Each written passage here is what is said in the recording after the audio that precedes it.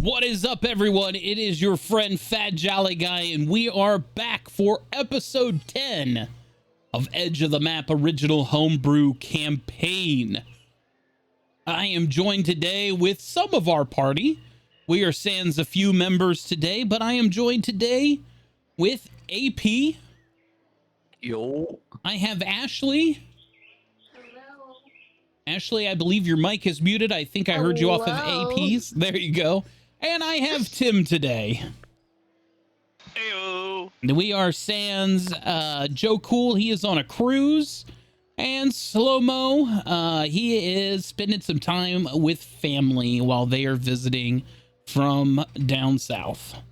So we are going to go ahead and push forward in the campaign nonetheless. We wish them all the best and hope that they return to us next Sunday. But in the meantime, the story so far. We just finished up a couple of side quests. And by doing so, a few pieces and parts of the puzzle are starting to come together in Zatan City. Damien and Moon spent some time in the political court of the Citadel and then ventured out into the city to try to get a grasp on what it was the city feels is the core value, and if they might be able to shift that paradigm to an idea of what might lie in the greater world beyond. And it quickly became apparent while talking with the tavern owner, Jolly Jones, or Jolly Jim,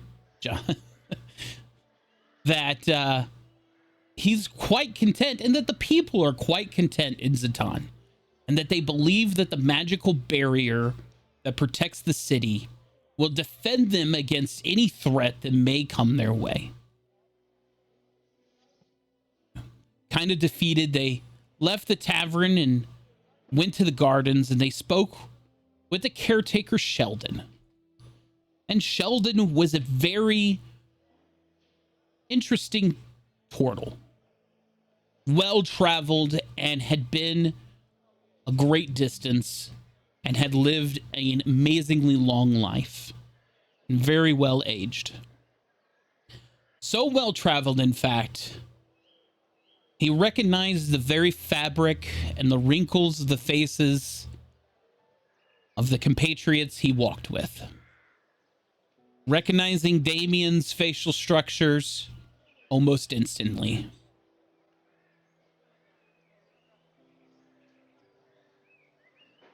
He brought up some good points about home and about the people of the city. Gave something for Damien to think about. Returning to the Citadel, he found Bishop and Vesper and Whisker discussing blueprints of Archibald's weapon of mass destruction. A giant airship, a dreadnought, capable of flying over any city of any nation, causing mass damage instantaneously. Discussions were had about the capabilities of Zatan building one for its own defense. And where Aldrich had once stood that we would do anything to defend this city, seeing these blueprints now before him made him question whether Zatan actually had the capabilities of even doing something like this. Replicating it, even with the help of the party. The time frame was just too tight. And resources, even duplicating them with magic means, would just be too short of a time period. Ulrich just wasn't sure about it. Time to think was greatly needed. But a second suggestion, however, was brought to the table. The idea of boarding this very vessel that Blackthorn has already built, and either A, sabotaging this weapon of mass destruction beyond its means so that Blackthorn could not threaten any other nation, or capturing it so that the party would have its means to defend itself from anything that Blackthorn may be able to throw at it in the future.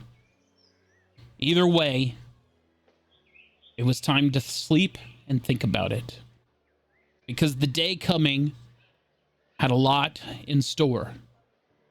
Aboard their airship, the party ate and talked about the day,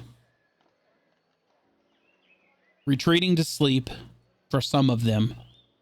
Whisker and Bishop, with the guardian spirit Nellis out and about, retreated to the workshop to work on Whisker's pet project for a potential newfound ally in the city's engineer / blacksmith. And that is where we will pick up at the crack of dawn aboard the Highwind.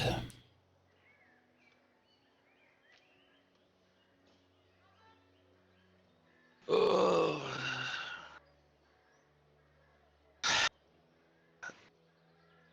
I want to thank y'all for staying with me all night. Ugh. Father, whoa, that is the wrong voice. Damn. We before adolescence there. It would seem that my Voice modulator. is not working this morning. That is. Do I need to look at that for you? I mean, I just believe that some tweaking was necessary. There we go. That's better. Oh, gross. How does that sound? I mean, you sound better.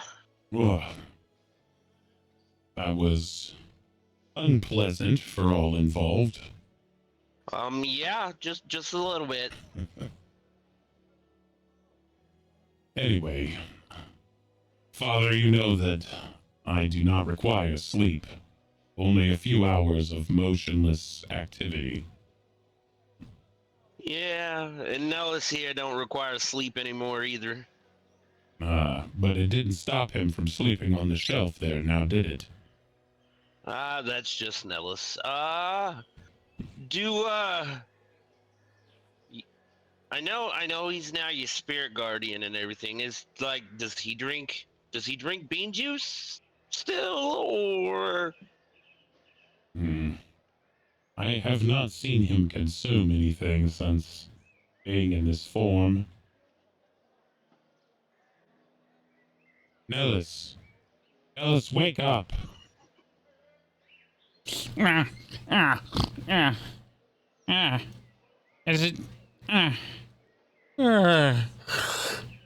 I'm awake. You know I don't have to sleep. Well, I mean, you were sleeping pretty comfortably there. Well,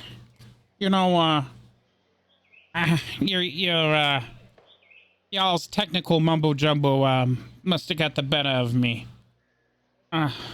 Old habits die hard and whatnot. Understandable. I asked Bishop, and he said he's not seeing you partake in anything. You still able to drink bean juice? I mean, I can. I don't think I need to. I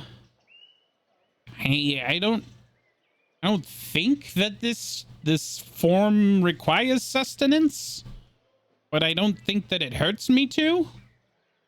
I mean, you think between me and you we can get up there and maybe make some breakfast and some bean juice before everybody else wakes up?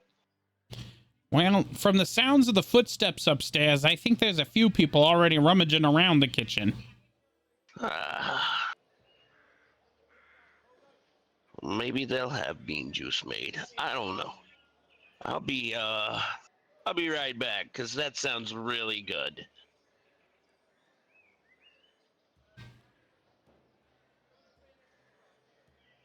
I don't have Byron. Come along, Nellis. We might as well go upstairs with the rest of them. Good morning, everyone. Good morning. Morning, Damien.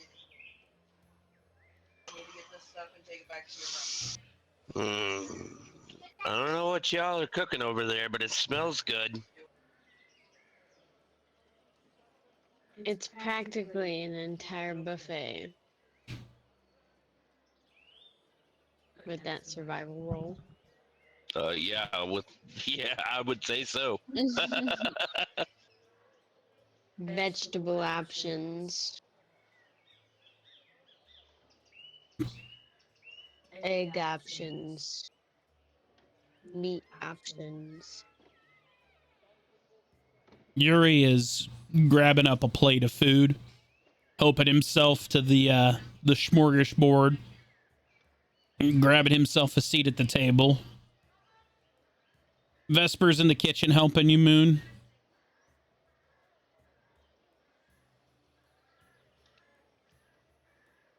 You should do a survival check too. Maybe he will get in that. I will roll my d20 because I haven't. Boom, there it is. Oh, It's not a crit, but It's a dirty 20, but good enough.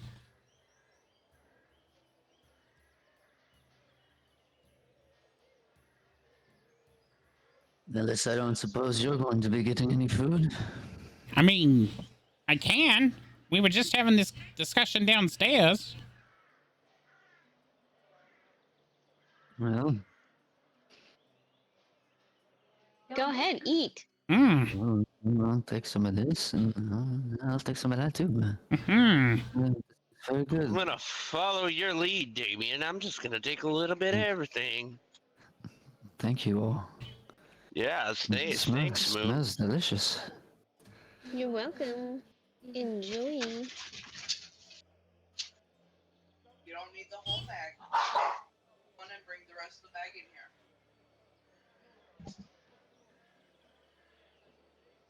Damien's just gonna be quietly eating his food. Thinking. Pondering.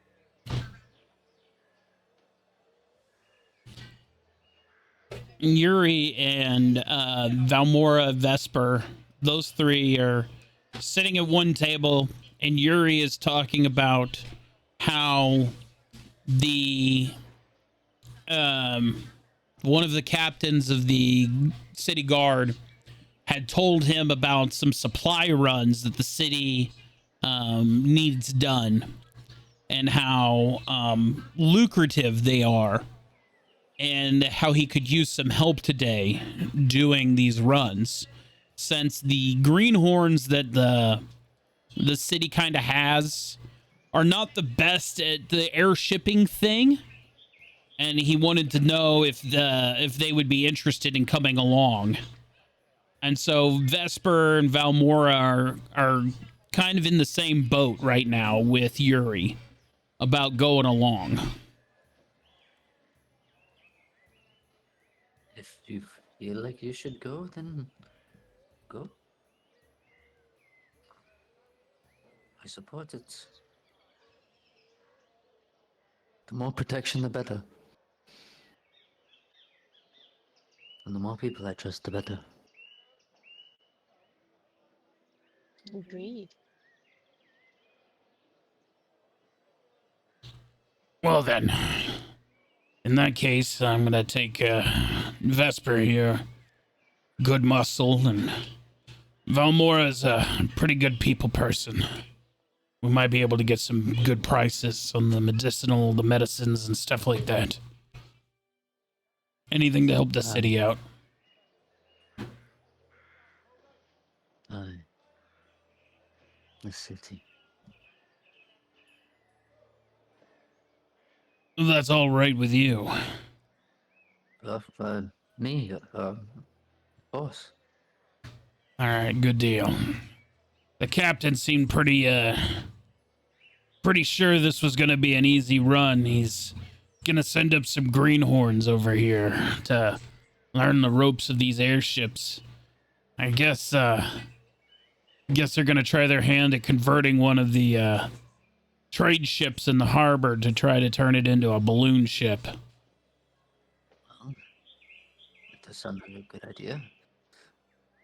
I guess a Just be few of the safe. city's engineers, after looking at this ship and some of the other designs I guess they had in the library, guess they're gonna try their hand at following after the airship craze, you know?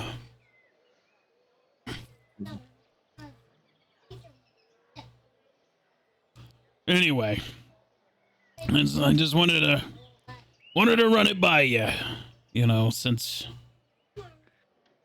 I guess you're gonna be running this place or whatnot, you know? I appreciate it, Jerry. All right.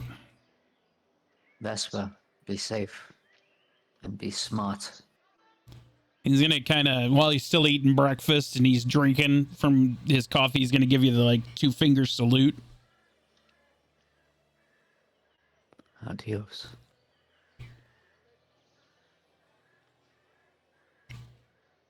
Can't wait to hear the story on that one. Aye. I also can't wait to hear about your date. You're taking her out today, right? Whiskey? That's right, Father. We stayed up all night working on this leg. You're gonna take You're it working to on a her? leg. I'm not entirely sure what happened to her leg, Damien, but I do know what she's got for a prosthetic. Just it doesn't. I don't think it helps much. So I see. she might be a little mad because I made her this, but if not, I guess she'll be able to move a little bit better. Aye. That would be nice. Have you given any thought of where you're going to take her? I don't. This is something new, kid. I don't. I hear you there, Whiskey. Don't worry about it. You should take her on a walk, and if you start smelling something that smells good, you should say, hey, we should go in there.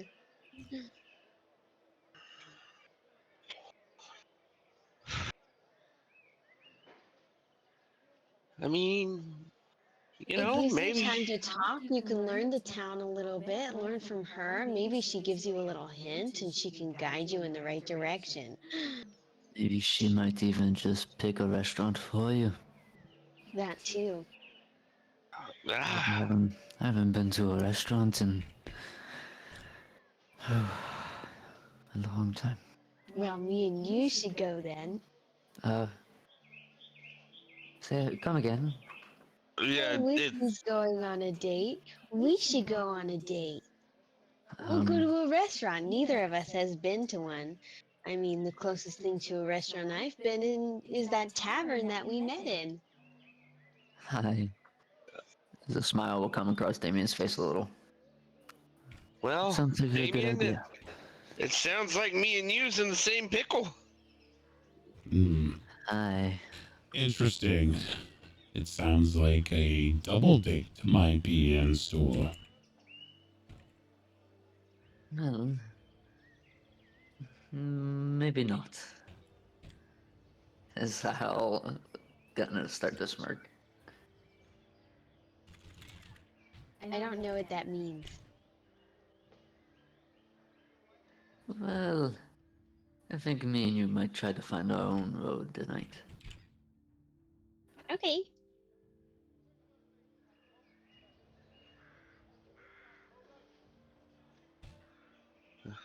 That's all right. Cause no offense, Damien, I don't know if Astrid, if Oh, she'd want believe me. extra or not.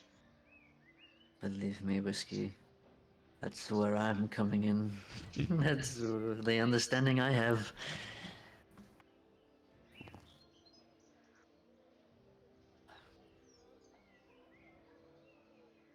Do we get temp points? Even though we probably won't need them. Yes. Let's go ahead and give out some temp points. So Maybe have it, or between we roll it.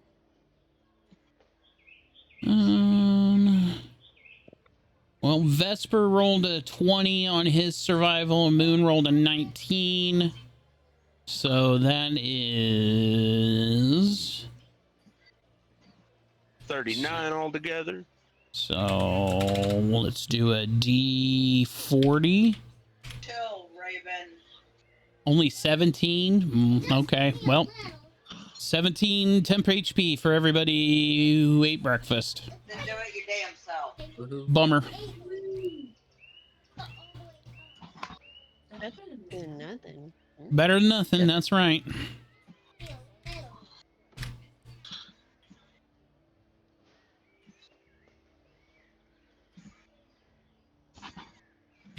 I've added it to you, Whiskey.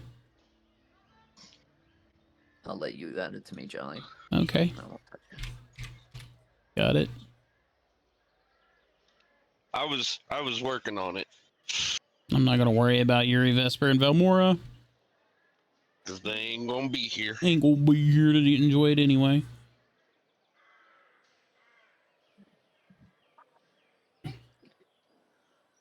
May I ask you all something? Yes.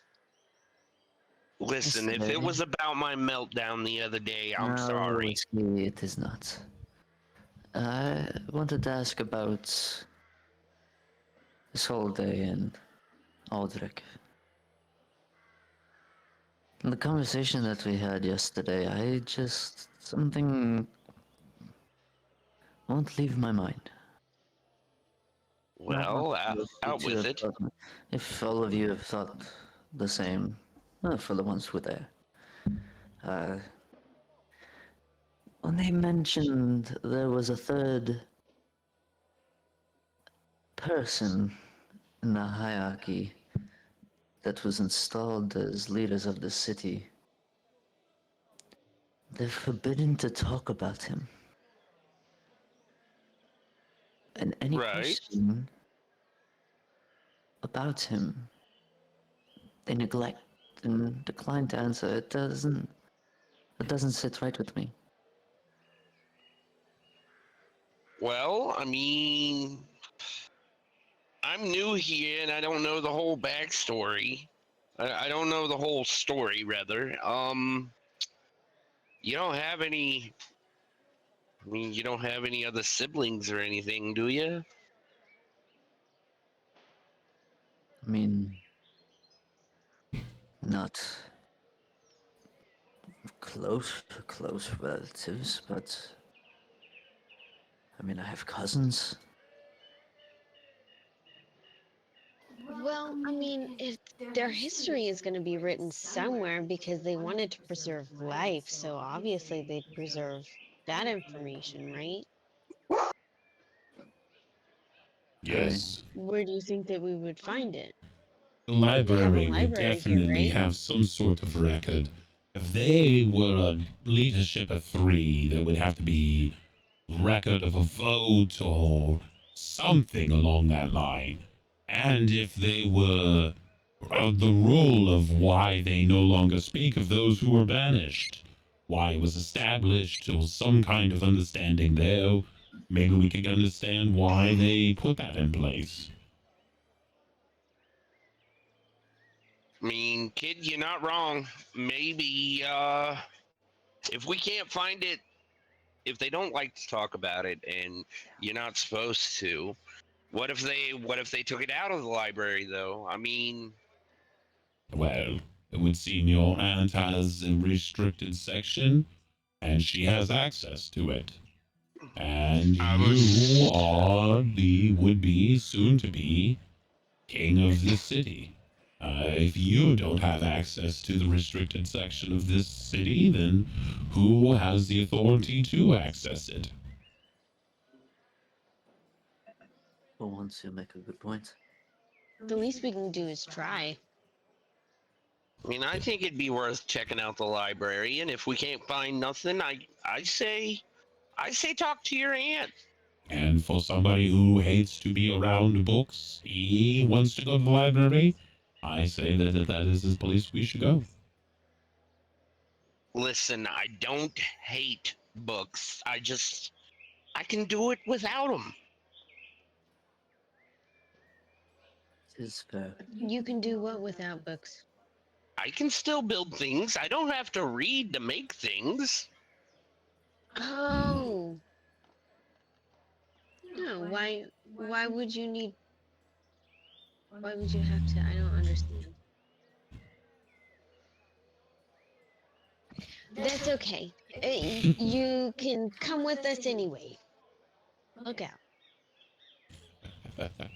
If you want. Or you can just go on your date and then we'll go later. Yes. Why don't you go on your date? If you would like, I can accompany you, Father. Let them two go to the library. Bishop, are you able to record your talkings?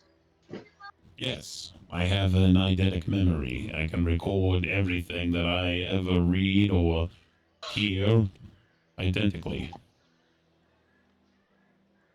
I want you to remember everything from the date for later tonight, or you could tell me about it. I can do that. Thank you. Sorry, Whiskey, but I want to know everything about what happened tonight. You say that like maybe I'm gonna hide information or something. Not at all. Would you mind leave out some key details? I mean, there's It would always be that a lot. possibility. It's okay, Whiskey. We all have a false memory sometimes.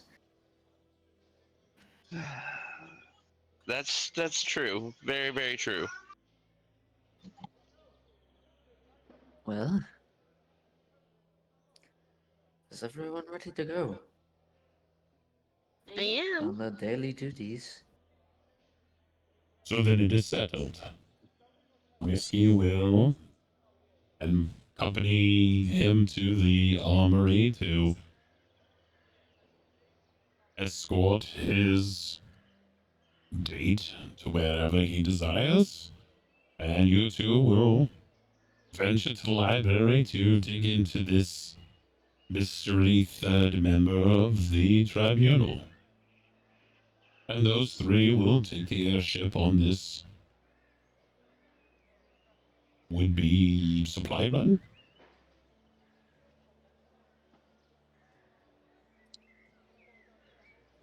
Agreed? Agreed. Very good. I mean, it sounds like everybody's got a plan. Plan, program. Ah, a battle schema. I like it. Very well.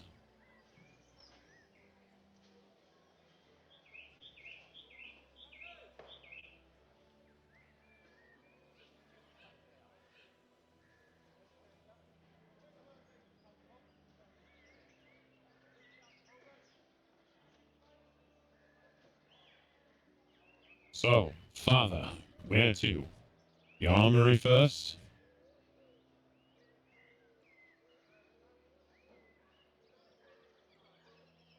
I mean, sounds good as place as any. Do you have the gift for your interested party?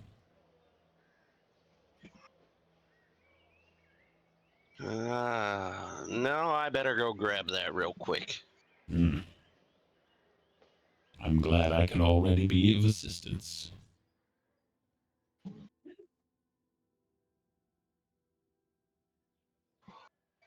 This is gonna be great.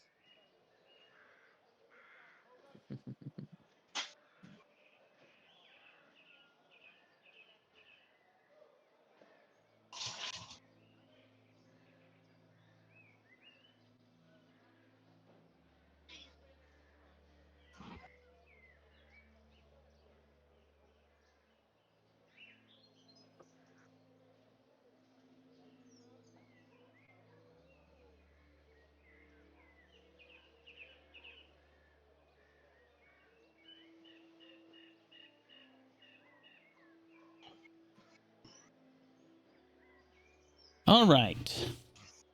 So who wants to start us off?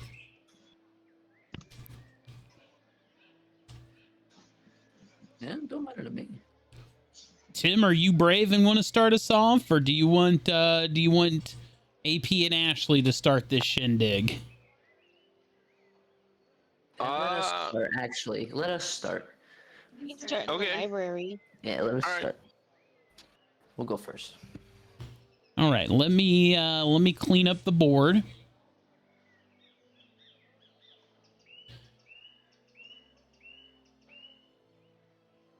Make sure that I got people positioned in the correct spots for the day. So, the city is good. Tavern's good. Probably don't need all these guards in the tavern today. Move them out. Probably put some workers in here for the day. Why not?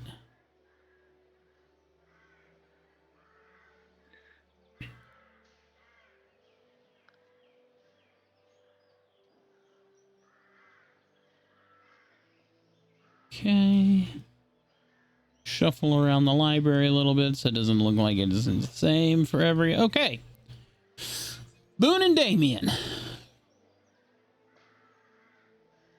Let me get the library centered up here. You are free to begin the library. Where's the entrance to it? Right here. This is the front door. Okay.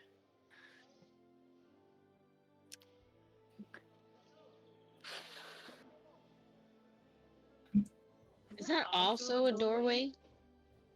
This is a staircase leading up to the front, leading up to the upstairs. Okay. Good to know, good to know, good to know. Oh, it's the downstairs and the upstairs in one. Yes. I see. Damien, this, correct me if I'm wrong, this is also the first time you've stepped foot in the library. Yes. And this is the first time I've that been getting you ready. have seen I've been Lara getting ready to- since the Citadel. Correct. Okay. I've been getting ready to do. Womp womp.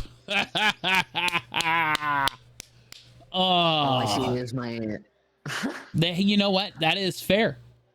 That is fair. Why would you focus on literally anything else?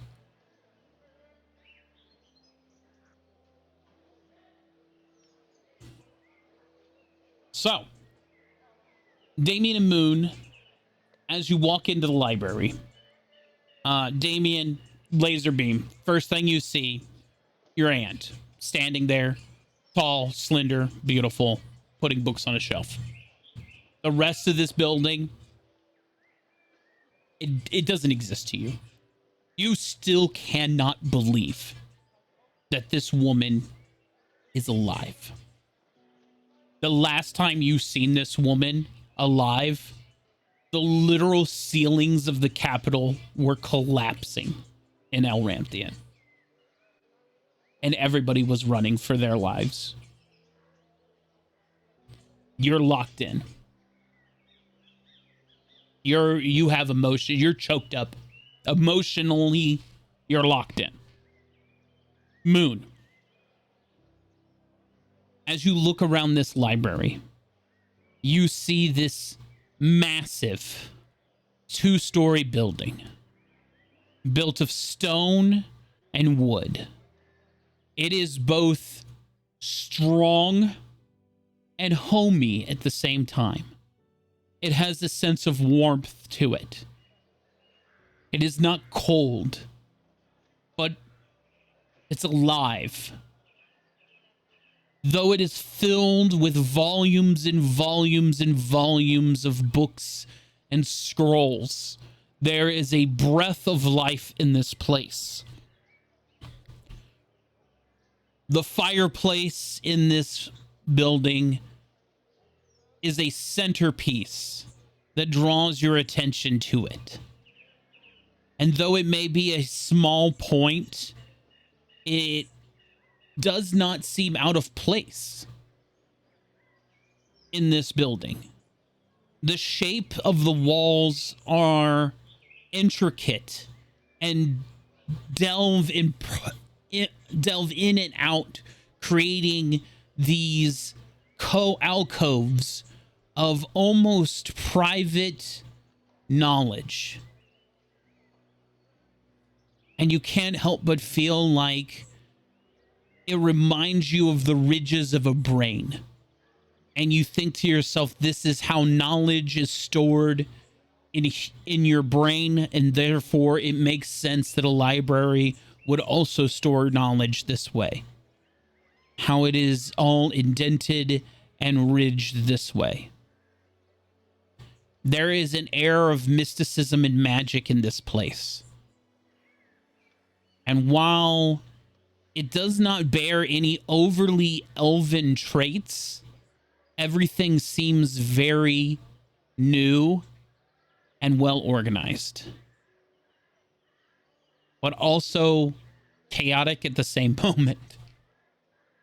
It is both exciting and very quiet to you. And while you are a halfling, the height of this building is daunting. And as you draw your eyes up into the ceiling, you see a massive glass dome of leaded glass of blues and greens that depict a single paladin as he holds a shield against a massive red dragon breathing fire against him, while people cower behind the paladin.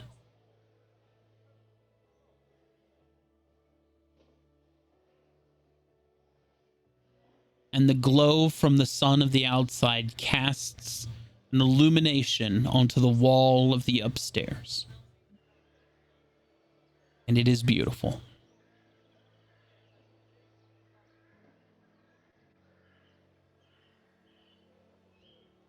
Damien's gonna be so caught up that he's just gonna kind of stand there, like, staring at his auntie from a distance. She has not noticed either of you walked in. She is busy looking at books, and she'll run her finger along a shelf, and you'll see her. She is organizing and sorting books, and she's putting them back on the shelves.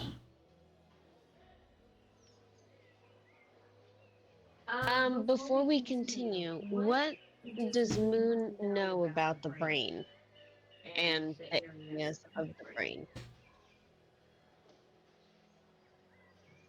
Roll a history check.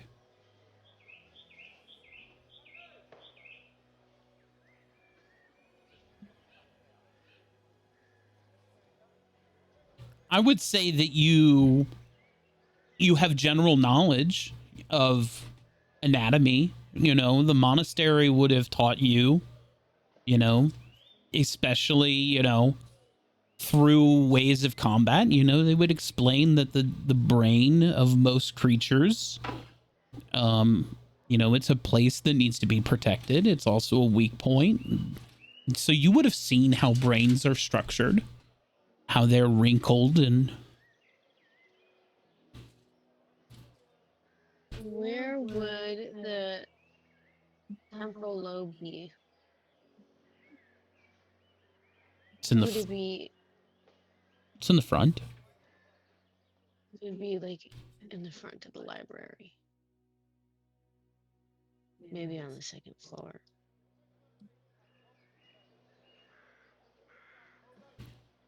Where the memory is stored is the temporal lobe, so that may be like a starter guide for her to go with.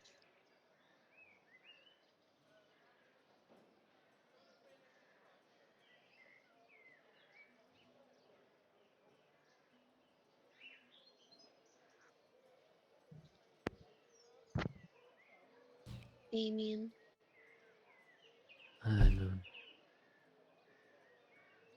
would you like to go and talk to her before we start looking?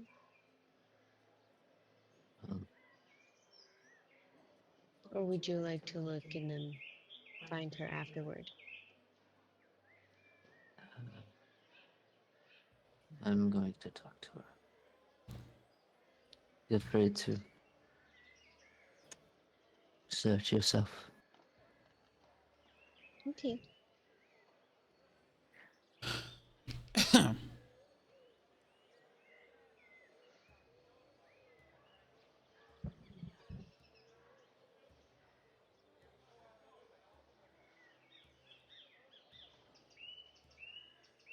Damien's kind of just gonna lean up against the books on the shelf. Elara will notice the motion, however, she won't turn her attention to you. And she begins to calmly bark some instructions about bringing some more books to her. She's almost done about this, sorting this section. And then after you've done that, she said that there are some more of the business area that needs to be sorted on the second floor, that you can manage those on your own, as she continues to sort. Damien will say,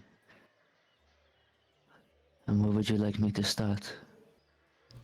Startled, she turns around and looks at you. Oh. Sorry. I thought you were one of my assistants.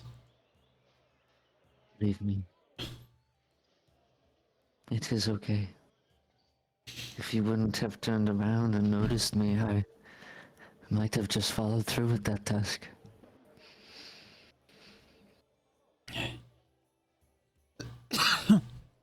Well, I, wouldn't that have been a sight for the, would-be future king to be, passing books in the library? I have to ask you. How?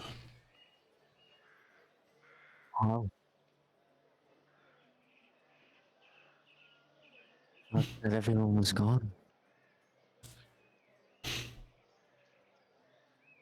How did you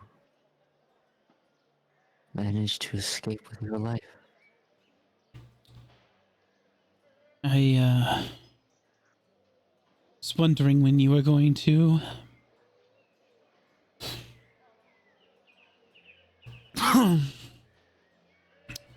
Elara will put the books that she has in her hands down on the rack that she's been pushing around. And she kind of sits on the rack now.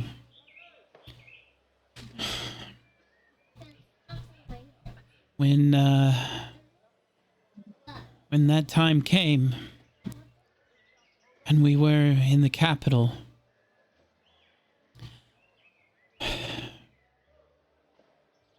when those bombs started falling, I was holding on to so many of the people. And I know that you and your cousins and I don't know, you were all over the place, doing what you could, I'm sure. Doing what you were told. You were all so brave and strong. All I wanted was my family to be closest to me. But you weren't. None of you were. Anyway. Well, when the ceiling collapsed on top of us, I conjured a spell and I teleported us far away. I teleported everyone I could that was right around me. And we ended up God knows where. And we walked for days in the desert. And then we came across a caravan of traders, and they saved our lives. And we told them what had happened. And, well, they were at least nice enough to drop us off in the next city. Well, that city wasn't nice to us.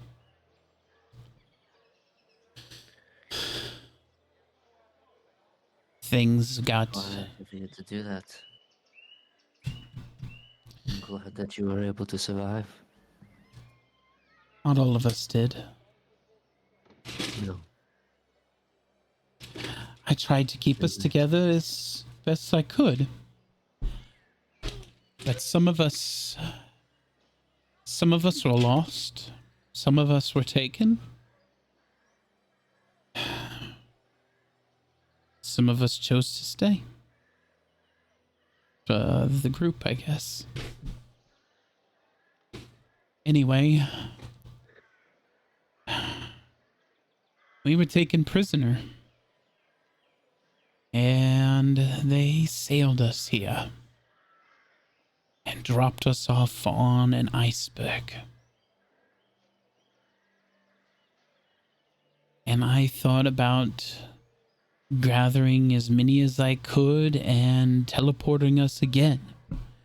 Until a few found us again. And brought us to a makeshift city. And that's when I met a few survivors from Elranthian. And then a few more showed up.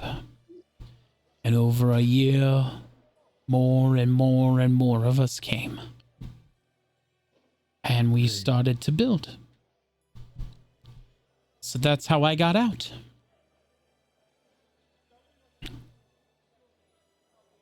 I always hoped that somehow, some way you would show up in this city. But as the years passed and we walled off the city and cast our spells, that hope turned to darkness, and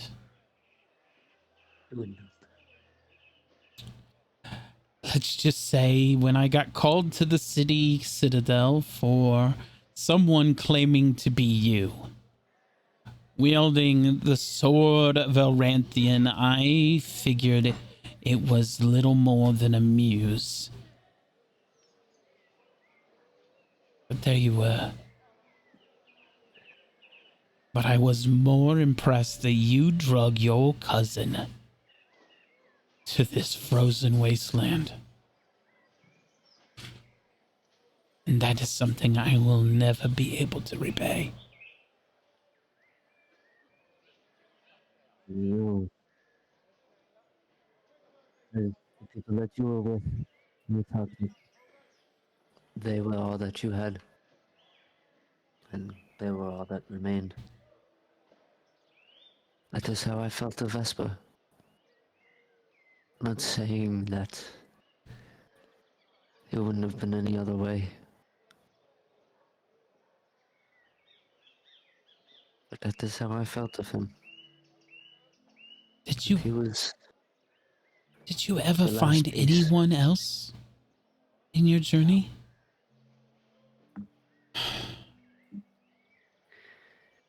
It's not really like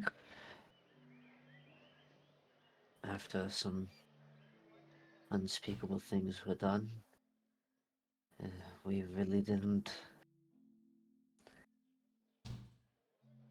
care to ask. We had given up hope. Is that why his demeanor is so much darker?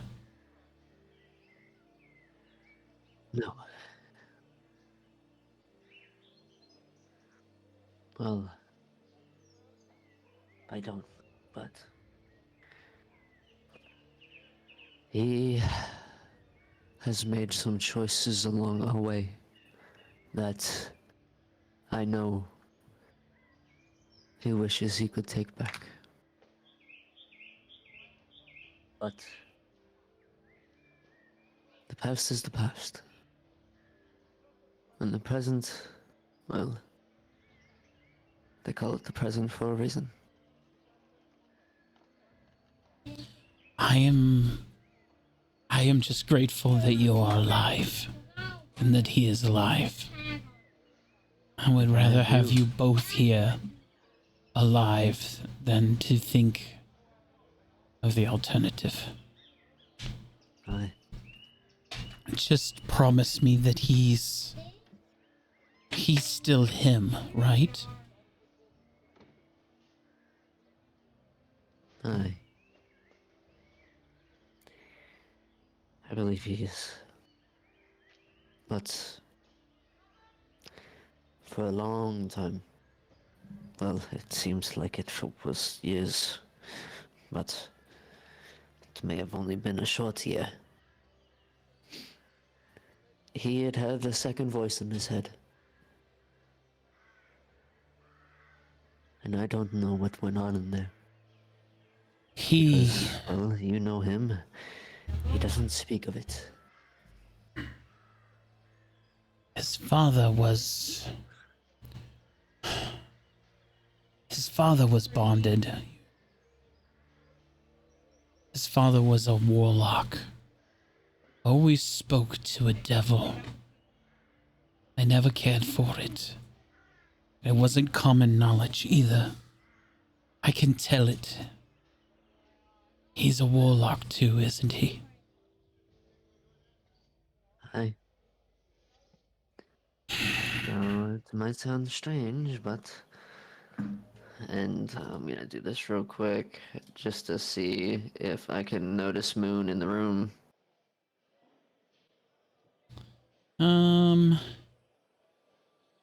I would say you probably have a general idea where she is, but you might not see her directly.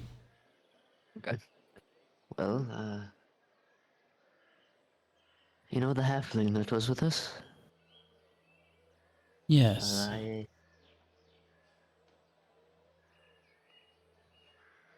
think she might have something to do with it, and I'm not really sure how warlocks work. She is a devil?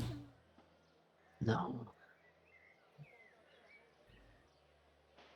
But yet, she's kind as could be. so how is she bonded to my boy then? How does that... I think I would rather have her explain that to you. Usually, contracts between warlock and patron are not privy for discussion, so the fact that you know this much is surprising. Well, the worst she could say is, I cannot. I would like to find out for myself as well.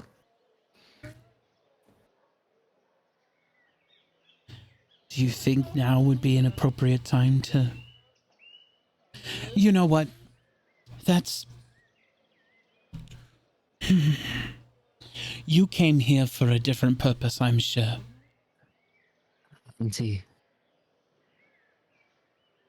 I did, but you know how I feel about family. Yes, but we're getting off on my own personal doesn't feelings, matter. and Vesper It's will okay if you choose not to know. Vesper will come to me in his own right, in his own time, and I'll talk to him then. Yeah. Right now, let's focus on you. As she kind of cups your face a little bit with her hands. What can I do to help you today? I don't really know where or how to start this, but Damien will kind of look around him a little bit. I want to know who the third member is. I'm sorry. Where he has gone. Who is the third member of the hierarchy? The one who is banished. Who told you about that? The two of them did. Did they say his name? No. And I don't wish you to either, but Here. I need to find information. She takes your hand.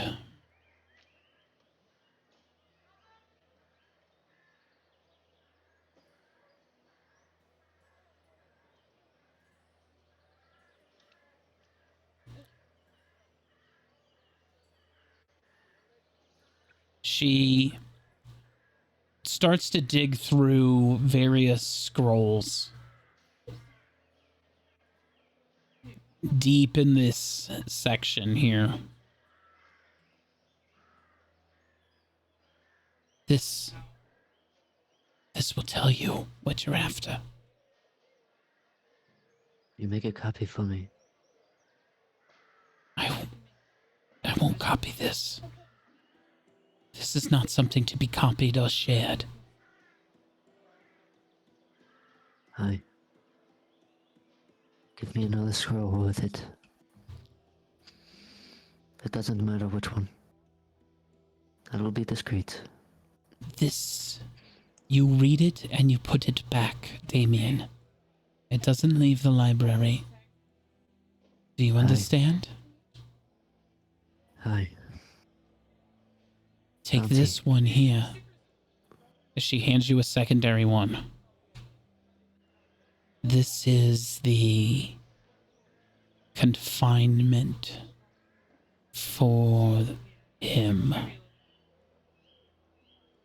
So you understand exactly what you're asking about.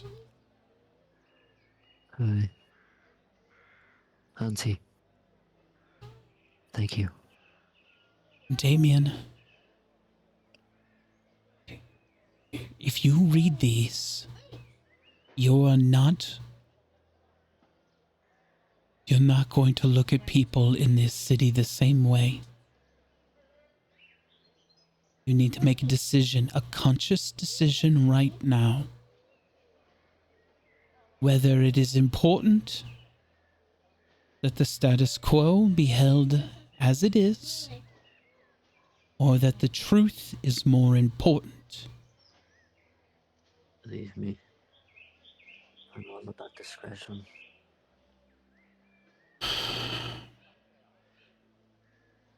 Just know that I do not have clean hands in this too. And with that, she will leave you to the scrolls.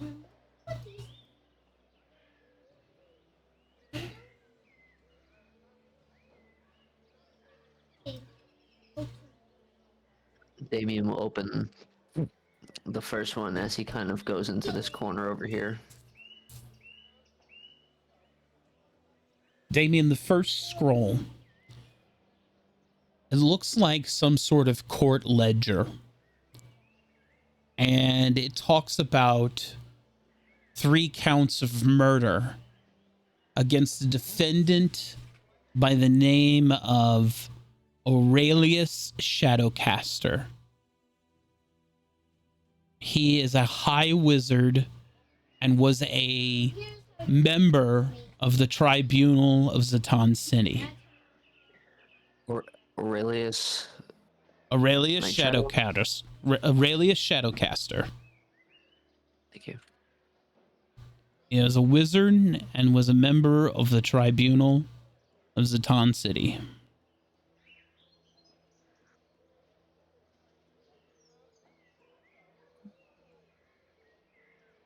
Okay.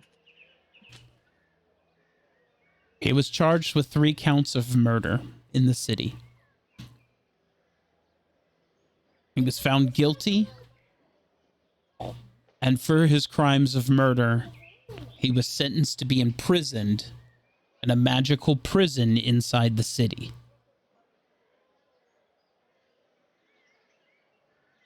This sentence was handed down by both Isilde and Ilara Oakenshade.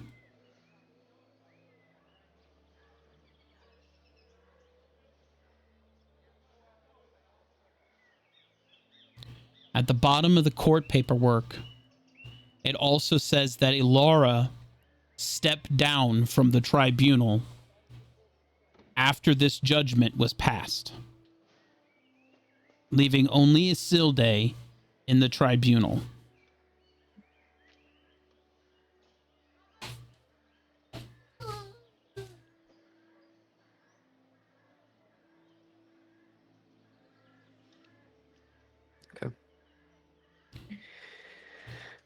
The victims were described as normal citizens of the city, where Aurelius had said that his defense was that he had evidence that they were Duskholm spies embedded in the city and that he had killed them for the defense of the city. However, when he went to retrieve his evidence for his defense, the evidence was gone.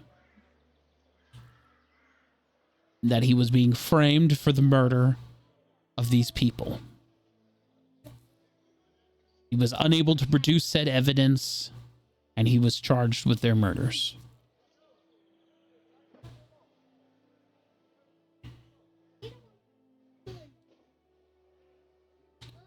The second scroll that Ilara gave you, it shows the construction of the magical prison. It shows a large kind of pentagram-shaped room with three large columns. And in the center of the room, a magical ward with chains and throne, where Aurelius would be placed in the middle of it, surrounded by mages 24/7. And from there, he would be guarded night and day by the magical ward. The only way in and out of that room is through a magical portal.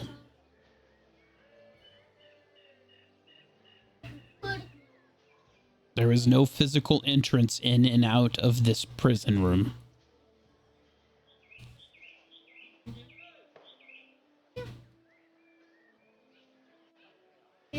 However, I want you to roll an investigation check on the schematics of the prison. Okay, I am... Sorry, 1 second. I have several luckies. Yeah, I'm just gonna throw... Are you willing to lend me a lucky? Go ahead. Alright, I'm gonna use one of Moon's luckies. Okay. That's better. And then I'm gonna throw one of my 4s onto it.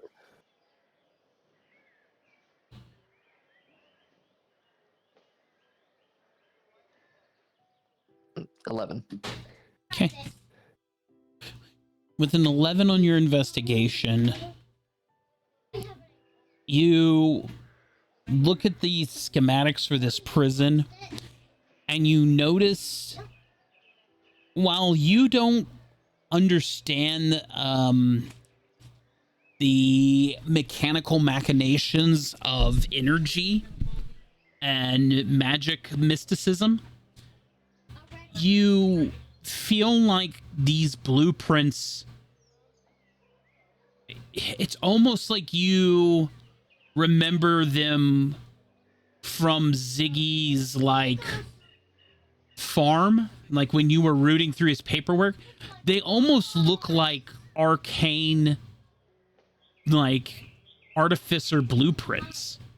like a machine blueprint more than a magical blueprint.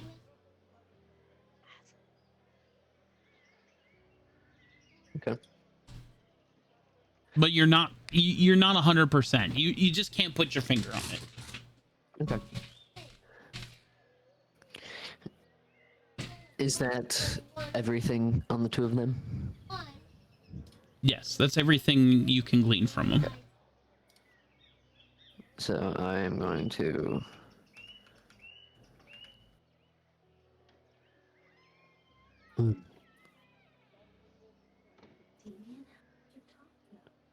It went. Ashley, you're muted. Well, shit. Hey. Hello, Moon. Can you look at this for me? Sure. This is what she gave to me on the third member. Okay. I really want you to look at this one for me, and I'll show her the blueprints for the prison. What do you make of it?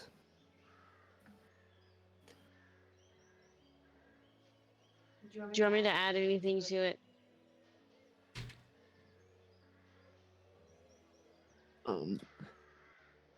Add another 4 of mine. Leaves me with 5. The 16. With a 16, why don't you go ahead and give me a history check on top of it?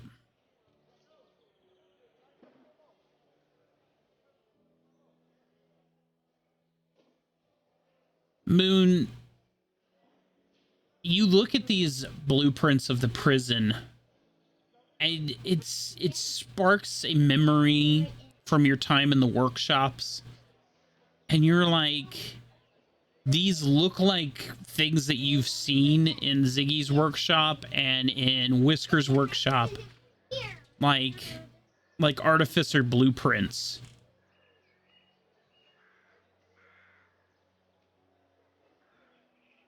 Hey, Damien. Hi.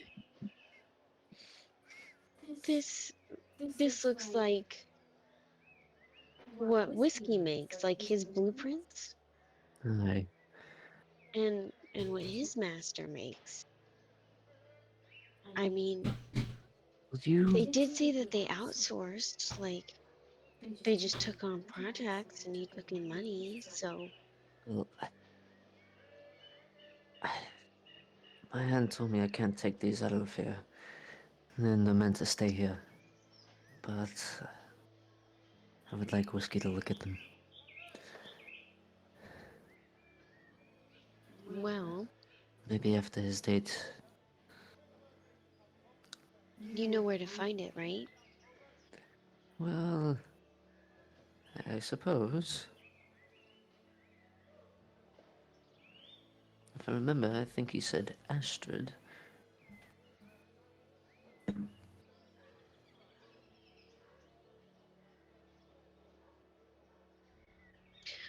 Can I get any information off of like names or any signature or anything on the page to signify that it's them? The only kind of marking signature on any of this work is a Silde Nightshade's name, and it is the authorizing signature. And you see where there are 3 lines for tribunal authorization, and she is the only one on the authorization line, where there are 2 blank lines.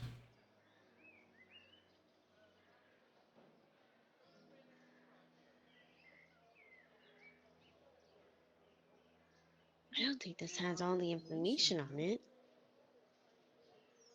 You should definitely take a look at it for sure. What is the other one that you found? Well, it talks about who he is. And let's just say it's not something I want everyone to know. Okay. But once we leave here and get to somewhere more secluded, I will tell you about it. I have memorized it pretty well. I also have something that I'd like to tell you. Aye.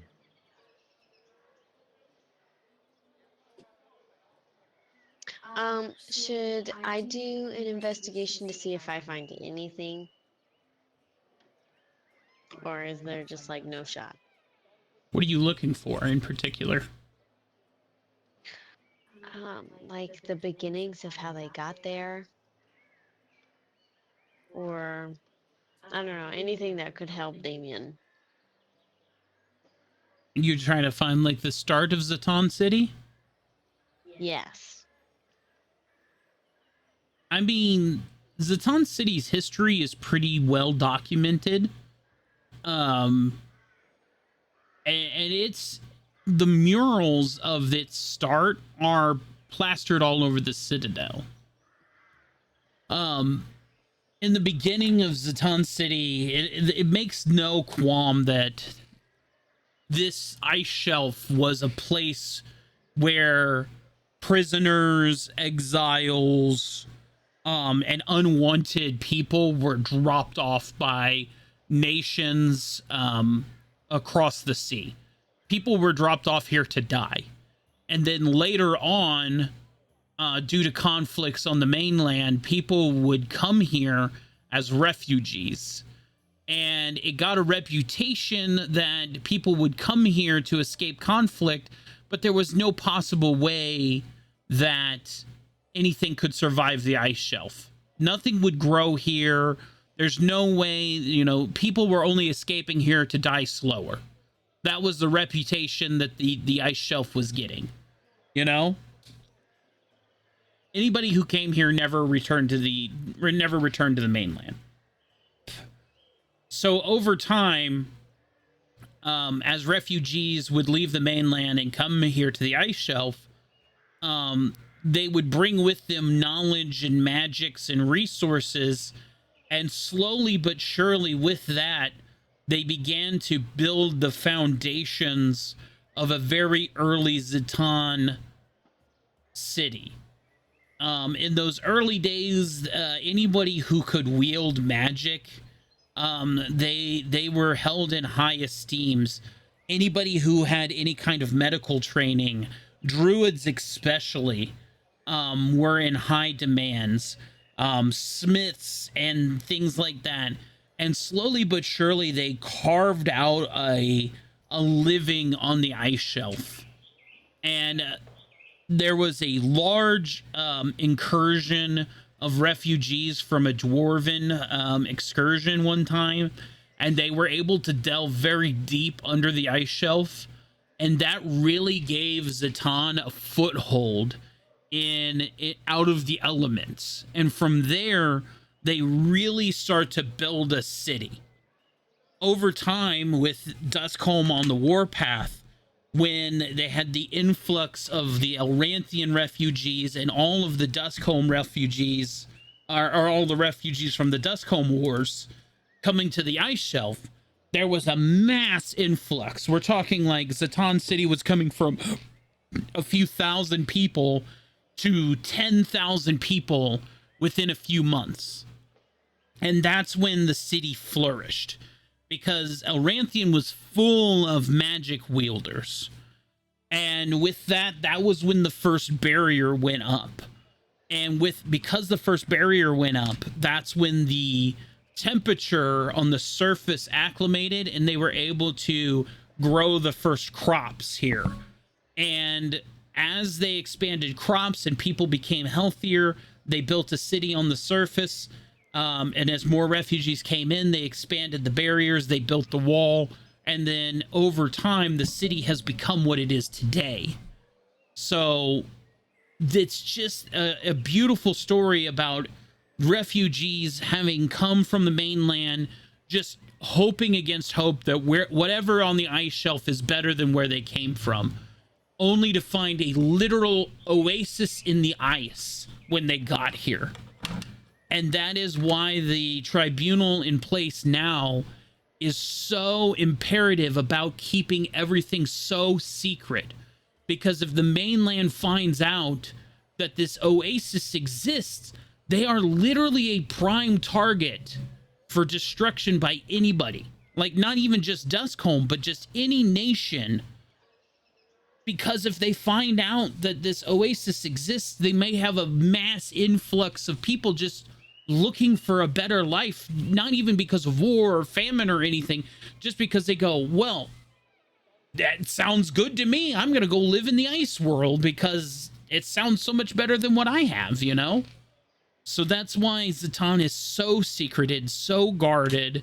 That's why they put up the barrier. That's why they've put up the ice wall. And frankly, crime is punished so harshly in Zatan because they can't afford people to commit crime, especially things as simple as theft or murder, because frankly, they just can't have it, you know? Mm-hmm. They don't banish people. They're either locked up or killed. And more often than not, people are executed in Zatan for simple crimes. But the justice system in this city is very, very robust. There has to be no shadow of a doubt that that crime was committed by that person. If there's any doubt, it's imprisonment.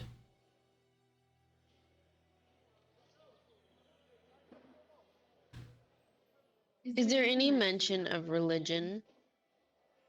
Because of the multitude of different refugees coming from all walks of life, Zazan does not have a centralized religion. In fact, it's very open religion here. There are a few people who openly religion, you know, but there's not like a centralized religious church. And frankly, that's a big part as to why Zatan's government plays such a big role in the city, because they don't have a centralized religion also guiding their moral path either. It's just the government of the tribunal kind of leading the morality of the city too. It's kind of a government of public opinion led by a tribunal. Okay. So there is religion in the city, but there's not like churches of big, you know, there may be a few places that are propped up here and there, but they're not grand cathedrals to any one god. Sounds good to me. Anything else you'd want to know about the history of Zatan? I'm glad to share history lessons on this city.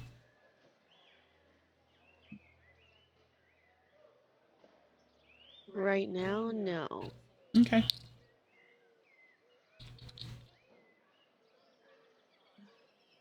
I'm sure I'll have more questions later. Sure.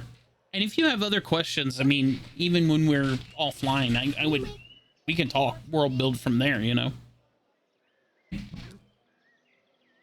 Well, Moon, do you think we have everything we need? I think so. Why don't we head back to the ship for now? Hmm. We want to go on a date first? Can't really head back to the ship because it's gone on a supply run. That is true. Well, I think we should get some grub. sounds good. I'll All put right. it back. Well, in that And case, then Tim, say goodbye to my aunt, and then goodbye. Tim, you there? Yeah. You're up, my dude. No. Oh. Okay.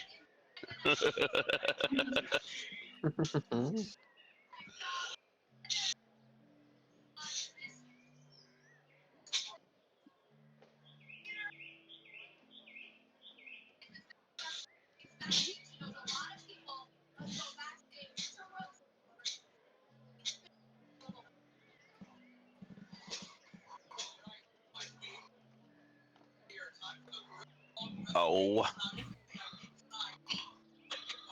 Why are you being stupid?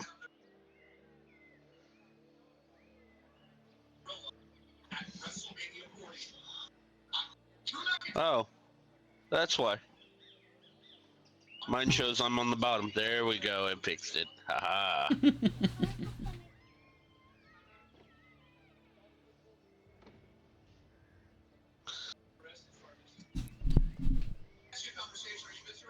So, do you want me just to remain out here, or do you want me to accompany you inside?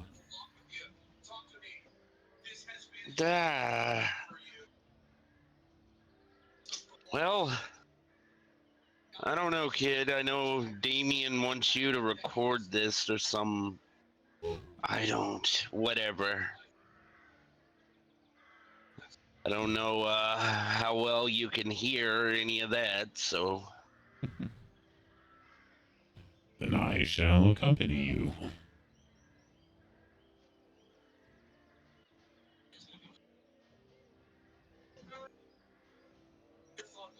As you walk into the foundry, you see Astrid once again at her forge, and she is pounding iron, pounding on her anvil. Busy at her work, rhythmic as always. As she turns and sticks it into the fire, working the billow, her hand not moving from her anvil as she's bouncing the hammer off of the anvil, keeping time, rhythmic, even as she's working the billow. Takes the piece back out of the fire, right back to the anvil. She's pounding.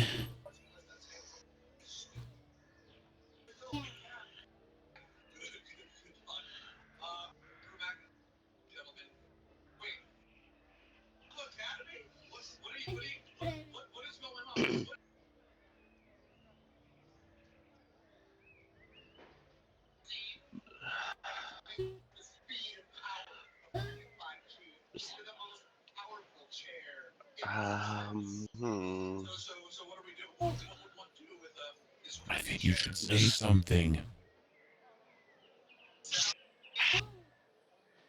Give me a minute, kid. I'm just trying to. Yeah. Trying to work up the nerve here.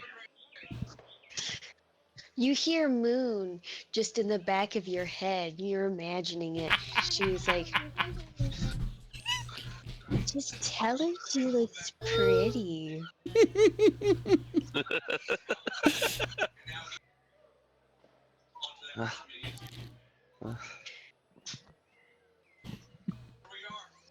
Tell her you're at a loss for words with her beauty. I'm just gonna step forward over here.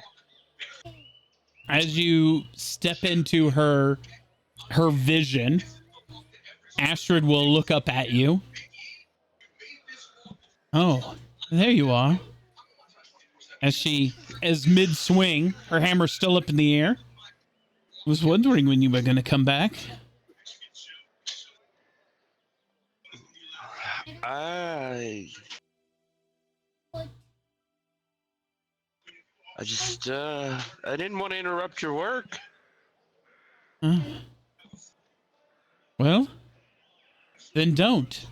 Fling, fling, fling. I mean,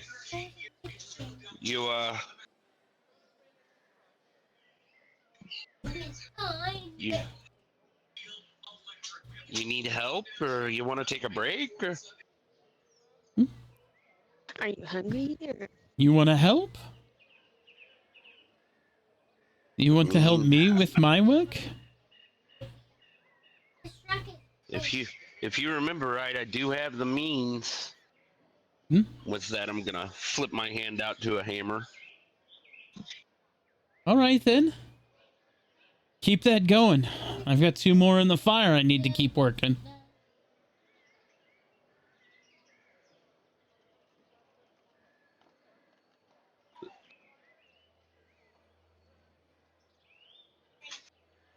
I'm gonna continue working on this while watching her for a little bit.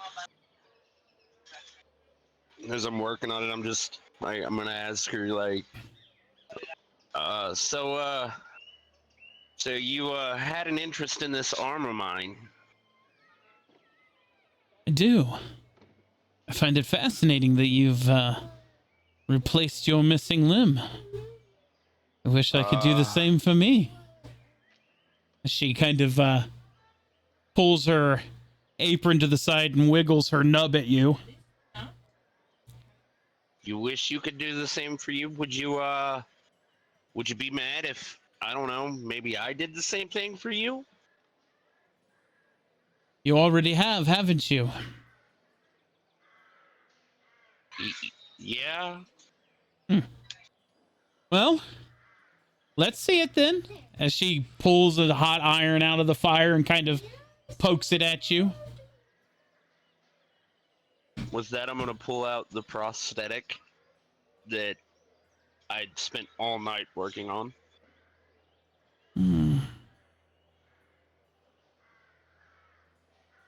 She sticks the iron back in the fire. Puts her tongs down. So how does it work? Do I just put what I have left inside of this thing and feel my way around it? Or is there magic? Well, I wouldn't say it's magic, but some people think it is. As far as you, I don't know, but with me, I'm just gonna like unlatch my arm and take it off. Like all I've ever done is just put it on. Like stick it back on and kind of move it around a little bit. Astrid picks up the prosthetic you've made for her, and it's light. I figured it would be a little heavier.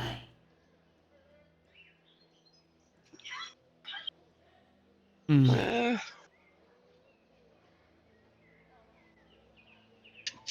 You didn't make it light on purpose just because you think I'm a woman, right?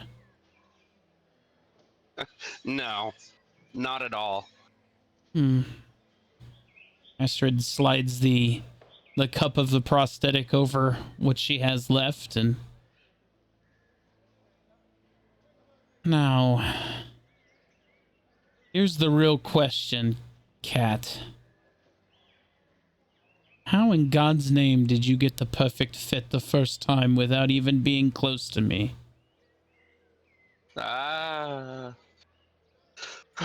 Lucky guess? I'm calling bullshit on that.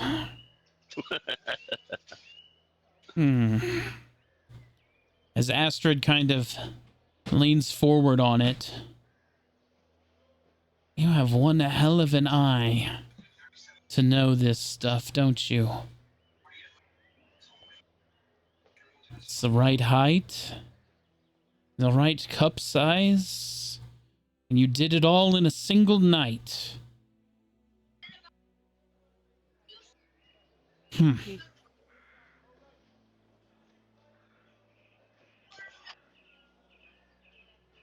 had a little help, but yeah. Even with a little help, it would have taken me forever to come up with something like this. And trust me, I've tried. As Astrid kind of looks up in the rafters of the forge, and for the first time you look up as well, and you see contraption on top of contraption on top of contraption. And they all have vague leg-like shapes.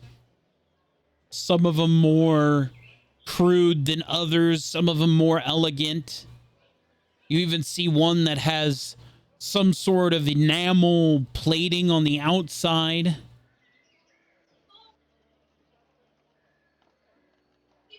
All of them leg shape.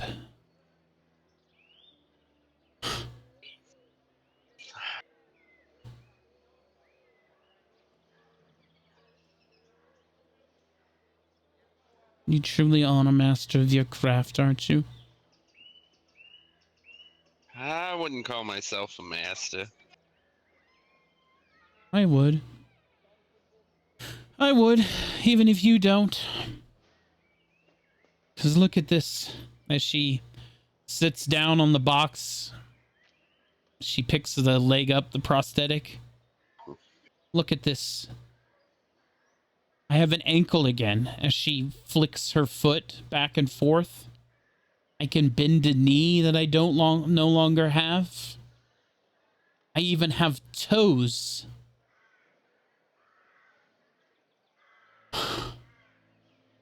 And they all just function.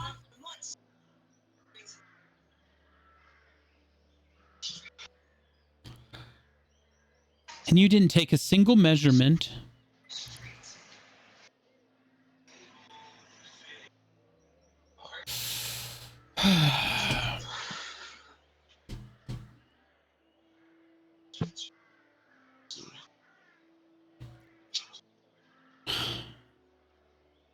Just walk. No crutch. No cane. No problem.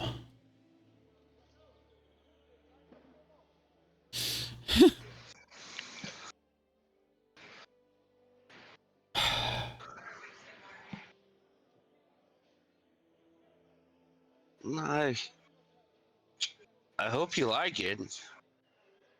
Like it. Like it.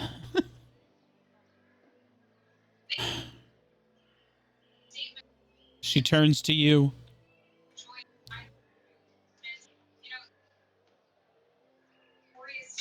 She grabs you right at the leather holster, leather chest armor that you have. And you are about a third of her size. And as she hoists you up in the air, you get a feeling for her strength in her arm. As she just effortlessly picks you up.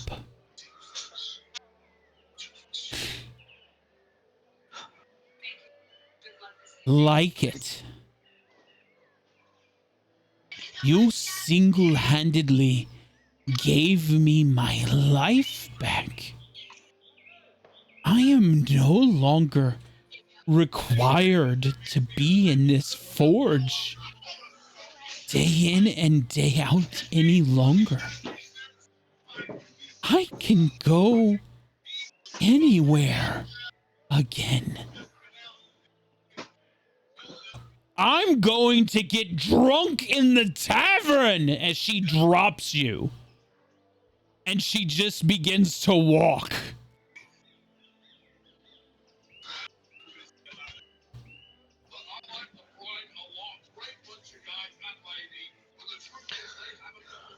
Well, I think she likes it.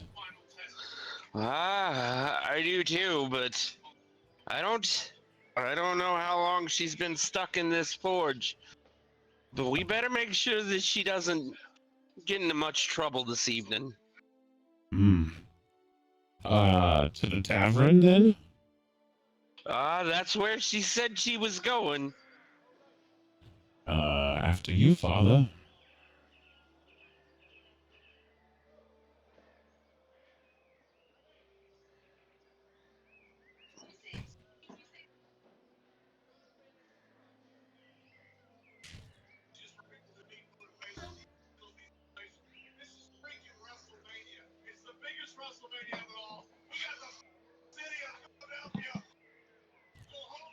Let's see here. We need some new music.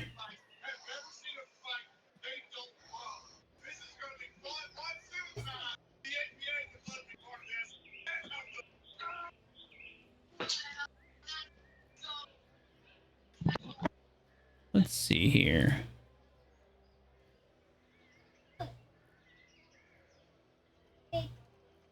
Bill.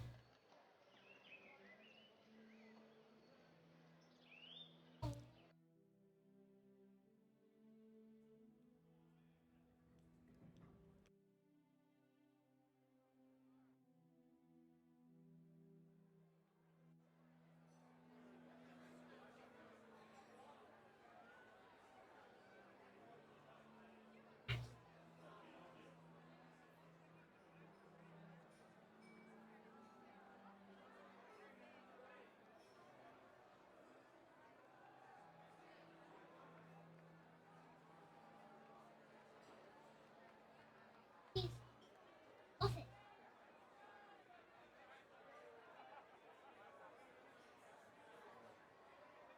Ooh. There we go.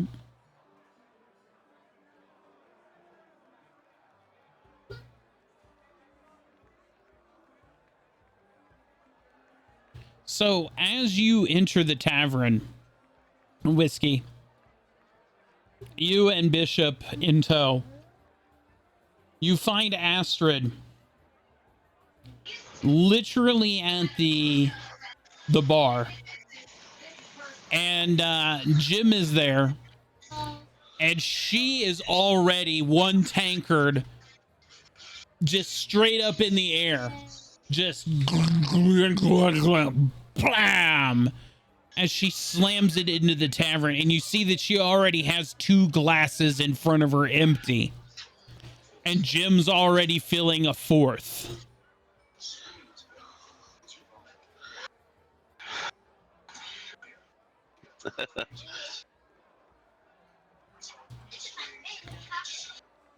Woo!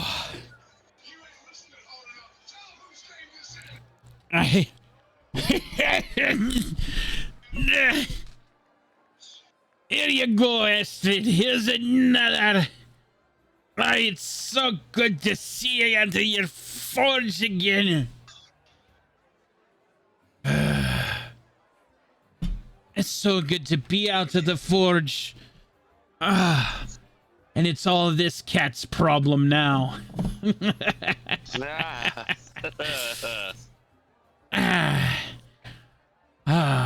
What will it be tonight? You want me to pick something for you? Nah, you can pick something for me, Astrid. If she wants, she can pick something for me. Well then here, as she just kicks over what she's drinking right in front of you.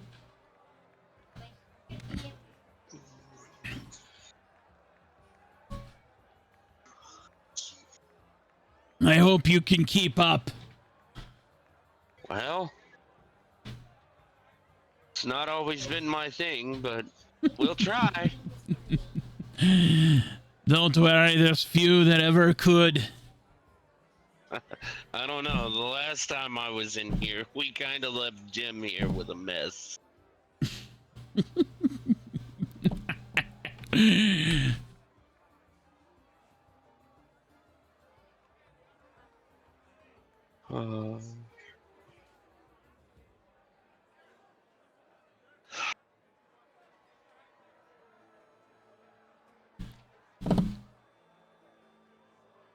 As the tavern goers are coming and going, and Jim keeps throwing drinks your way, Whisker, Astrid is putting you behind about 3-1 right now.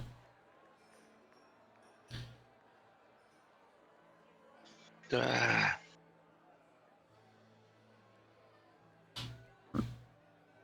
I need to roll anything to see if I'm intoxicated? I'm just letting you know how far behind you are. Oh, okay. And she shows no sign of slowing down or stopping or any of this.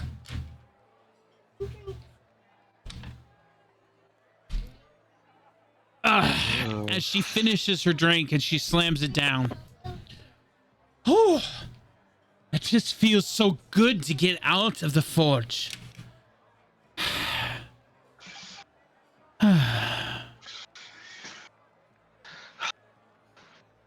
How long were you in there anyway? I'm not gonna say stuck because it's a forge, and I kind of like tinkering with things. So Jim, when was the last time I come in here? Well, me and Callista have been married for 3 years now. So 3 years? 3 years I've been in the forge.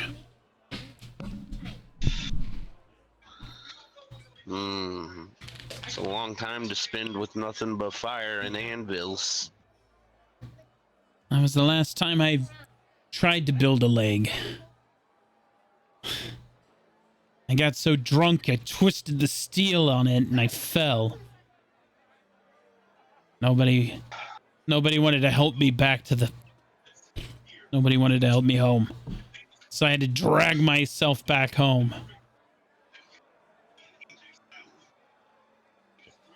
Why didn't they want to help you? Well, I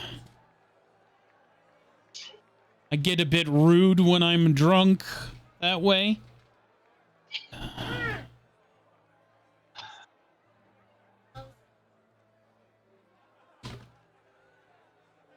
A bit rude. I think what she means to say is she's a bit mean. But she's not a dainty lass, if you know what we mean. And you don't want to get in a ass-kicking contest with her, because even though she's only got one leg, she'll beat the shit out of you.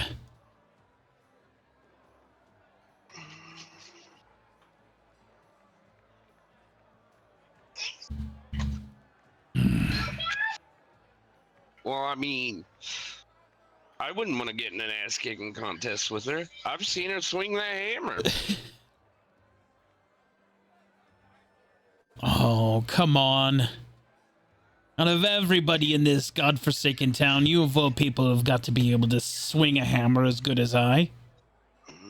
Mine's not always just swinging hammers, though.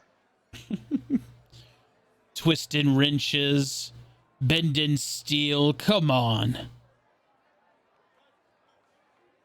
It takes a lot less force to turn a wrench than it does to swing a hammer. Well, I didn't see a wrench in that mechanical arm of yours, but I do see a hammer. It's because this is my hammering arm. And this is my ass-kicking leg, as she puts the prosthetic up on the bar.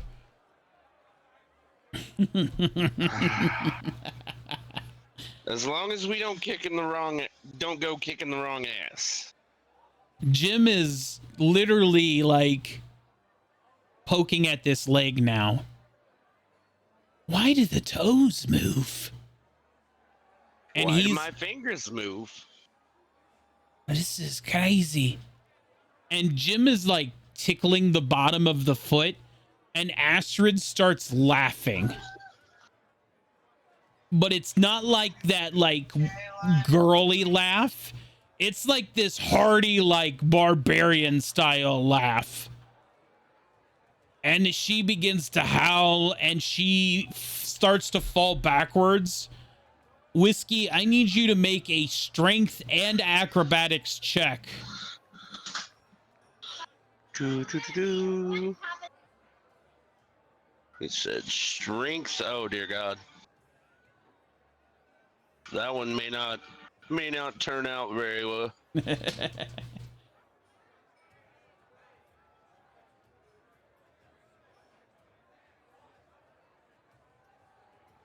There's your strength. There's your acrobatics. So, you have a choice. Do you want to try to catch her, or do you want to get out of her way?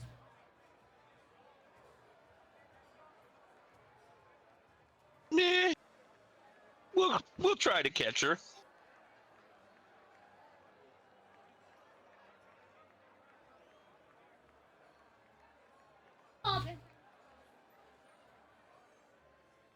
You are going to take 4 bludgeoning damage as she falls off the bar stool and on top of you onto the floor, while still laughing that hearty barbarian laugh from Jolly Jim, basically tickling the bottom of her prosthetic leg.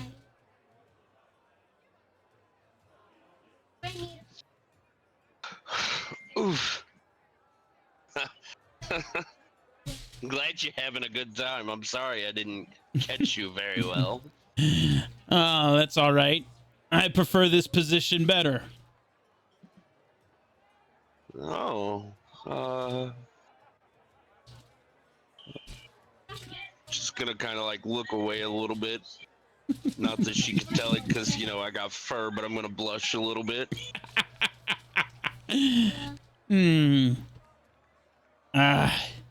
You're all right. As she stands up and she brushes her apron off, and then she reaches down and she picks you up, just straight picks you up off the ground, just like you would pick up grocery bag, and then she plops you back onto your bar stool. And then she like swings her leg over the bar stool and sits back down. And then she like pounds on the table. 2 more right here. Jim bringing the glasses back out, or the mugs, puts them down in front of you. There you go.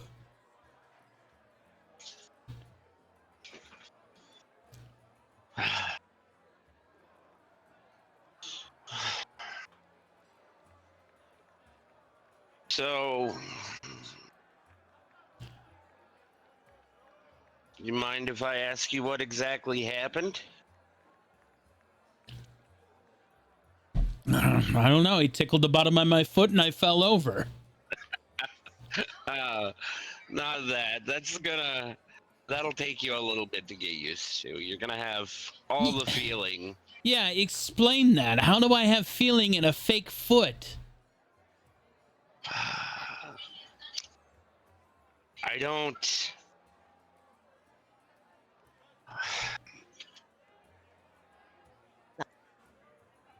I'm not exactly sure how to explain it. I just, like, when I made mine, I didn't expect to feel anything either, but I feel everything that's in my hand.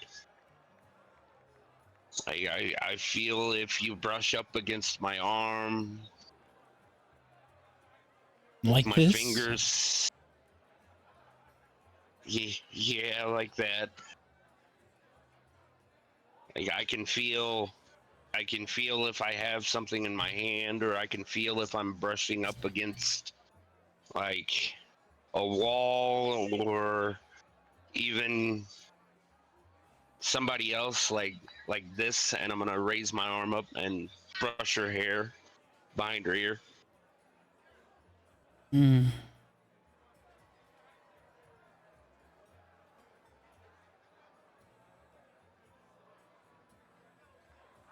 I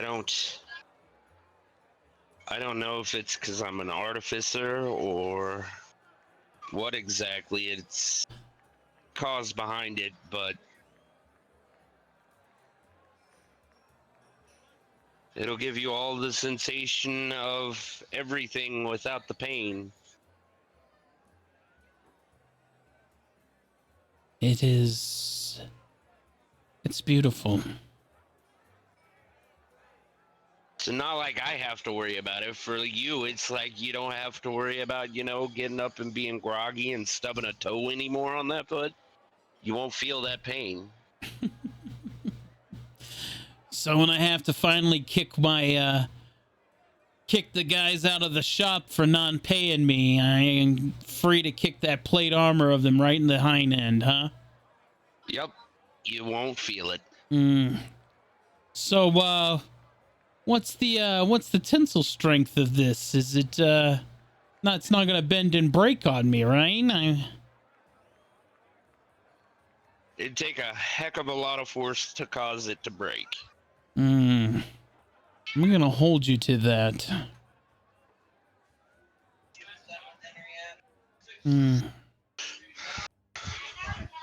You know, I mean, mine came back from a place called Eberron, and it didn't fail me while I was over there having to deal with all the war and the fighting, and I've never heard of this place. Where's Ebenron at? my mentor's homeland. Is that where our chaperone's from? Yeah. You said you made him too.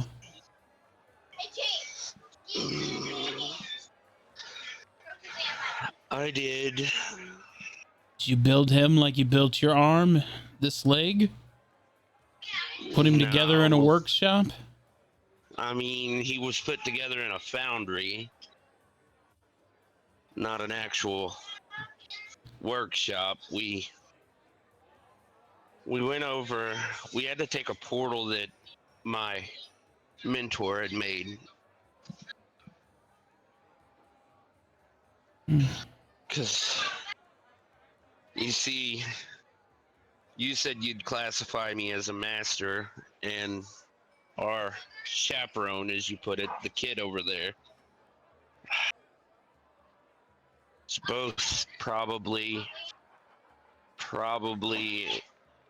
my greatest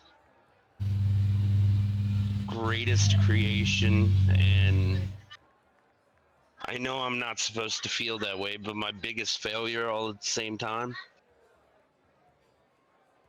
With that, she's gonna kind of lean around you, looking at this thing.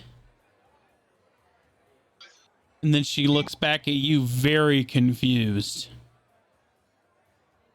Was he supposed to be smaller or something? No. Well, I don't get it. Was he supposed to look like you? Again, no. So I came here with a group of people, and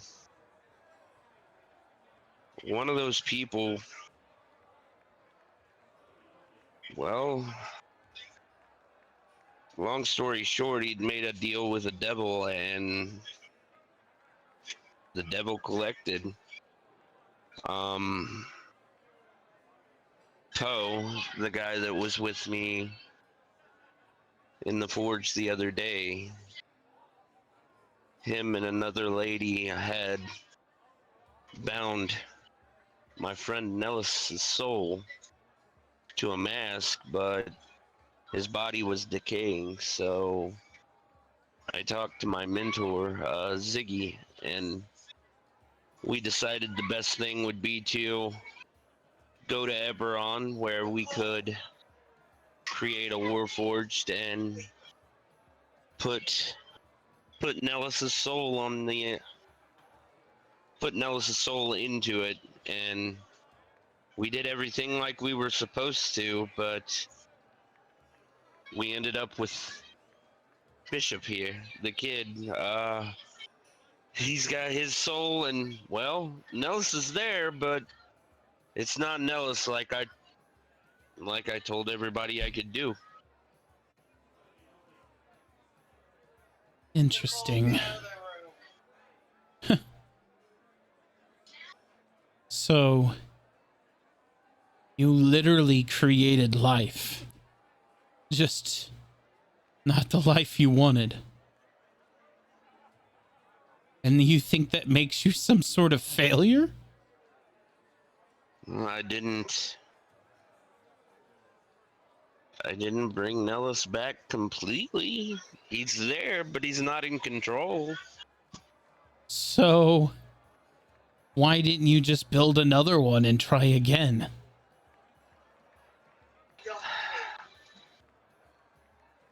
If he's in there, if he's there, but he's not there, and you made this one, you could have just, why can't you just make another one and try again? Well, I mean, I'm sure we could go back to Eberron and try, but I'm not real sure. I'm gonna look at my arm, my hand. You know, I'm not real sure it's worth the risk.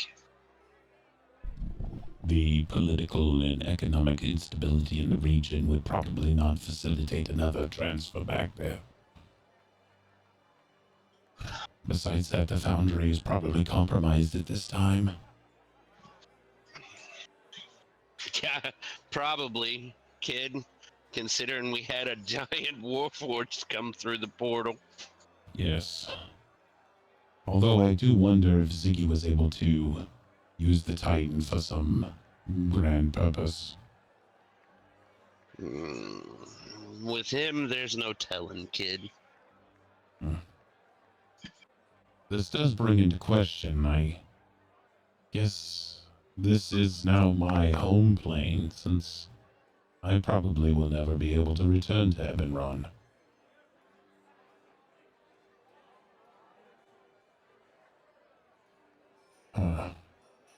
I guess I never thought about that.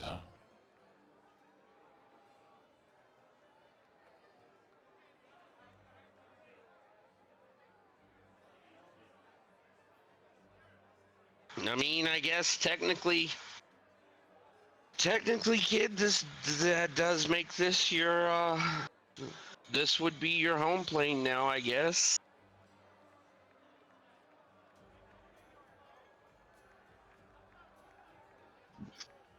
So, is he really... Does he... You made him, so he calls you father? Yeah. I'm not gonna lie, that's really hot. You find it hot. I find it weird. It's just... I don't know. That whole dynamic is... I don't know. Maybe it's the liquor talking. Anyway. But yeah, I mean, it's just like with anything. I mean, you know how many fake legs I made and fucked up and made and fucked up? I mean, I've literally got an entire rafter full of them. And I mean, I literally have plans on top of plans on top of plans for new ones that I was going to make when I had time. And I never gave up figuring it out. I mean, none of them look like this, though. As she kind of pulls up her apron and crosses her leg with the fake one. It's just... This is the kind of stuff I want to learn from you. This is what I want you to teach me. I want to see the world through your eyes. Because obviously the way that I see it is it's too black and white. It's too matter of fact. It's too crude. I bend steel and I heat metal and I can make things, but you make things. You know?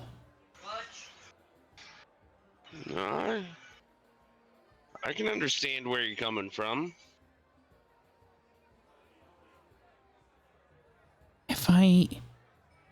If I just had a little bit of what was in that head of yours, as she kind of runs her finger right between your eyes over the top of your head, and then like kind of like rubs one of your ears down.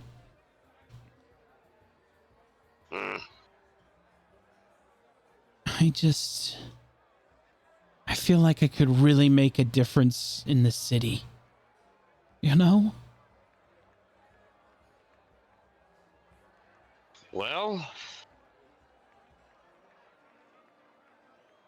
you did make a comment that you wanted to be my apprentice. Yeah. And if you'll have me, I will seriously do it.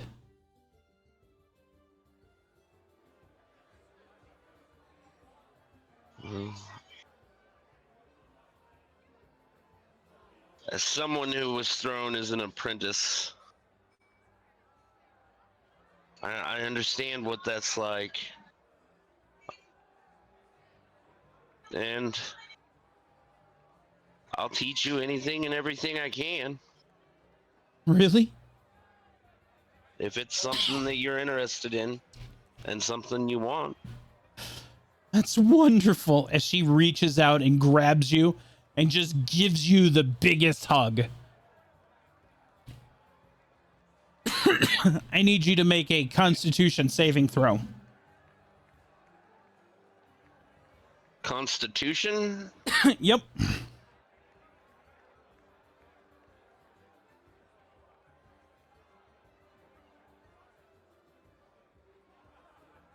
Good enough. Because of your stature and her strength, when she hugged you, she basically placed you directly into her bosom. And she is not a flat-chested woman by any means. So when she did finally release you, you were able to keep your composure.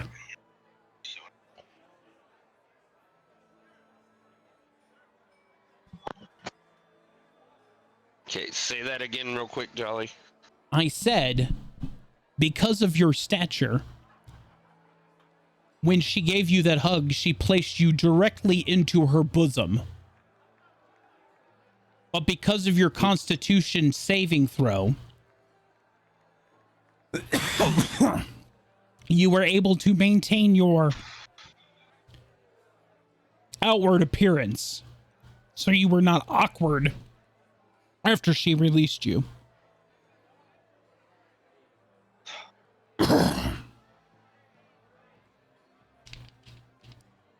No, I'm glad you're excited.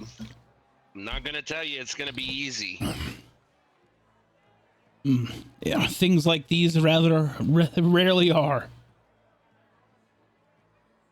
And with that announcement, Moon and Damien walk into the tavern.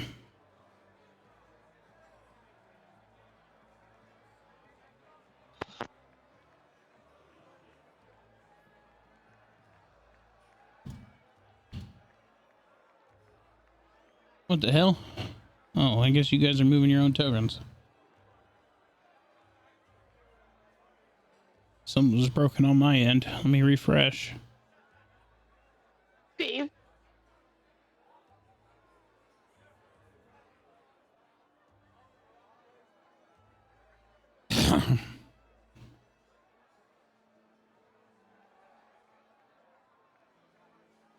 There we go.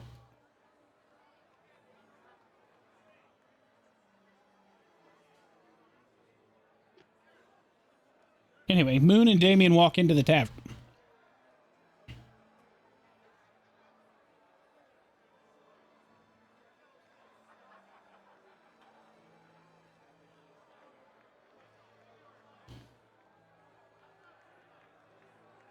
At what point do we see that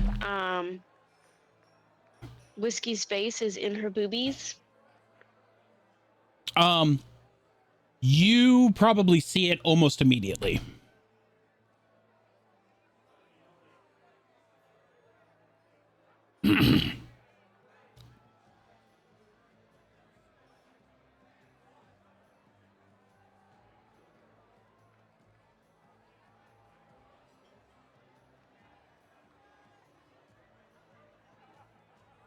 I like how she stole your seat. Dude, I thought that's where he wanted me to be.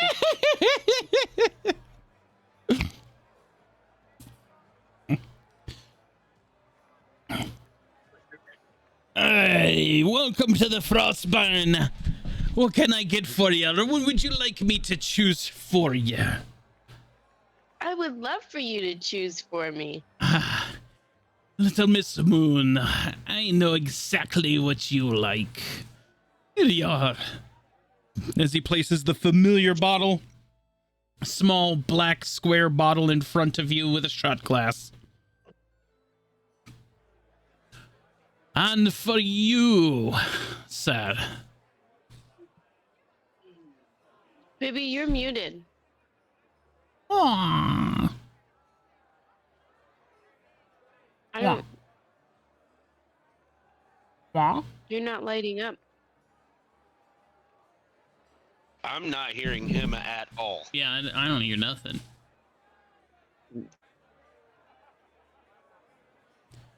Do do do do do do do do do do do do do do do do. Why don't you go out and come back in?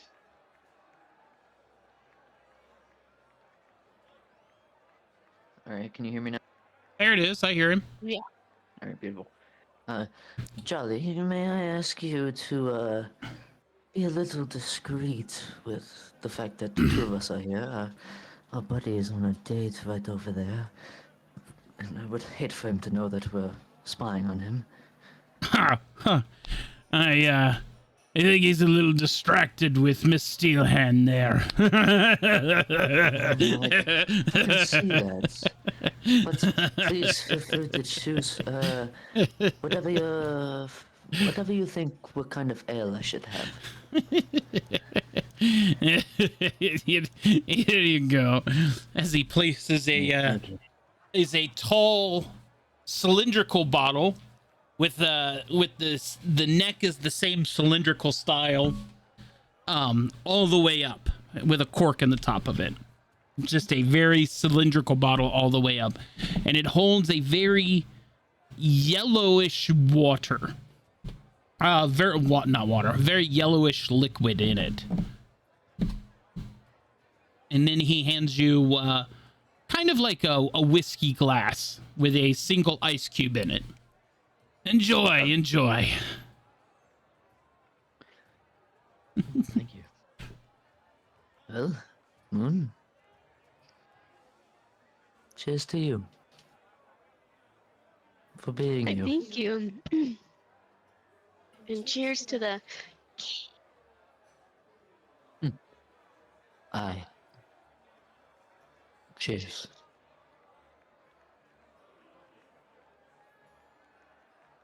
So. Oh, question, Jolly. Me, Jolly, is my or character sheet you, Jolly? okay? Is my character sheet updated with the new subclass?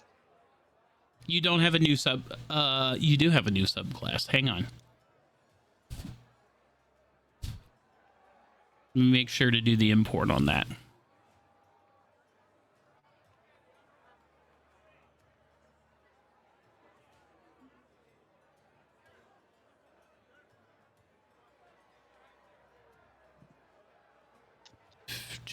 Features. It is there now. Thank you. Let's see if the.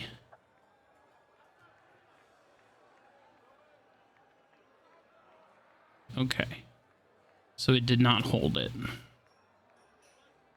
So.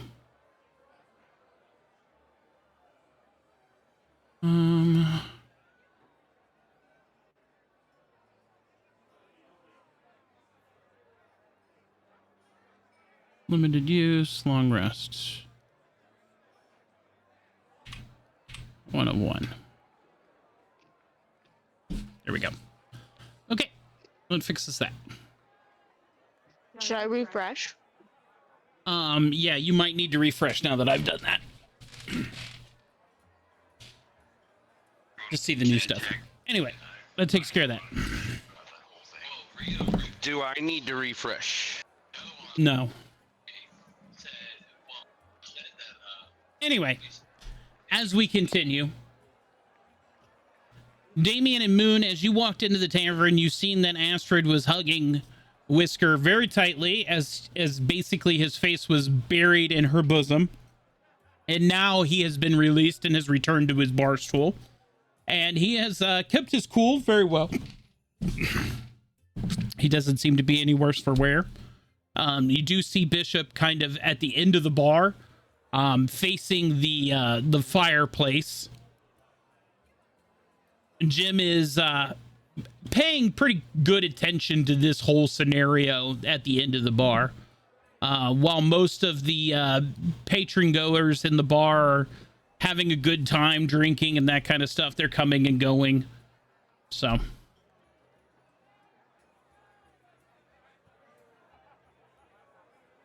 Moon is going to turn to Damien.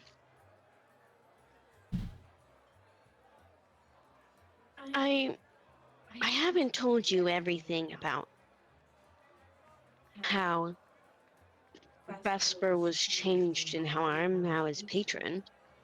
And I thought I'd tell you a little more because it's changed quite a few things for me.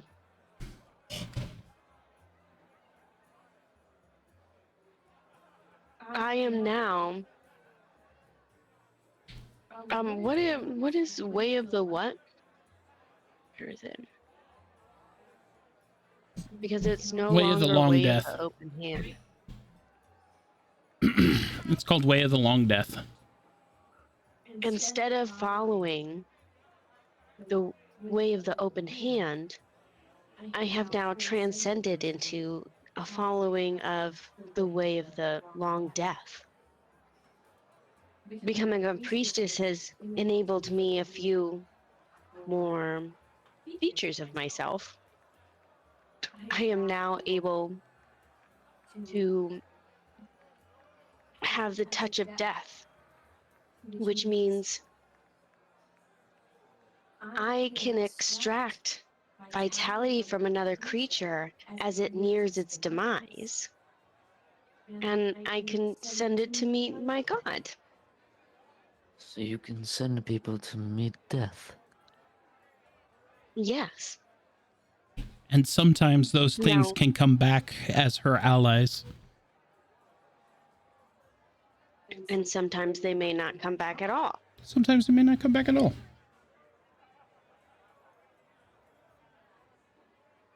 Well, how does this affect Vespa? The things that I can now do and perform don't affect Vesper.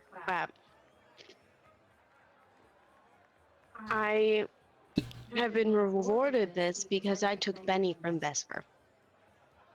I delivered him to my god.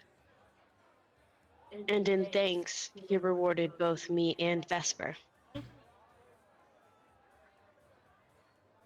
Well, as Damien will wave his hand to Jolly and ask for a second. Well, I'll buy you a drink to that. Fuck that piece of shit. As he puts 2 shot glasses of a red liqueur in front of you. Something different than what you've been drinking in front of you. And there you go. Why, thank you. I would also like to say, before we drink to this, death will not be taking over Vesper's body, ever. Vesper is 100% his own person. And that will never happen again. That makes me happy.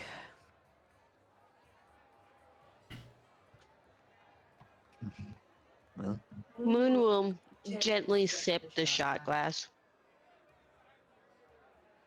What's it taste like?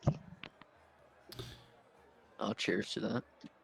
It tastes of a sweet summer's evening.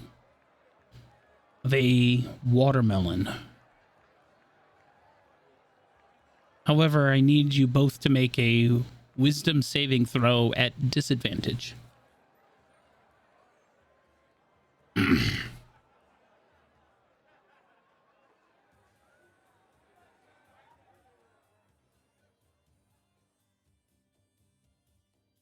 Beautiful. Wow. Both of your inhibitions are now cut in half. And you are more open with each other. As the liqueur that was placed in front of you was a strong aphrodisiac.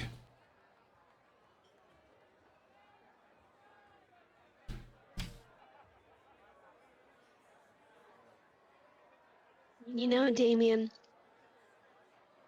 I've always admired how beautiful your features are.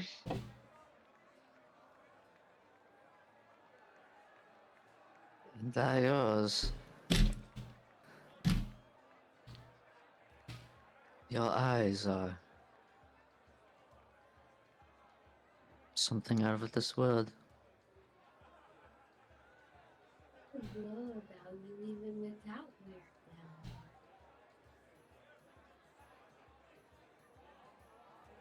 them. Oh, I don't think they heard that. I think I was muted. I said, you have a glow about you even without the armor.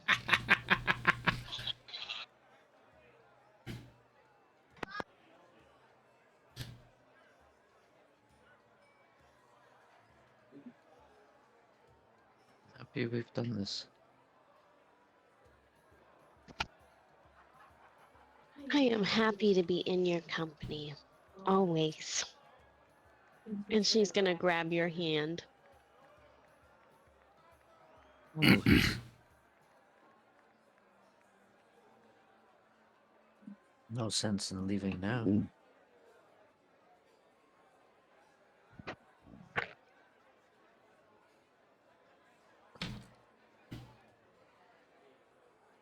And how are you two doing? Can I get you anything else? You have some potatoes. I'm sure I can dig something up for you. That would be lovely.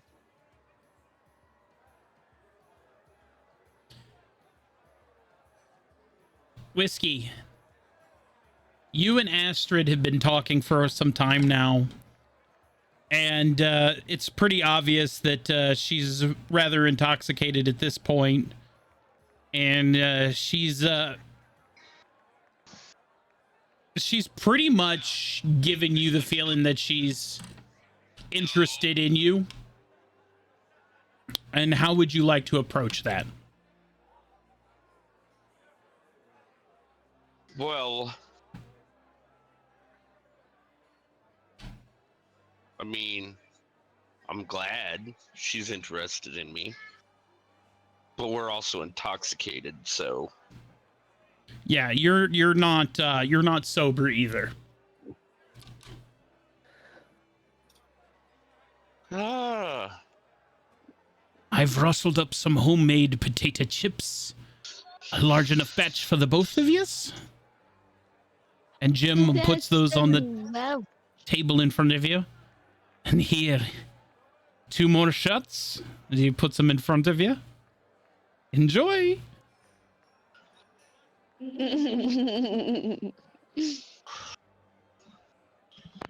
That's hilarious.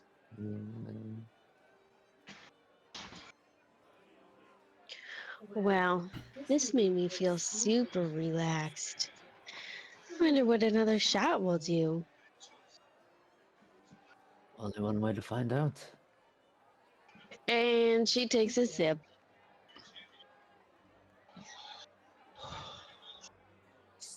So will Damien. Go ahead and give me those wisdom saves. Disadvantage again.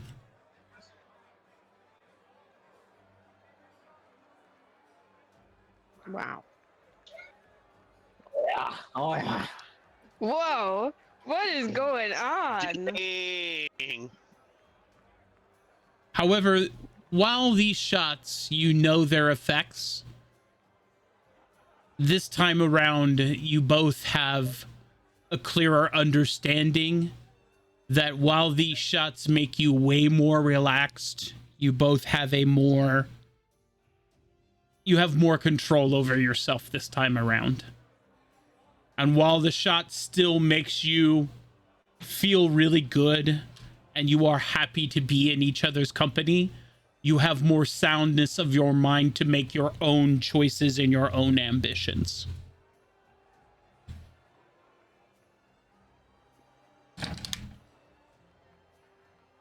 That's a win.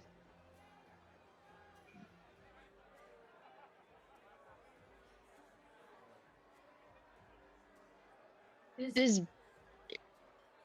Whiskey and Astrid don't take notice, right? No, they because of the way they are seating, Whiskey has not realized that you guys are at the other end of the bar. Bishop has not looked this way either this whole time.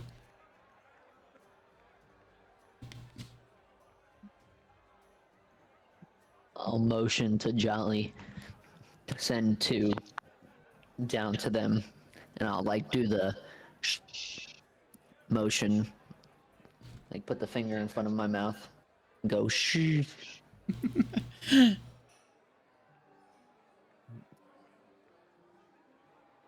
you go. The 2. What's this? 2 of them from a few friends of the house. I'll do my Enjoy. best to do the same shots.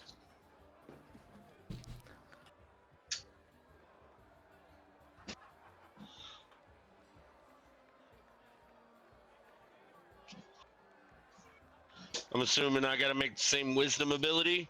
Yep. If you partake of them.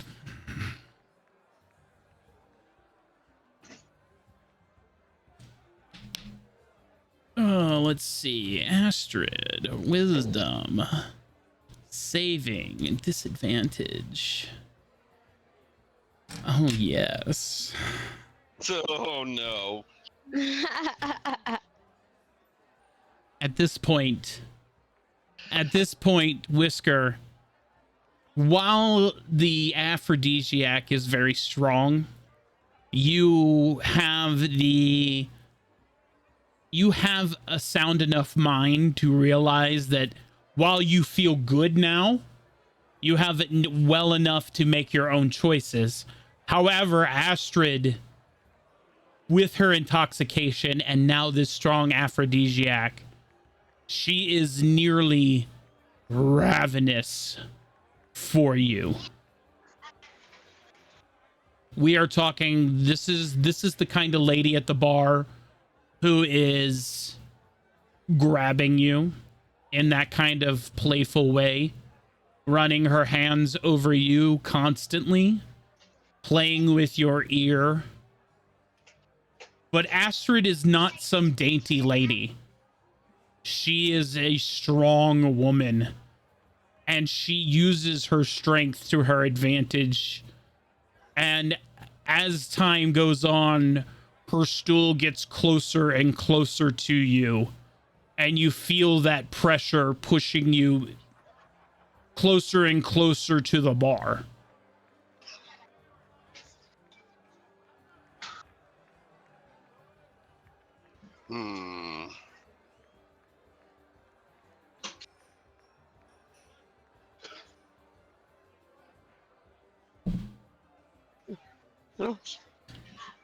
I don't know what to do.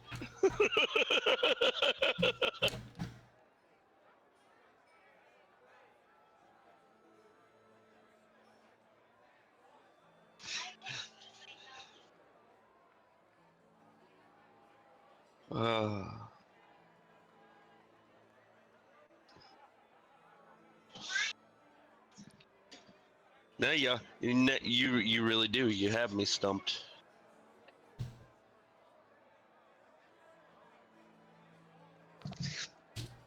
Player to player idea. either offer to take her home or look around for help, as you've always been.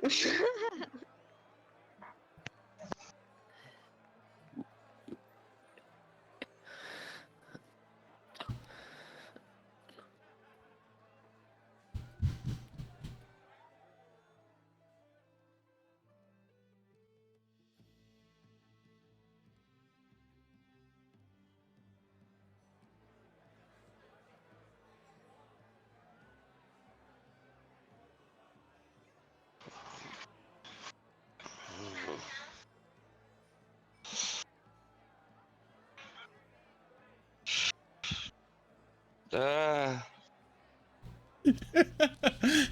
The level of uncomfy you are right now is glorious. yeah, thanks for that. Would you, oh, would you like to go for a walk? As long as I'm with you, I'll go anywhere. But leave the chaperone here. And she whispers that into your ear, so he can't hear. Ooh. Oh. Oh. All right. All right.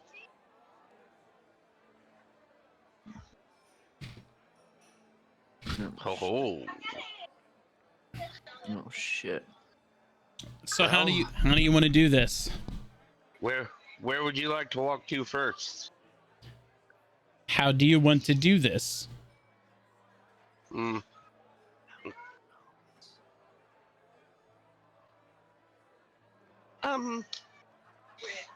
not sure, honestly. You know, she's been in a forge for 3 years, and you know, I know she said she wanted to go to the tavern and get drunk. That was the first thing she wanted. So we're here. We've accomplished that.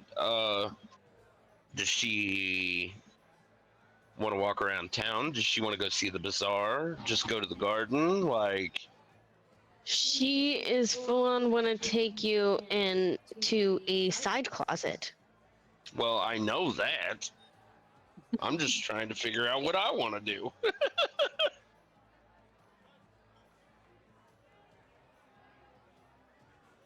Let's see. At this point, Whiskey, because of Astrid getting up and walking away, you would have seen Moon and Damien sitting at the bar.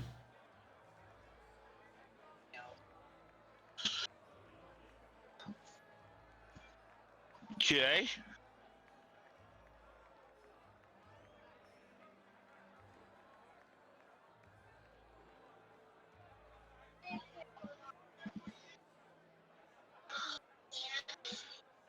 I'm just gonna kind of walk by both of them and whisper, like, y'all spying on me? We said we were gonna go on a date too. There's only so many places in town. Fair enough.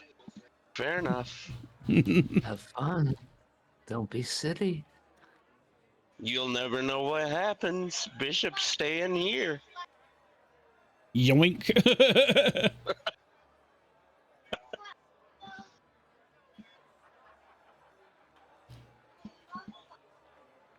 Anyway.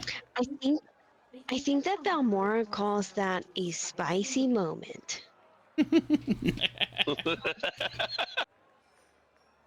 Well, those two are going to have a spicy moment somewhere in the city. Moon and Damien. How are you two doing? You've already rolled that you both have your own ambitions, even under a powerful aphrodisiac.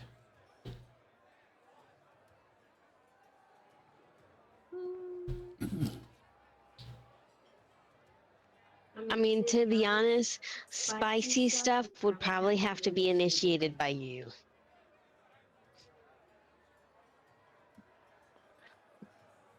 I don't necessarily know if he would want to do that. Especially here.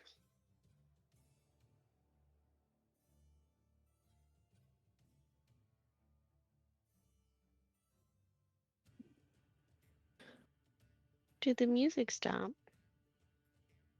One of them did. I think the tavern music stopped. I honestly don't know how to proceed from here.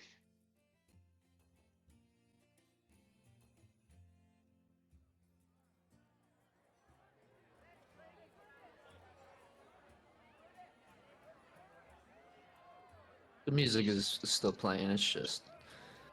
I wonder if I did that. No, I got it. I got it back.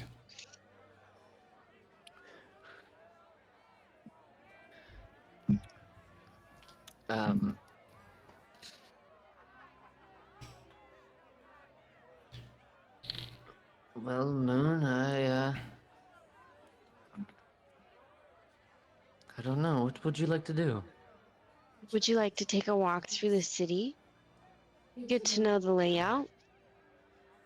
Sure. Let's walk a circle.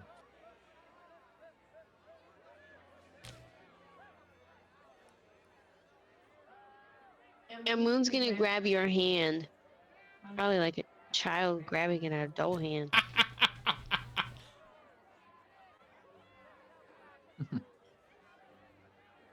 Just from the size difference between a halfling and an elf.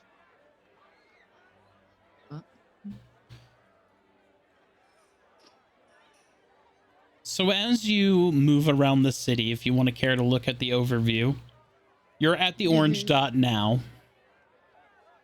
So as you can see, Zatan City has one really nice route kind of around the city.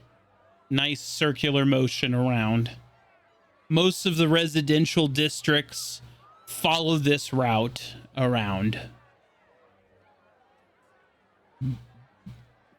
All right, let's get rid of the tavern. Let's change it to...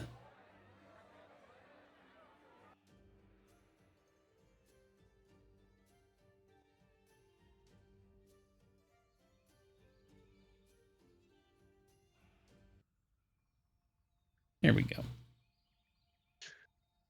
So as you follow the main drag through town, you see architecture reminiscent of all walks of life. You see human architecture. You see a blend of elven architecture, dwarven architecture. You see things like, you even see orcish buildings and constructs. A lot of things are blended with the nature and the surroundings around it. And everything flows very naturally in the city. It curves and winds, and everything is laid out very beautifully and methodically. And when you pass this first main trellised gate, you enter into an older part of the city. And you begin to see that the architecture here is much older. The buildings are older. The layout is not as flowy, you know? And you realize that this is probably some of the original buildings that Zatan had originally constructed. And that the walls here were probably the first walls built. This is what's called the Old City. The library is up here, and that is where the first citadel was resided. These buildings are the oldest in the city, and even though the city is not all but 5 or 10 years old, this is still the old part of the city. So seeing these things, you can notice that even the trees are taller. The vegetation is older and more grown up here. Everything here it's different than the other part of the city. And as you continue to walk through here, you see the second gate. And you come back out into the lower city, if you will. And you see instantly that things are newer and younger here. And you walk past the Crystal Gardens again. And while the Crystal Gardens are a beautiful sight in the city, with their pink flowers and their beautiful displays of bonsai and different flora. You notice things from all over the world. You see trees and plants from everywhere. You walk through the gardens, and it is a beautiful place to stop and kind of contemplate all sorts of manners. And you enter the garden at the north part.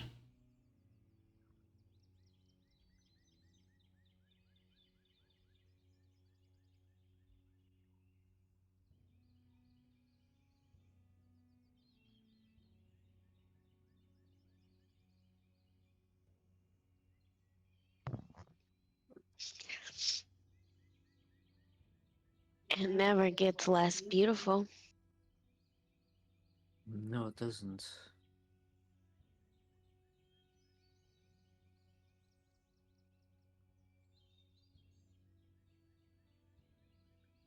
Would you like to find a spot to just sit? How about near the water there? Right over here.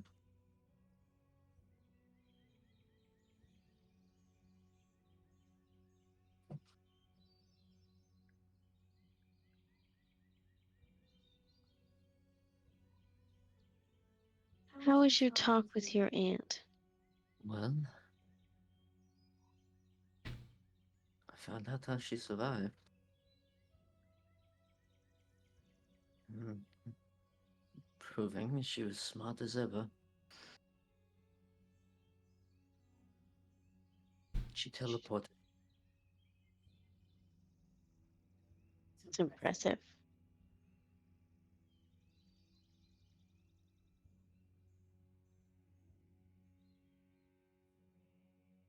We also talked about you a little. Hopefully, good things. Well, she had asked about Vespa, and I honestly I had said that she'd probably get that information from you better than anyone, and she chose to wait to get that information from her son. Honestly, I think that's the best way. I I may have been the middleman for it, but it was really his pact. His decision. Yeah. Well.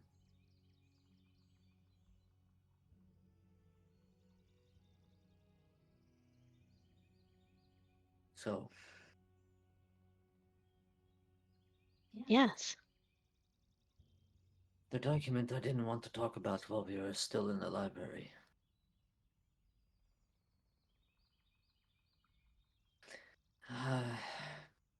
The guy's name. His name was Aurelius Shadowcaster. He was charged with 3 counts of murder.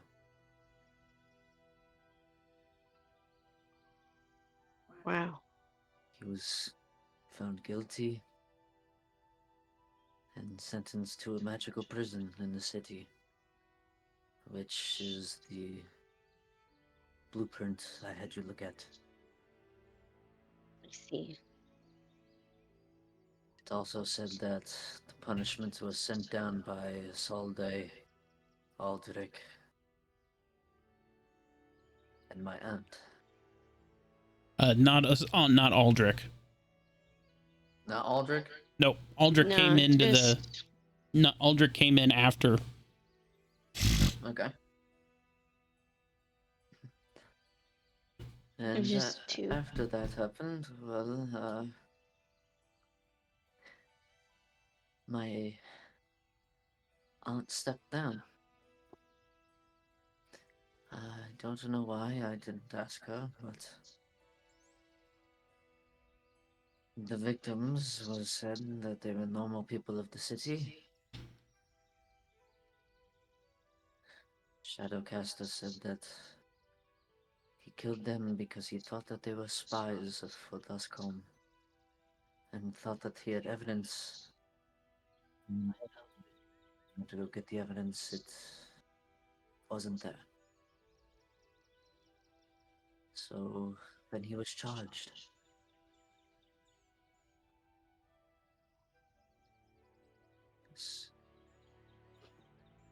It doesn't make any sense. I want to know why is the reason that they don't want to talk about it? Is it the fact that they are ashamed of their past? They don't want us to know what happens to criminals in this city? I don't know. But I want to find out from them. I think that is going to be a hard persuasion to put on her. She seems very adamant not to say a word. You know, maybe she would tell her own son, though.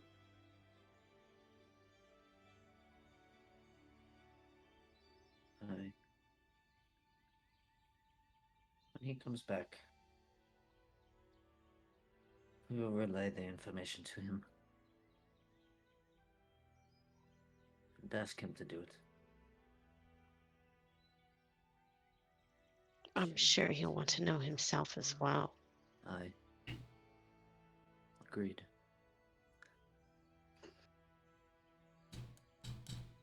Damien's kind of just gonna, instead of just sitting down at this point, he's gonna, like, fully lay down. Well, I can't imagine a better day to take a nap. Or at least lay down and look at the sky. Moon will follow suit.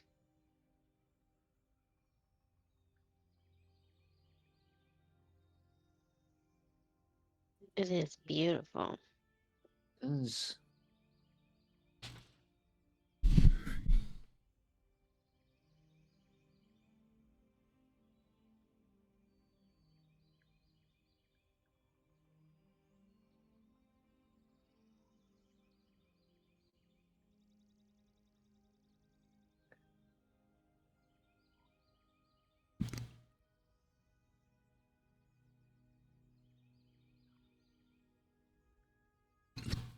Excuse me, my lord, my lady.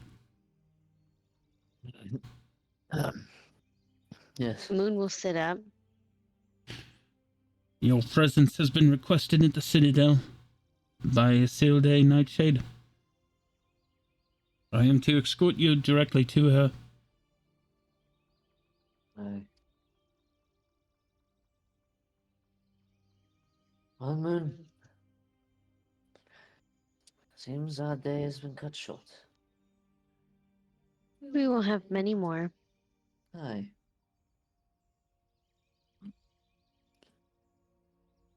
Lead the way. Yes, lead the way.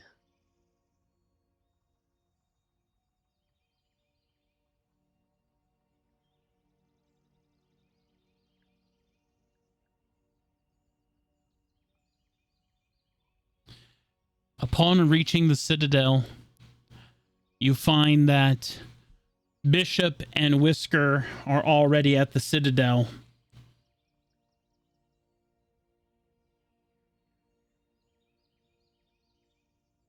Well, Lady Isilde, I have gathered the other... I fear that the rest of this party, however, are still not returned from the airship. That'll be all, sir. You may return to your posts. This group will be fine. I believe they're the ones that were rooting around the library anyway.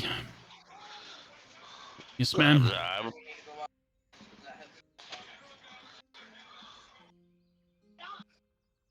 And with that, all of the palace guards will leave and they shut the doors behind them. Well, What kind of crap are we into now? yes, what is the issue?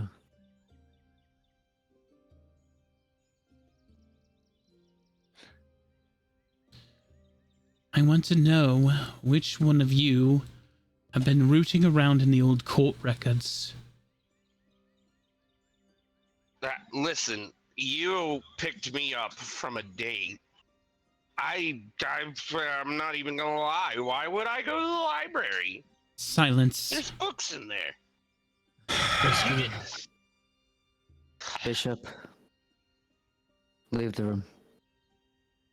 No one is leaving this room until I know. Damien, I'm not doing that. Whiskey, don't worry. I know you had nothing to do with it. It's because it was No. me.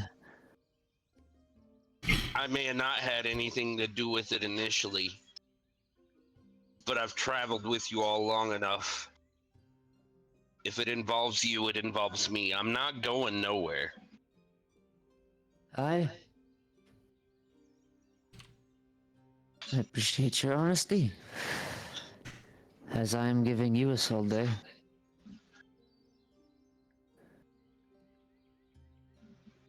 Now, unless you want me to air out your dirty laundry, I am okay with discretion. I have no dirty laundry, Lord Thrawn. What I do have is an impatience for those trying to think they may have found dirty laundry on me. Well, now, all right. when you came to this citadel and you asked me what it is that I do here, and I explained to you that I do what is required to protect this city, I did not lie to you. So I question why it is that you do not trust me when I tell you this.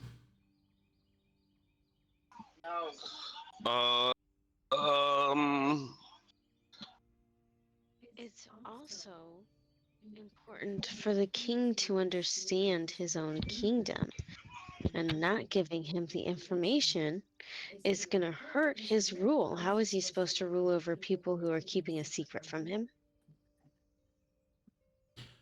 Do you It's want not to that I see? judge on the past. Do you want to see what we do to our prisoners? The ones that we find guilty of crimes in this city? I think that it would be important for Damien to know. As do I. You might realize this, but I've asked Ulrich not to even be in this room right now because he wasn't there the night that this was happened.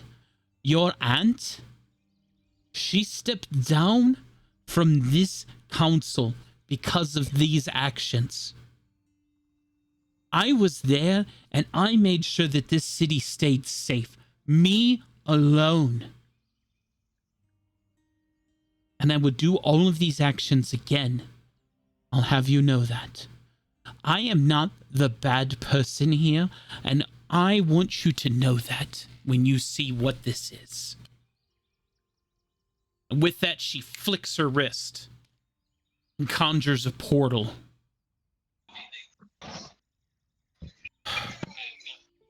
I am not proud about what you are to see here, but it is a necessary evil in this world.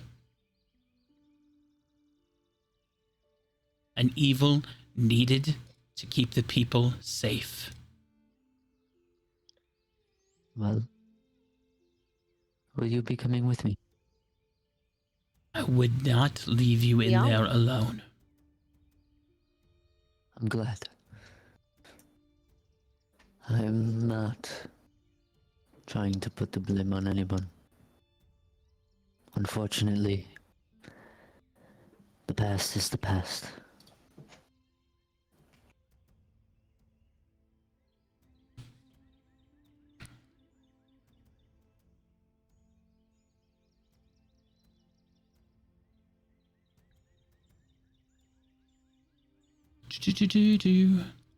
As you all walk through the portal and you find yourself in the octagonal room beyond,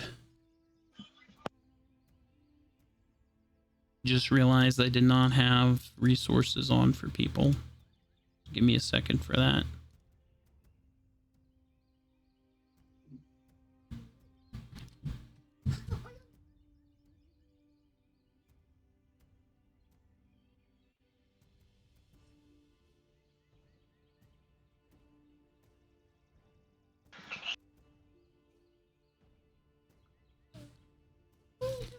There you go. Moon, what happened to your temporary HP? There you go. Okay, here we go. I can see my health bar. You can't see your health bar still? It's there for me. Let me make sure that I can't. Yeah, mine's turned on. I can't see his, but I can see mine, Moon, never and display. Bishop's. Update token. Resource. Always display for everybody. Update. Refresh. Refreshing.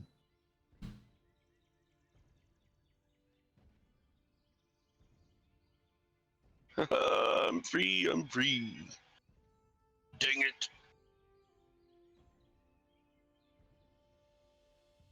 There we go. See it now. Okay. Oh, I'm gonna refresh then, because I still don't see it.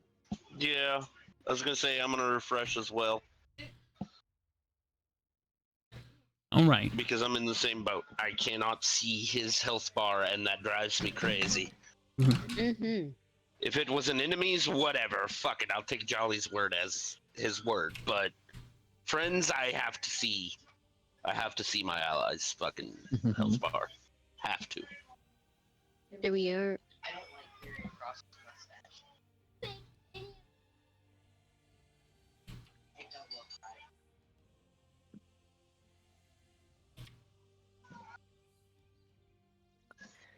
All right.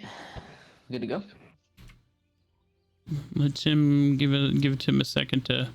Haha, I'm back. Beautiful. I'm good. I'm good. I Okay. can see everybody's fucking health bar. We're great. As you walk through the portal behind Isilde, you enter into the octagonal room from the blueprint, Damien, and you recognize everything in here, and you sense just an absolute surge of power from this room. And you see and you hear the chanting of the mages from the center of this room as several armor-clad knights move from their respective positions towards you as you walk through the portal. And Isilde motions to them.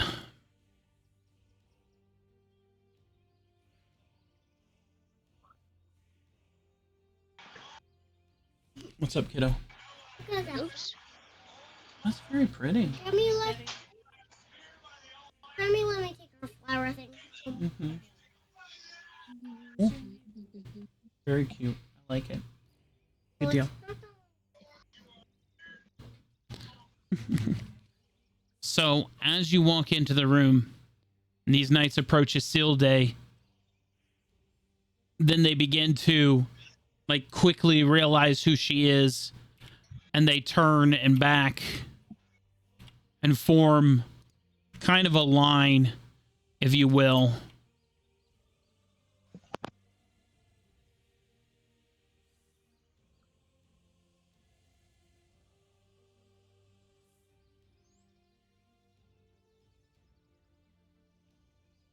As Isilde turns back to you, Damien. So here it is. The monument to all my sins.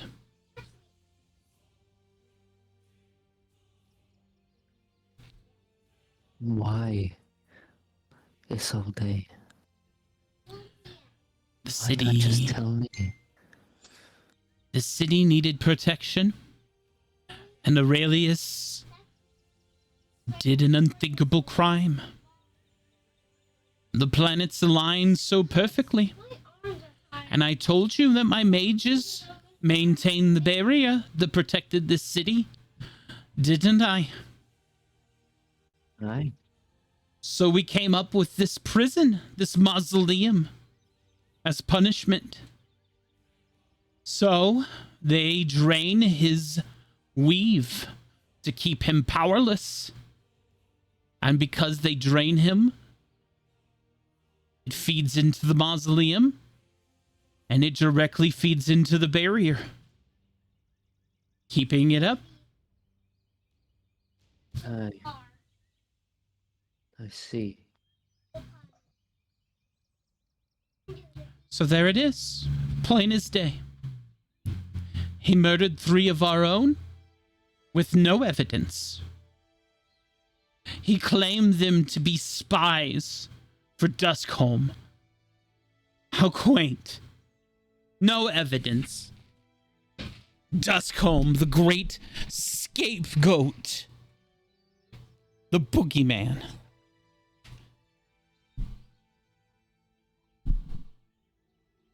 Did he ever say where he kept this supposed evidence?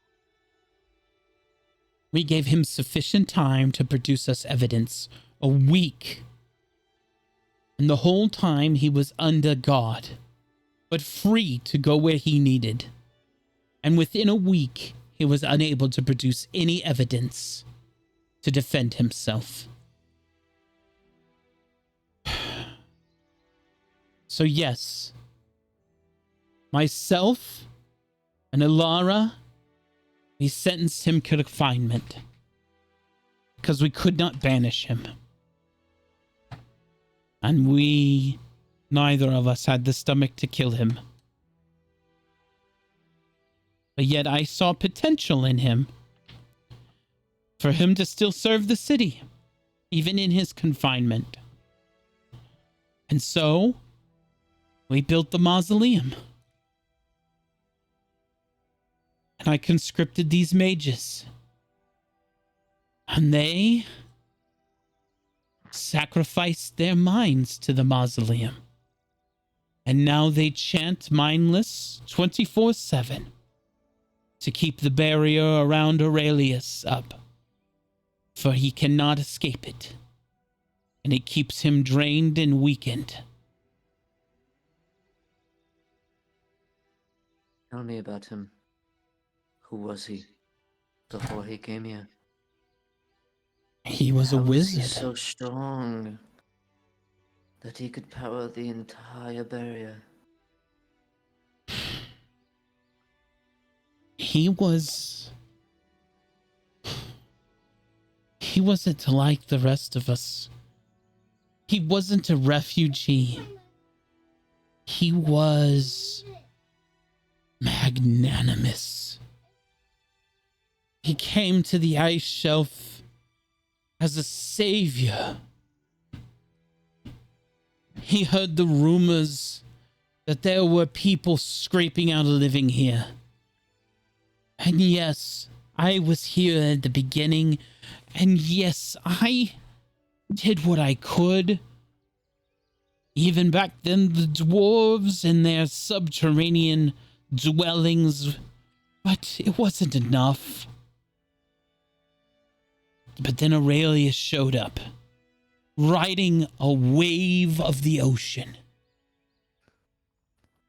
And that's when he did it. He cast the storm away, and he made a pocket where the sun thawed the ice for the first time.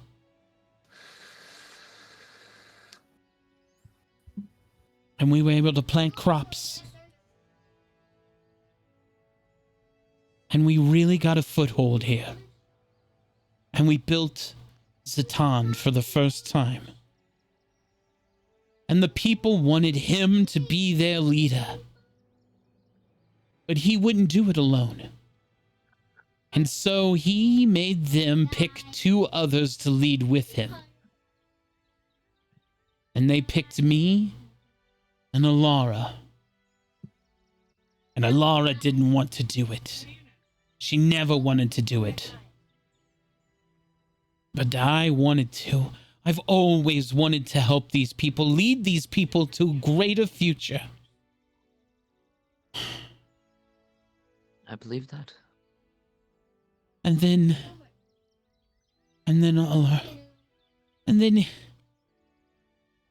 Aurelius, he went into a tizzy one night. He was in the tavern and he was yelling at someone, screaming at them. Jim was there. He told them to give up his friends. He followed them to a house, and he burned their house to the ground with all of them inside of it. He told us they were Duskholm, that they were spies sent here, and that he knew it, and he had evidence. And so we put him on trial, gave him a proper tribunal, although it was just me and Alara to sit there. And then he was unable to produce the evidence, and we sentenced him to prison. And like I said, the rest is history. He still claims his innocence to this day. Talk to him if you must. Just know. I only have one other question for you, and I hope you're honest with me, and it's simply for the fact that I know that it might be too much for her to admit her past to her own kin. But what part did Alara play in this? I don't wish to make her go down that road again. Emotionally. She sat on the council with me and Aurelius. And together in those early days, we led the tribunal that led the city. When Aurelius burned that house down and he stood trial, and with no evidence, she wanted to just banish him. But I knew without Aurelius here, in some capacity, this city would fail. We needed his magic, his connection to the weave. And so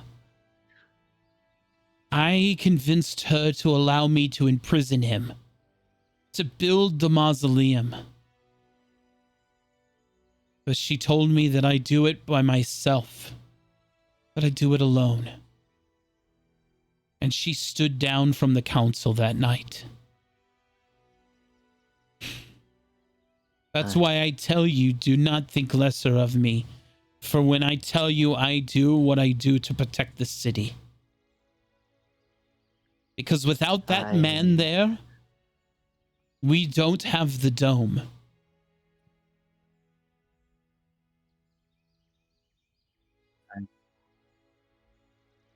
You didn't have the dome.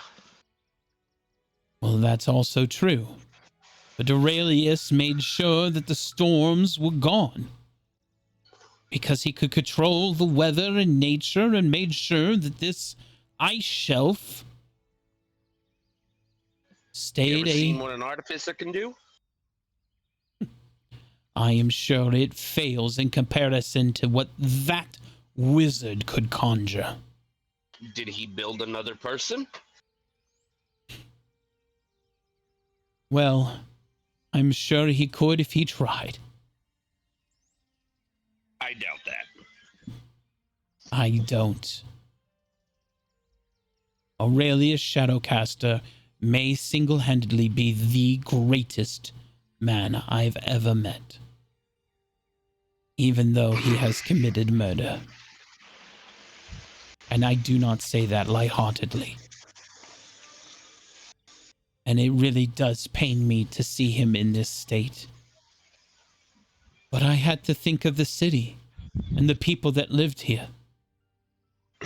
And while he suffers now, what else was I to do?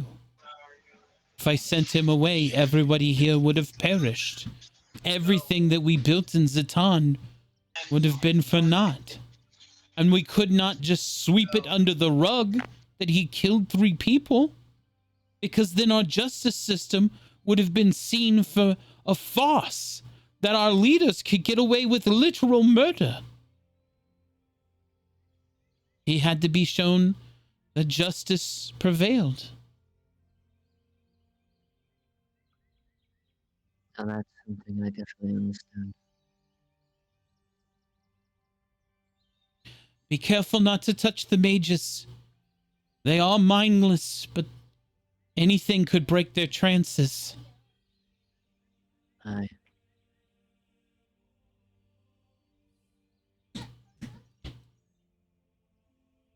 Is this like, am I in the barrier at this point? Should I, like, just stay here? The hands that are holding him are mage hands. There are literally thousands of hands holding Aurelius to the binding circle.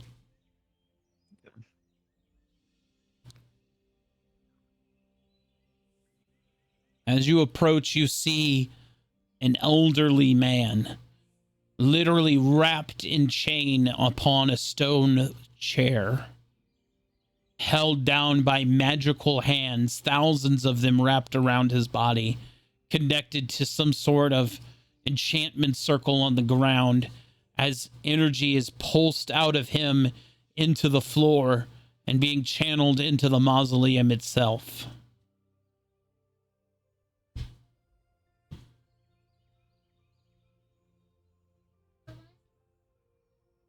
Aurelius.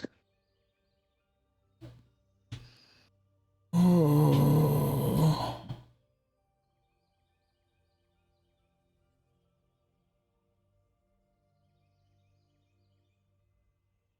Questions for you. Answer to the best of your knowledge.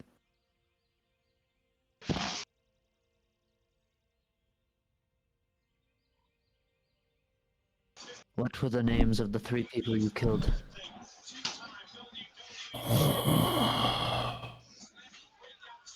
It was Zach, Travon, and Eric.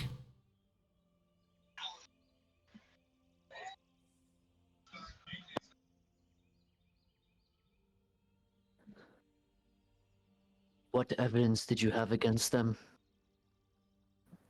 that somehow disappeared?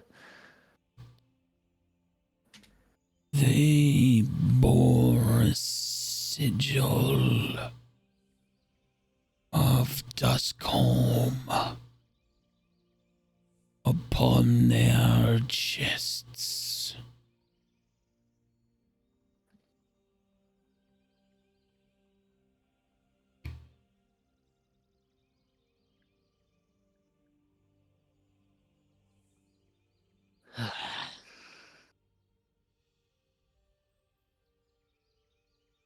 Where did you keep your evidence?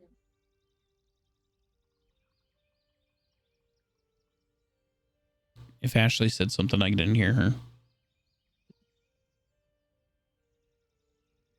Where did you keep your evidence? The night of the fire, I pulled their bodies from the burning house. I arrested them. They were alive.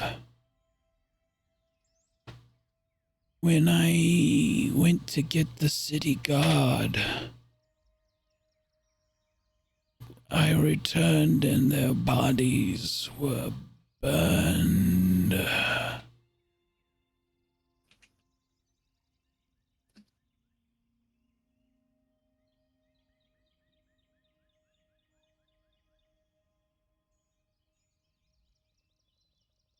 Who do you know would have the ability to do this? Better yet, who do you think had a vendetta against you to plot this evidence against you if it was?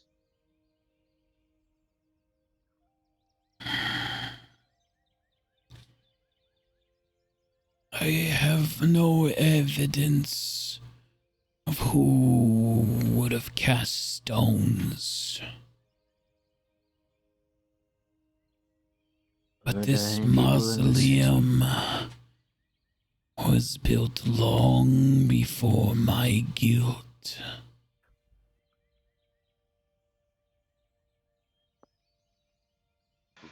But I thought Isolde said that she made it for you.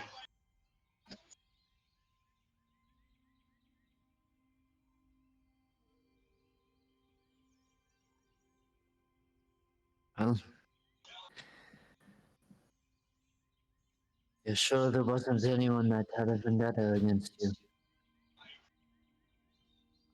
How many ill will? I have no evidence of vendettas. Only vague suggestions.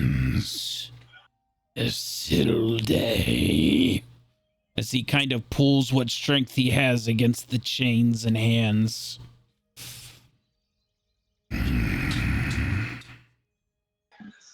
Damien will turn his back and start to walk the other way. Well, are you ready to return?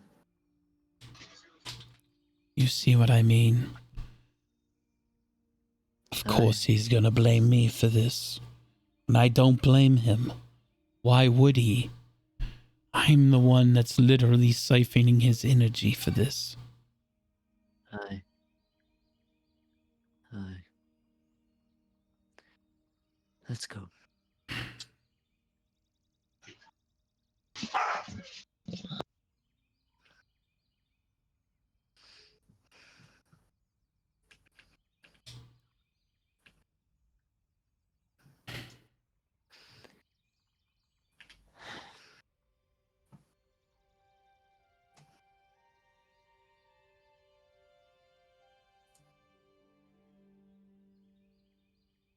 Well,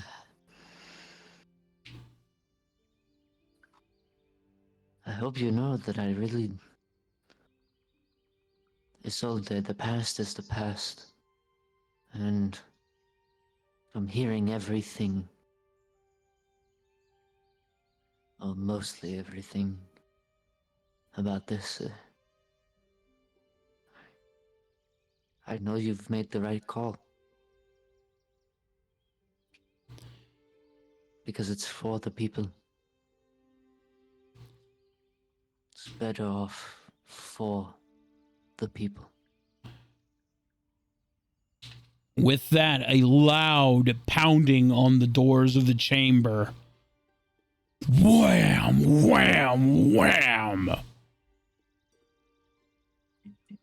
And as the creaking of the doors open up, and in strides Aldrich.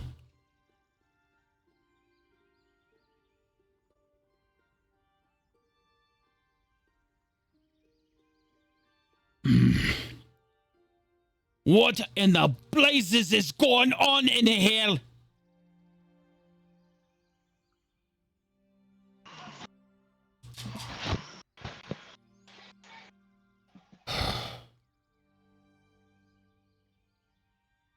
This all day. I'm sorry, my lady, we weren't able to keep him out.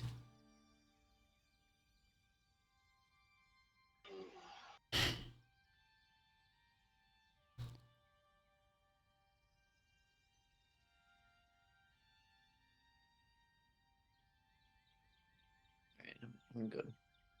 Nope, never mind.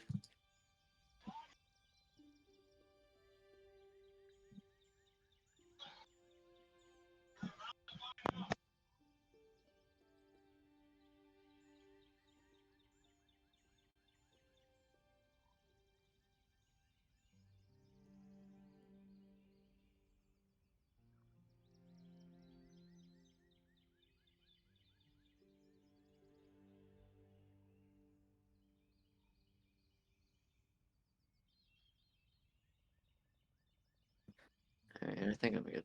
You good? Yeah, I think I'm good.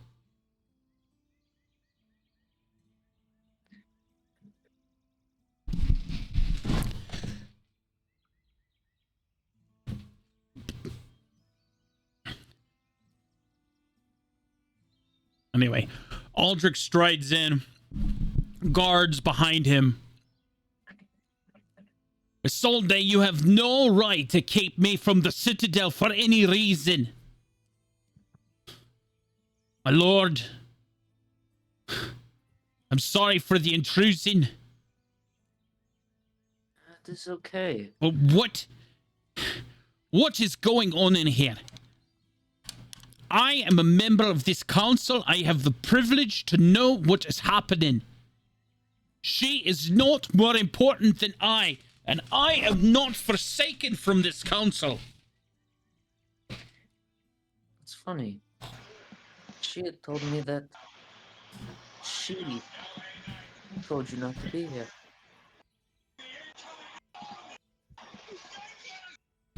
No.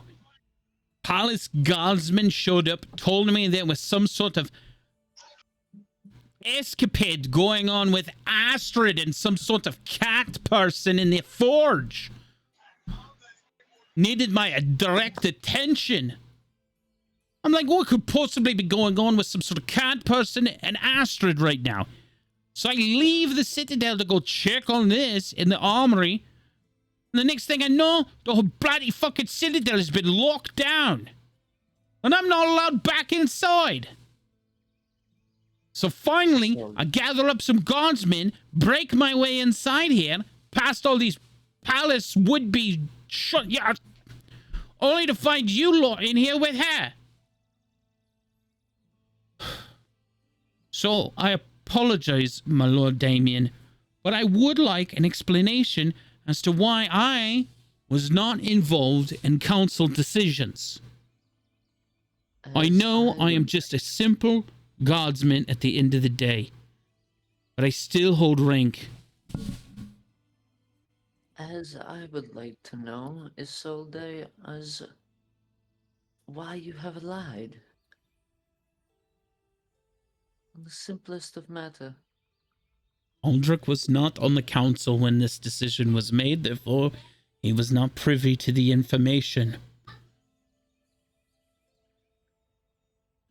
So you're telling me he doesn't know about this? No. I think he should. Aldrich.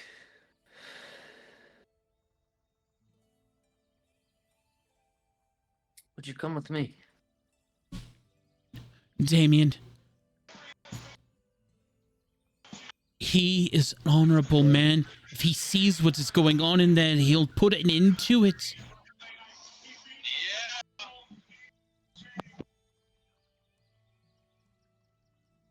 He does not see lines of gray, regardless of what it puts in it. All he will see is the one in the chair. He won't see the bigger picture.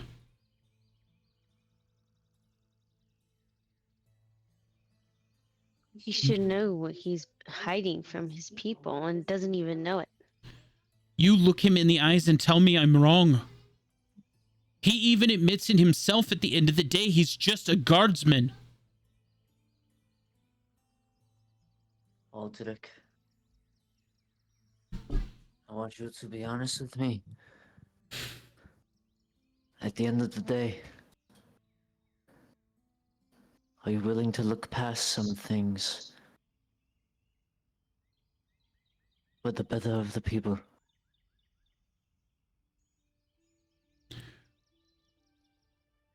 At the end of the day, I shouldn't have to look past things if justice is pure.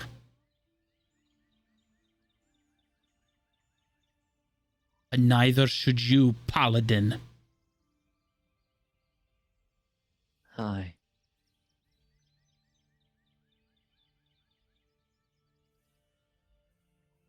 But I know what is best for the people.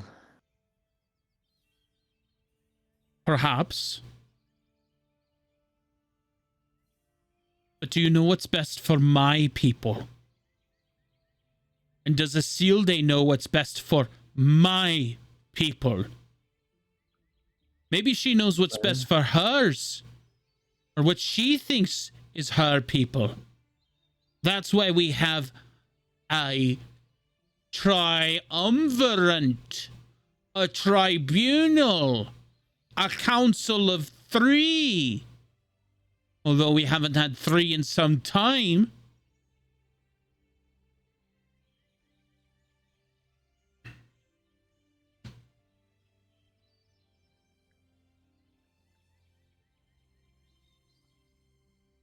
From where I stand, I think that Isolde might have the best interest for your people. When it comes to this matter, at least. Well, then let's see what lie behind her portal.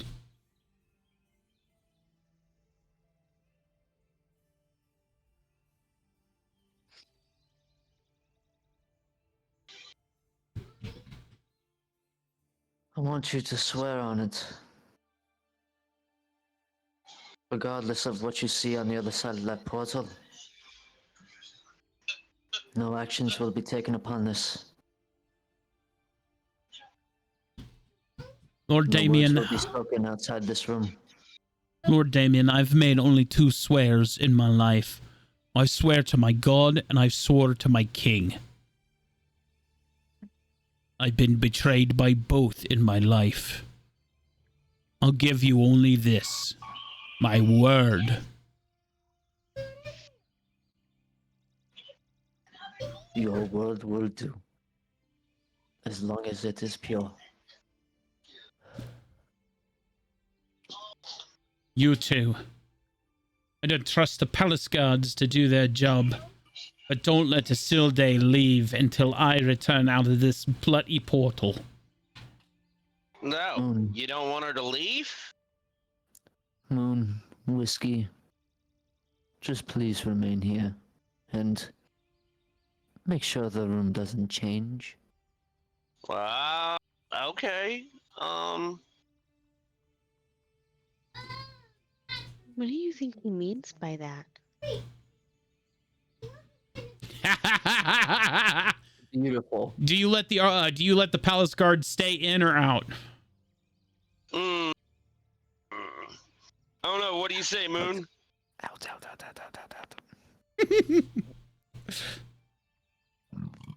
Kick him to the curb. Kick him to the fucking curb. Get the fuck Yeah. out of here. Out.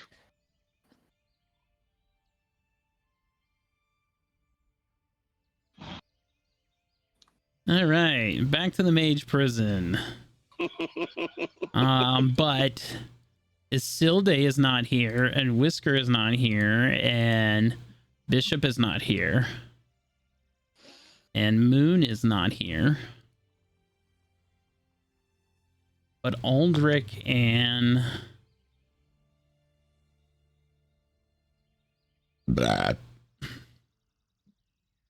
Damien.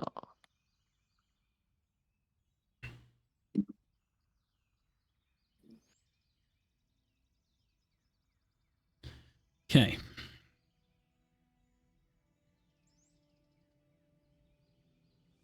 I will say this. I will give you the same warning Isolde gave me. Do not touch the mages. The mages on constant 24/7 surveillance, chanting, casting.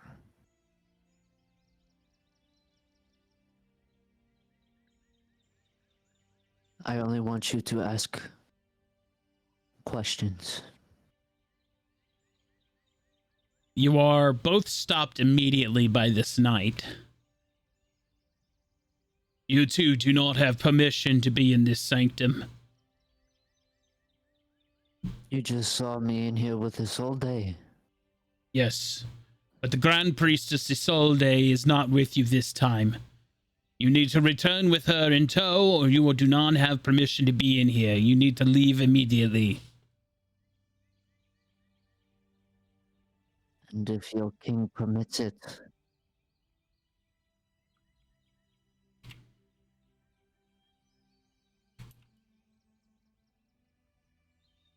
do not throw it away.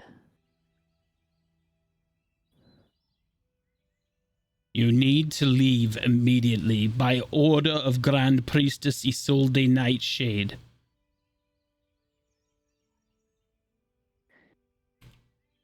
Give me 30 seconds.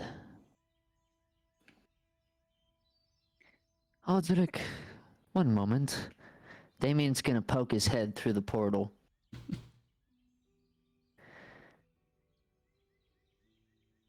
And he's gonna say, Isolde, you better find a way to give these knights your word that we are good to pass, or you will have to find 4 new knights. And he'll poke his head back through. I will still need those 30 seconds. Wait here. I will talk to them. You can hear hushed whispers. I don't trust it, dude.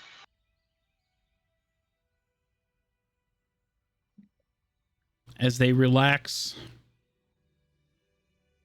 There. They will not bother you again. Thank you. Please return to the other room. I can remain here if you would like. Your king is ordering you to return to the other room. Very well.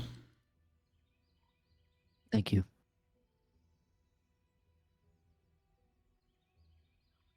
Aldrich, as your king, Wait, is this... and as one of the people I expect to be closest to me, I want you to know I'm doing this because I want you to know. I think it is only fair. And I think it is right.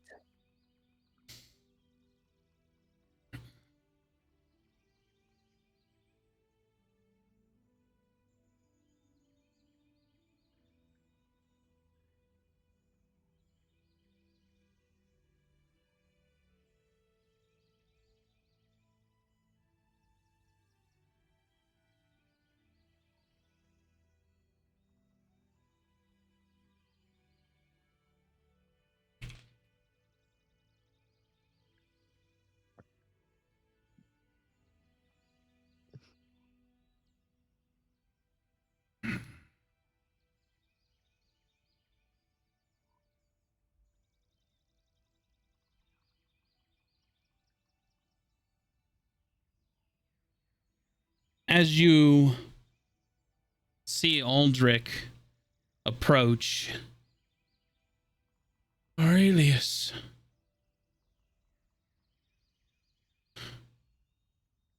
this is where you've been? I knew that she imprisoned you, but this is too much.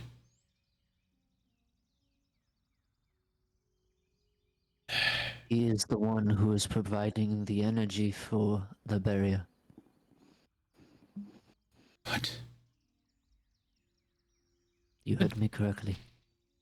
But Isolde said that her mages kept the barrier up. Well, you have to understand, she technically did not lie to you. Half These mages truth. work there 24/7. So They these... hold this Aurelius under lock and key and make sure his weave is flowed directly into the barrier. That is why you cannot disturb them. They're in 24/7 casting mode.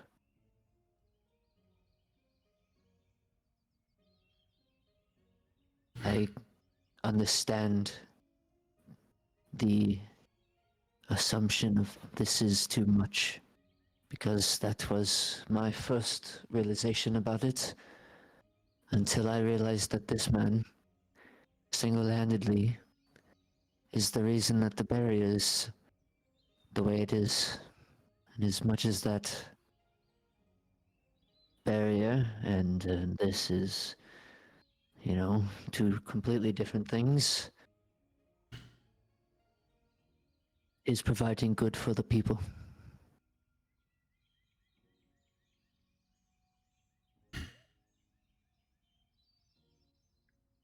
What good is this, though? Look at this. You look at this man's face and tell me what good is this? He chose his fate when he had murdered 3 innocent people. They were not innocent. I swear to you they were spies. And he was unable to provide evidence. That evidence was stripped from me before I could give it to anyone. I saved those men from that fire, and then I was blamed for casting it. I did not burn that house. I saved those men from it. Those men were my evidence. I spent a week trying to figure out how to turn back the very time. To turn back what had been done. To prove my innocence. Someone lit that house on fire. And when I saved those people, somebody burned those people while I was gone, trying to get the city guard.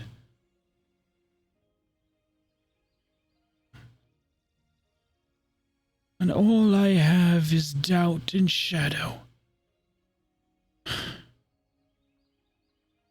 I believe Isilde wanted me here.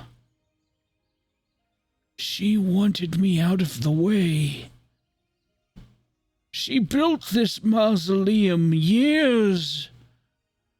She keeps it in her pocket dimension. That's why there's no door here. We're not in Zatan anymore. Aldrich, let's take this up with Isolde herself.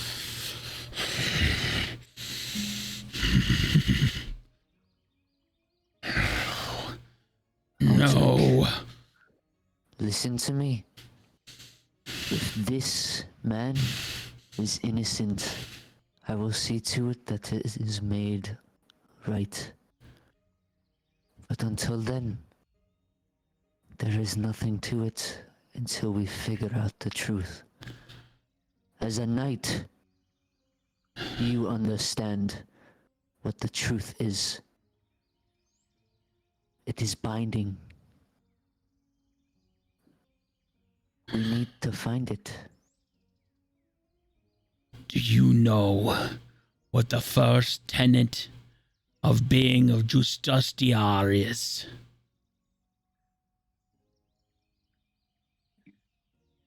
Since I know you're going to tell it to me anyway, out with it.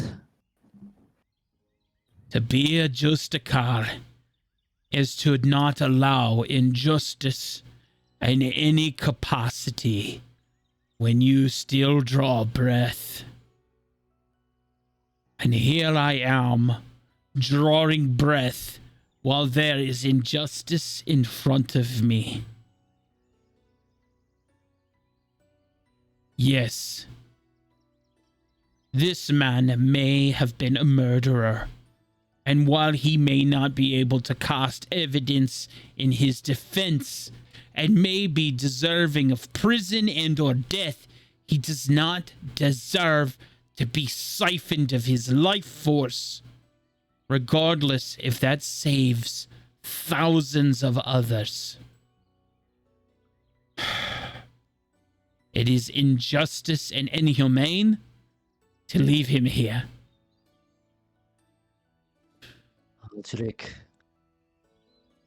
we will take this up with this all day. I cannot leave him here. Well, then we'll make sure the portal is remaining open. Then you leave me here, and you go talk to her.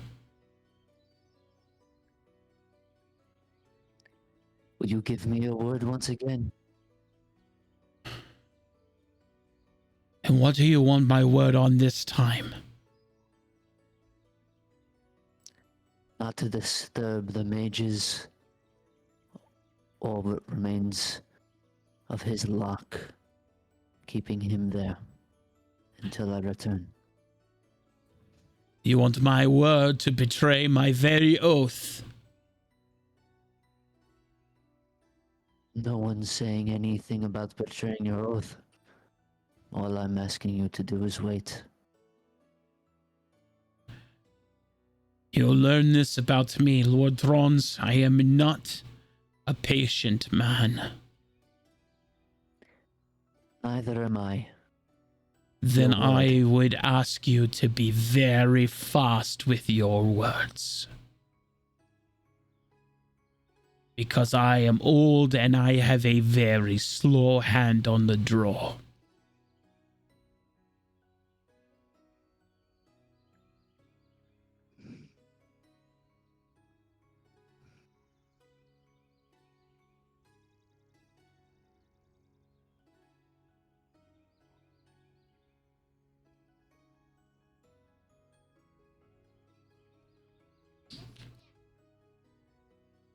Whiskey, Moon, Isolde, Bishop, with me.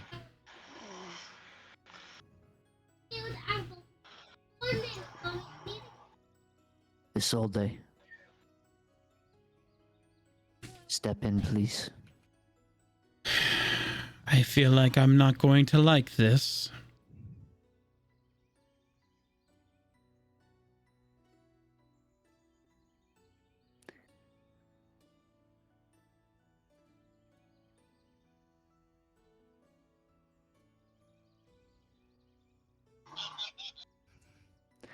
Aldrich, since you are not keen on leaving here, I brought the party to us. That was probably smart. As you see him literally sword in hand as you return. Aldrich, I know you want to speak. Speak your piece with Isolde. That's very simple. Your wizard here may be a criminal, but you can't siphon his life force for reasons. It's just inhumane and unjust. But yet the barrier keeps our people safe. And it does more than that. It makes sure that they're fed and that the city is taken care of. But we built it on a lie. And we built it on bad blood. And we can't have that in the city.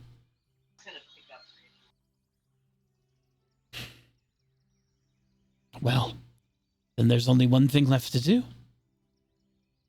Let him decide.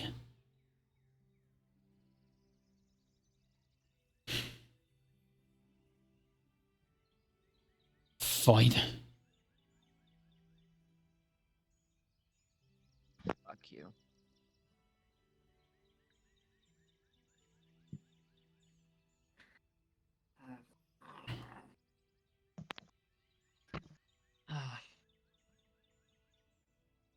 Why don't you do some player-to-player chat? Whiskey. Yeah, Damien.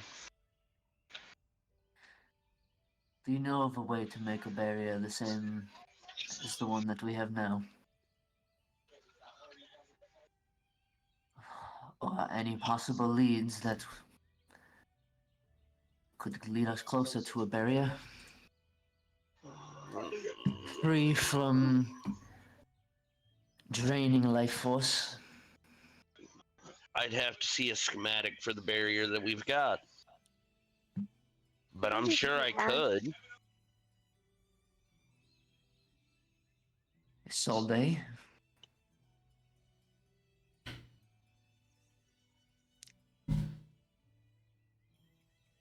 Explain to him how this place works.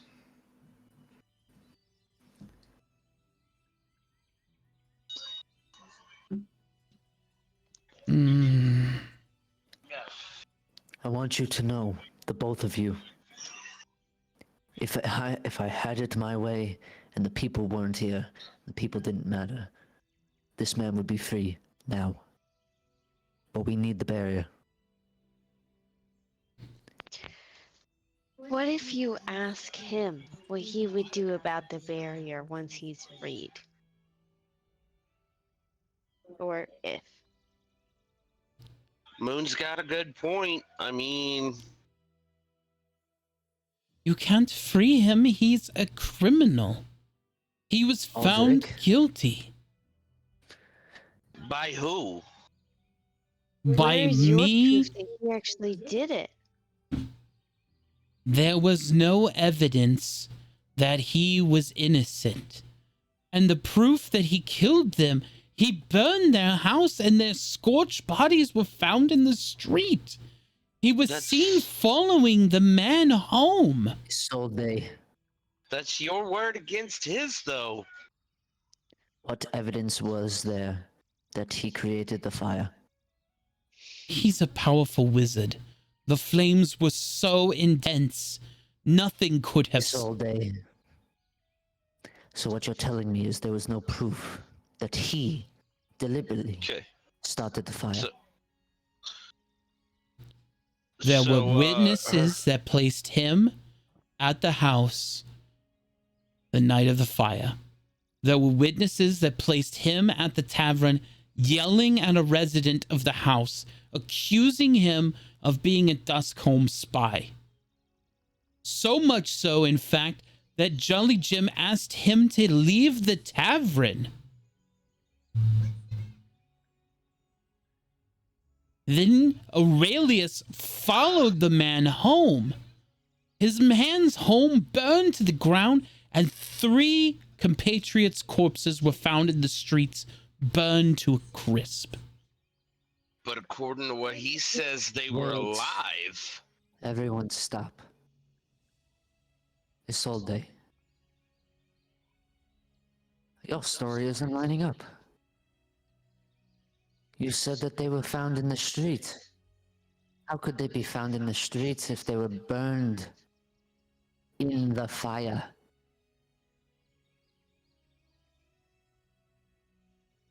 Isolde. Well, I can only assume that the city gods tried to pull him out of the fire. Aye. And Aurelius told me earlier that he pulled them out of the fire. Which would place him at the fire. Which we already knew he Also was said that because he was- he's the one that caused the fire. Aye. Which the fire you have no proof that he caused. I understand. Whiskey, Also please said come that with he me. was running for the city guard. What city guard told you that they pulled them out of the fire? Well, no What's city up, god Damien? said that they pulled him out of the fire. Aurelius, Yes. if you were to be freed, what would you do?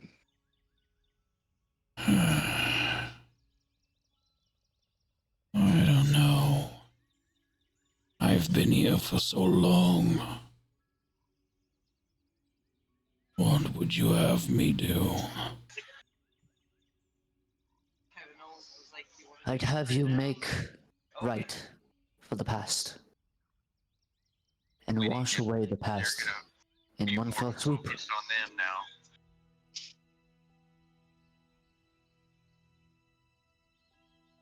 if we were to take you out of your prison,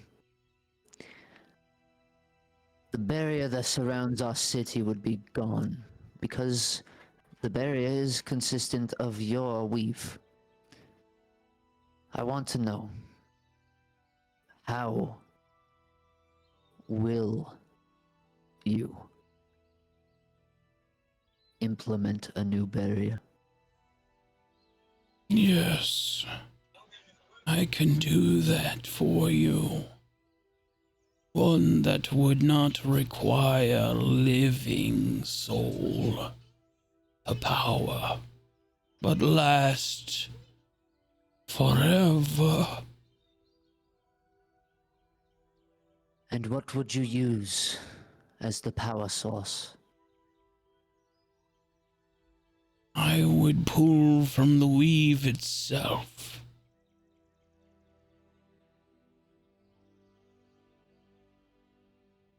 From the weave itself. Whiskey, do you even think that's possible? Damien, I'm gonna tell you, the little bit I've been with you guys,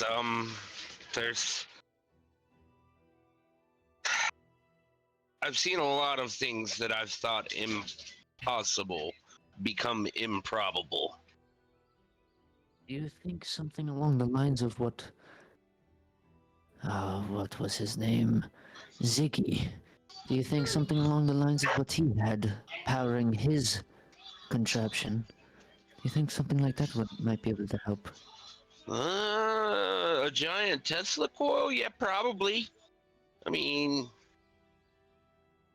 Well, I don't see why we couldn't try. so with all this information, Whiskey, are you sure that... Well, I won't ask you for a definite answer because I don't want to put that burden on you if it doesn't fall through. I appreciate that. But do you think, with all of this information given, we could build a barrier just like the one we have now? I won't need your artifice for the barrier. I just how will need I- to restore my connection free of this ritual. I have how will we everything in trust this you? room. And how can we trust you? You have no reason not to. If you trust Well, I those mean, two, why do you We not also trust don't have me? a reason to trust you. Do you have a reason to trust them over me? I mean, not really. Damien, I'm gonna leave it as your call. I trust you. Moon's question. What will happen to the mages with this ritual being disposed of? If your plan is to free him, we must destroy them. They are mindless. They sacrifice their minds to put this ritual into place. Aye. Aldrich. Right away. No, not yet. I have no reason to trust this man. But I have reason to trust you. Will you be his god? Make sure he is good. Not only for himself, but for us and the people. Will you take on that responsibility? I look at it this way. He's still a convicted murderer. I don't trust him. But he doesn't deserve to be siphoned like this. So frankly, He just needs to be set out of this ritual, and then he can go back to prison as far as I'm concerned. Just like a normal mage would be. Yes, maybe put him in some ritualistic bonds so that he doesn't have his connection to the weave, but not have his life force siphoned from him for all eternity to power some magical barrier.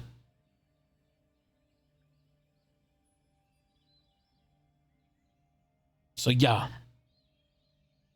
we have to kill a few mindless mages to set him free. They made their pact with the devil long ago, is sealed day. That's your blood is on your hand.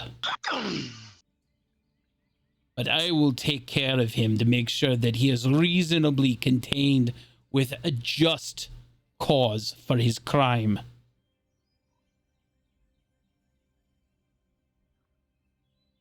Aye.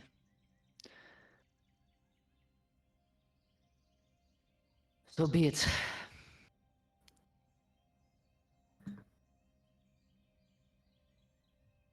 How will we contain him once he is set free from these mages?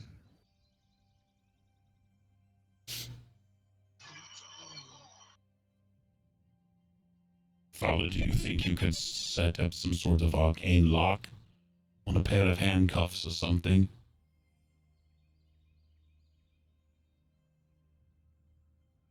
I'm pretty sure I can try.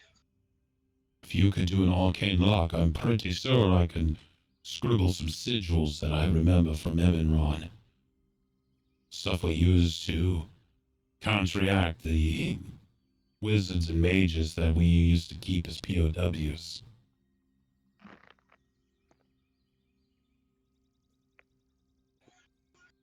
We can try it.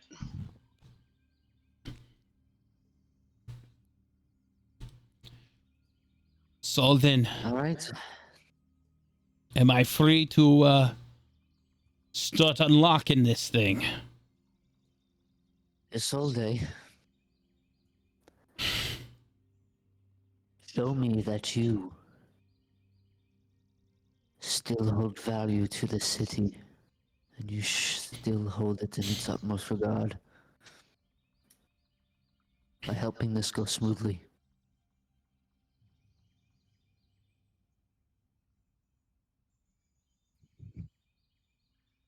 I don't agree with any of this. But if he says he can power a barrier, I trust Whiskey. I won't stand in your way then, Damien. That's my going smoothly.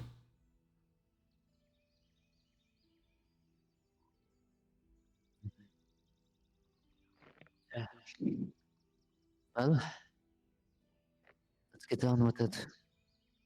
My pleasure. As Tell Aldrich my knights to get in position.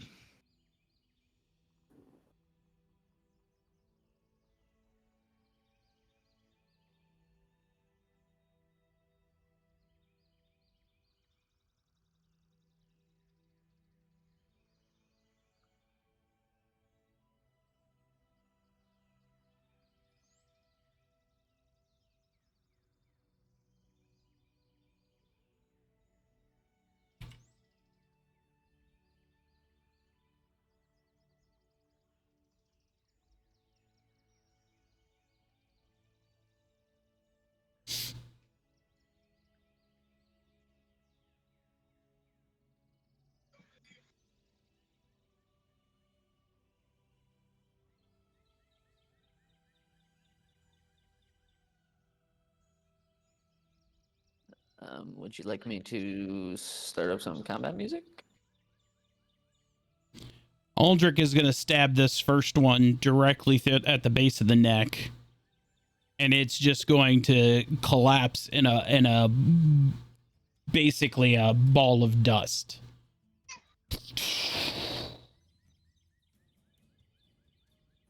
And as such, you start to see some of the hands begin to fade around the cage.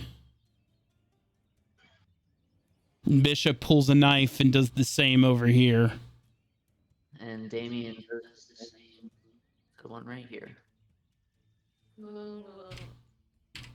Have to jump to reach it, but that one will go.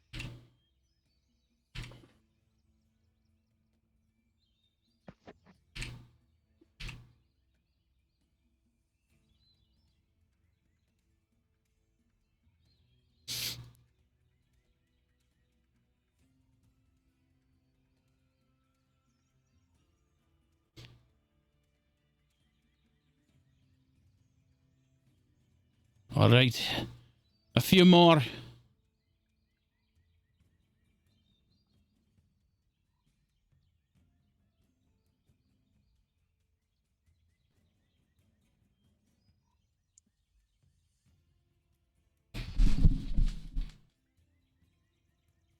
And Whiskey gets ready to put the handcuffs on.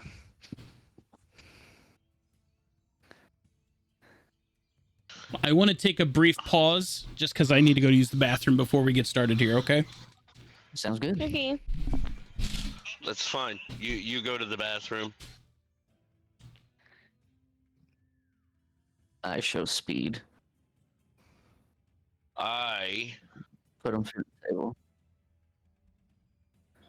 do it. That table didn't break. No, it did not. He got one to that. Yeah.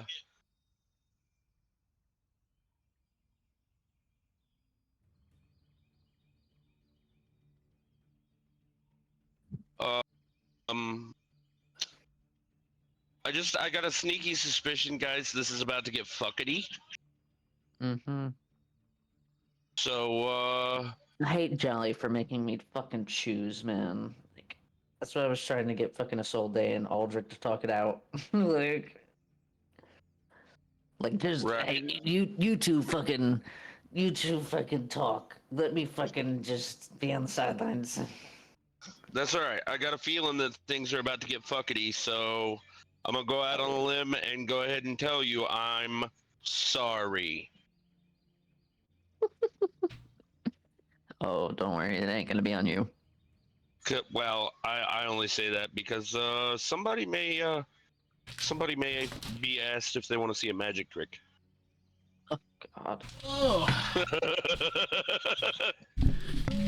Okay. We ready to keep going? Oh yeah. Yep. All right.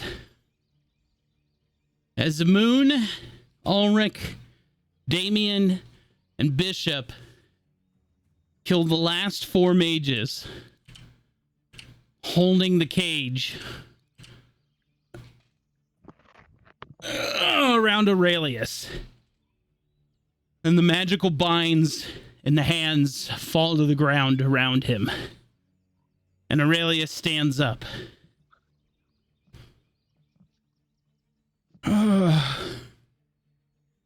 Handcuffs, Whiskey. I'm free.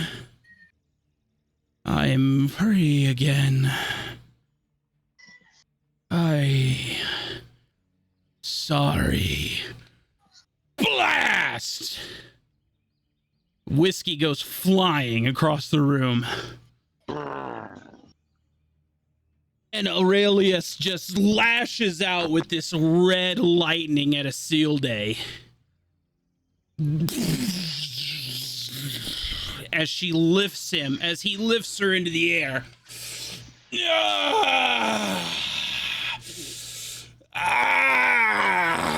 You traitorous, sorceress bitch!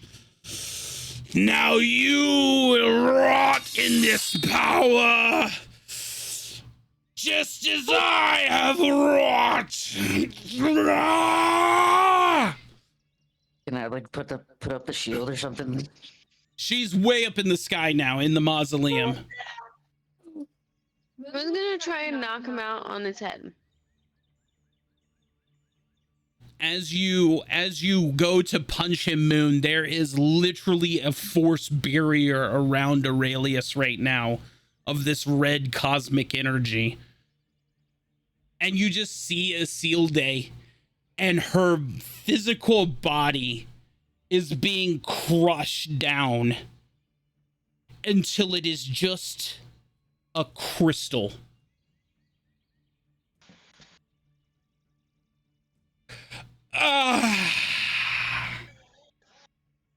And the crystal drops at your feet, Damien.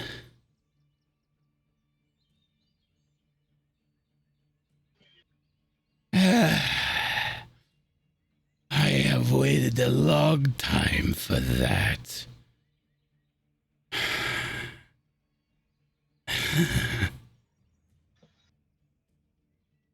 There you go. You want your power source for your barrier? You've got it now. Do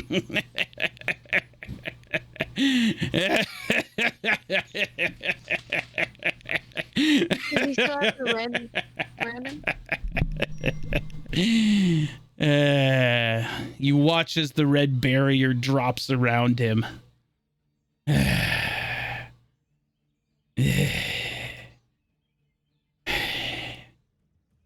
All right, kid. Now you can put your jewelry on.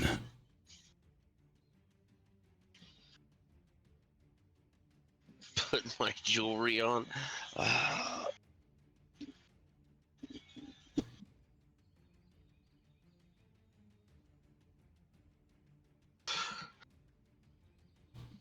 Put the handcuffs Okay. on him, Whiskey. All right. Put the arcane lock.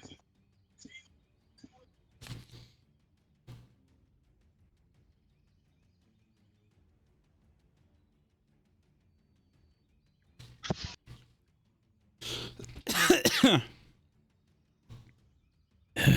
right, Damien.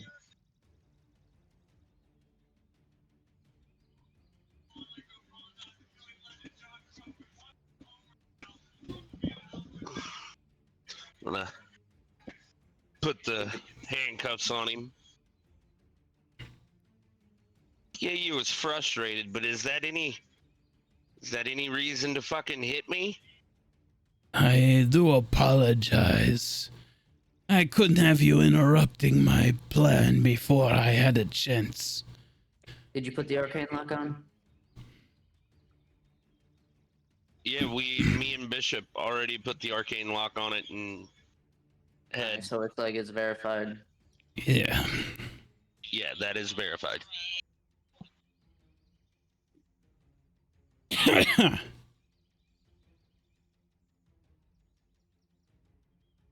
You fucking. Hey, you didn't want a life force charging your barrier. It's not alive anymore. And she wanted a murderer. So I finally murdered somebody. I'm pretty sure she's the one that caused the fire that night. And I'm pretty sure she's the one that burned those people to frame me for all of this. So that she could be the hero of this city and break her barrier. Now she can be the one to power it herself. I'm gonna use a lucky. Either way, what I have done. Oh.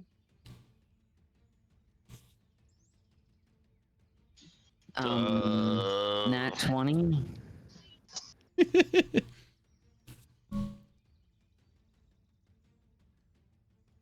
Does that hit? Yes. Yes, it does. I I have 4 arrows left. It just so happens that now I have 3. Oh dear God.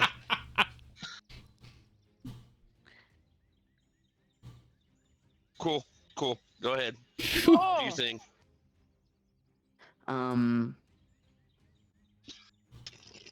19 arrows.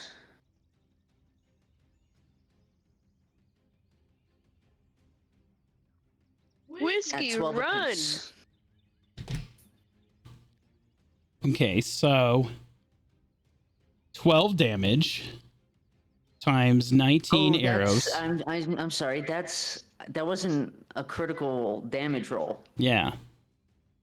Okay, so do your crit damage.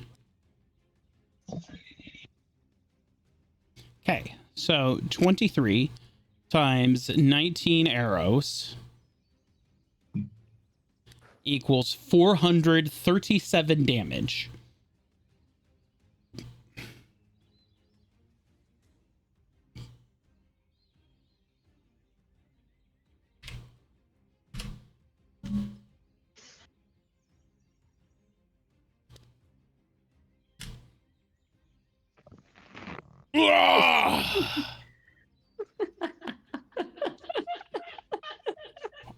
I'm glad I did that.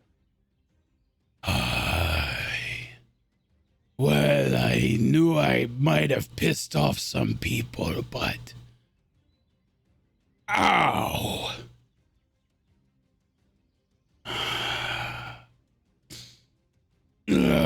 Well... As he kind of flexes in his handcuffs, and you literally see your arrows start to retract out of him and fall to the ground.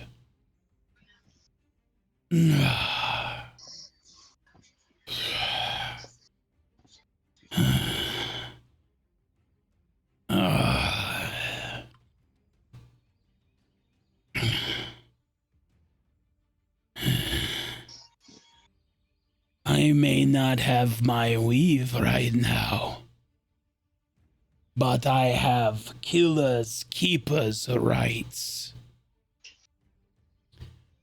And the gods kill them. As these four knights all shift their attention to you. How did I know this was gonna be some kind of stupid setup? Oh. What the fuck is It's Aldrich doing? because our DM loves us so much. Hey, Aurelius. This is gonna be a level up. Should be. Okay.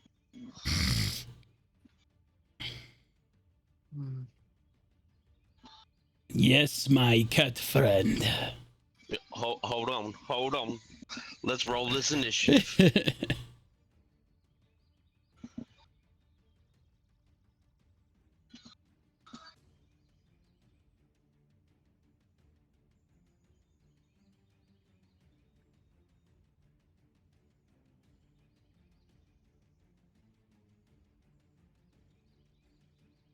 All right, Whisker, you're leading off.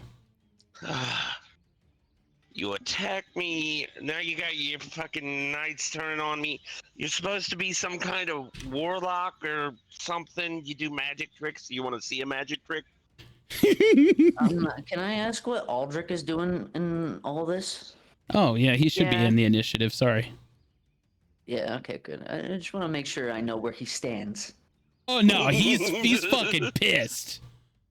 Yeah, good, because if he's fucking not, I'm hitting his No, head he's now. 100%. He's in it. He's in it with you now.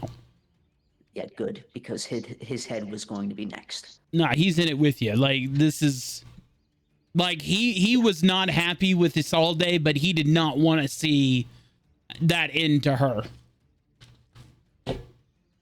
Okay.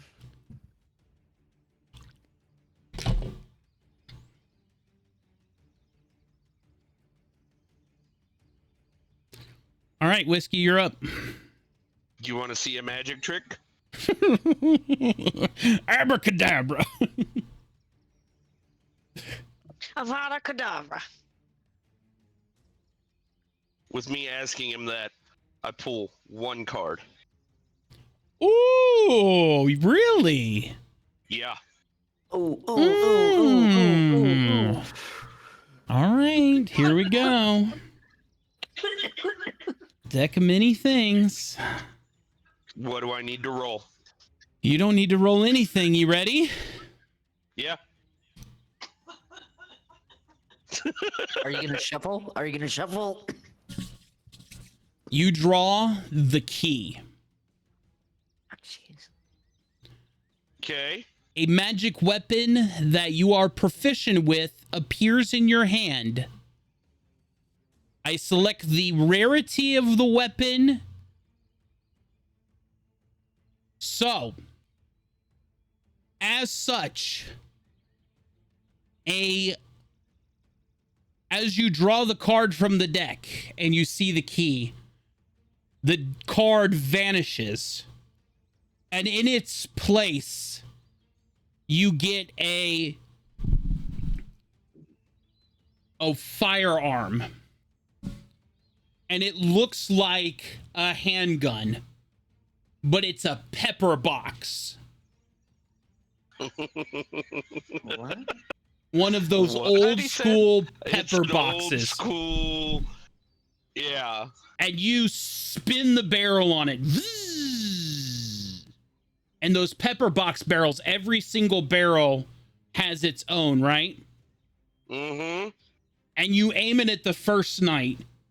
And as you squeeze the trigger on it, this fireball literally launches itself out at the night. It's literally a pepper box that fires fire bolts. Oh my god. Wait, fire bolts or fire Fire balls? bolts. It's a firebolt pepper box. Okay. Whoa, Whiskey. You impress me every time we fight. So let me figure this out super quick. Sorry, didn't mean to put you on the spot there. Yes, I did. You have Firebolt as a cantrip, so that sucks. Because you already have Firebolt. Mm-hmm. That sucks. Make it fireball. I already have that too. You already have Fireball too at 3rd level. And you already have Chain Lightning. No, the Chain Lightning is only on the Thunderforged Repeater. That's right. We're gonna get rid What of about that. poison one? We're gonna make we're gonna go ahead. We're gonna make it acid spray. Okay. We're gonna make a pepper box that does acid spray. So All let me see. I was gonna say, Acid maybe spray. like a frickin' divine smite kind of stuff. Acid spray in 5e. Hurls a bubble of acid at one creature within range. Take 1d6 acid damage.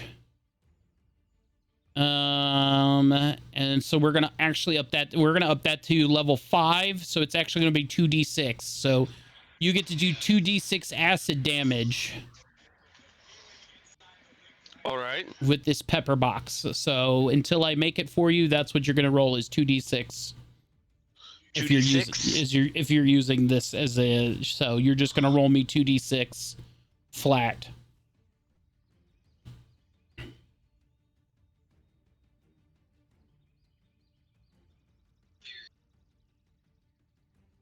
So that'll be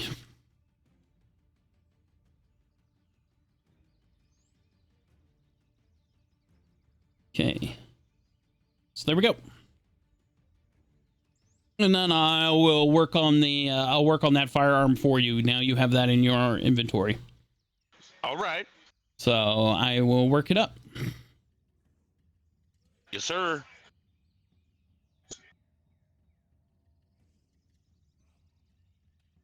And with that, that'll end my turn.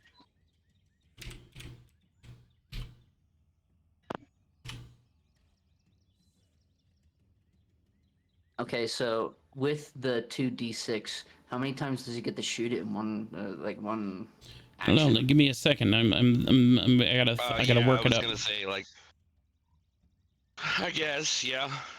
AP out here asking the important questions. I'm gonna work it Well, up. I'm just, yeah. Um.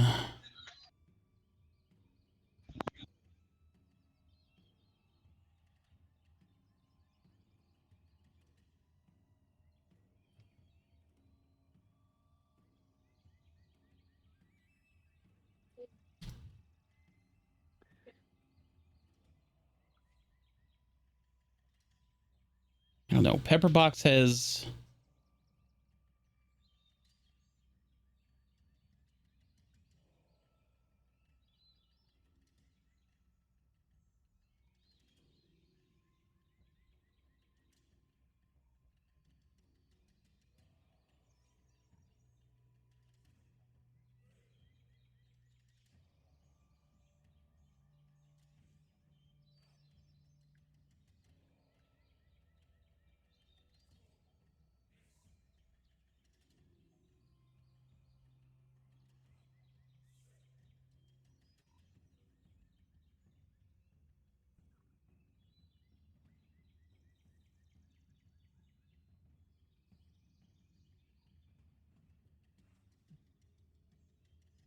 I'm still a piece of garbage. What? I'm still a piece of garbage. Did I miss something? Oh, yeah. I had to make a choice. Oh, your choice you had to make? Yes. Yeah. Oh, look at that. What the hell? Why can't I? Player to player, you have had to make two choices. One killed your cousin. I make one choice and don't bring Nellis back properly, and I get yelled at for it.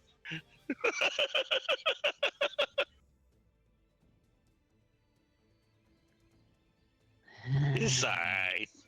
I still I like think D&D Damien. Beyond might be down right now Uh-oh. because I can't seem to get into it.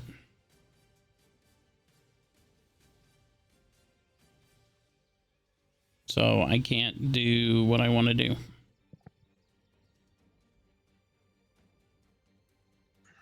Let me try something else.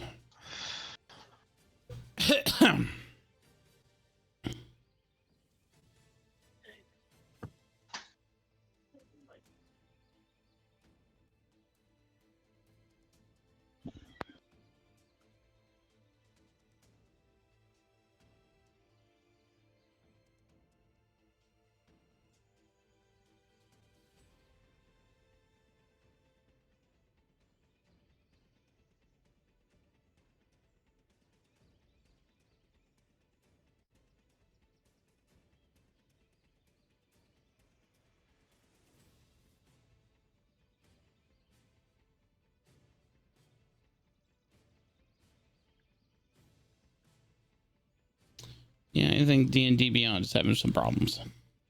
So I won't worry about that right now. We'll just have to go forward from here with, and I'll worry about that another time. Okay. So You're the boss, applesauce.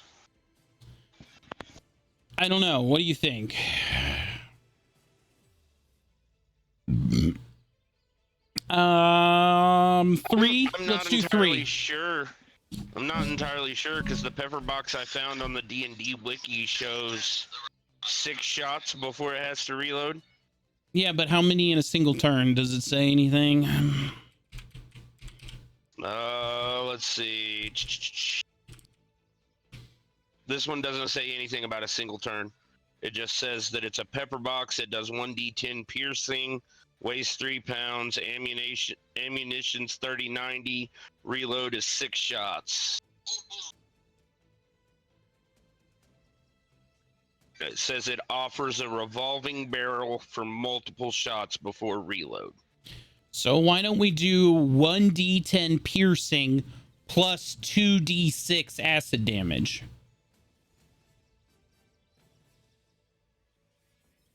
Okay, and while we're at it, I'm going to go ahead and copy this link, and I'm going to send it to you in a text message.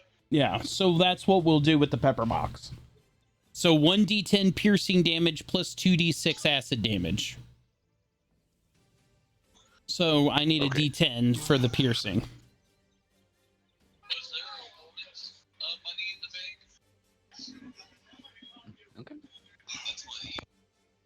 So there we go. So piercing and acid. So that's a possibly max damage per shot of 22.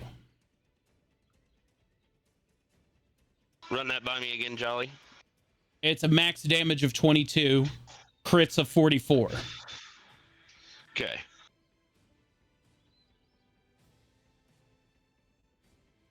Because if you get 2 6s on your acid, that's 12. And if you get a 10 on your D10, that makes it 22. And then if your attack roll is a crit, that doubles that to 44. If you get max on your damage roll too. So your max critical hit is 44. So that's pretty balanced. Okay. I like that. All right. Sorry. Continue. So that's the end of your turn? Yeah, that'll end my turn. All right. So been getting combat. Moon, you're up. Oh, thank you. I told you I wanted you guys to get into some combat. Killing people along the way.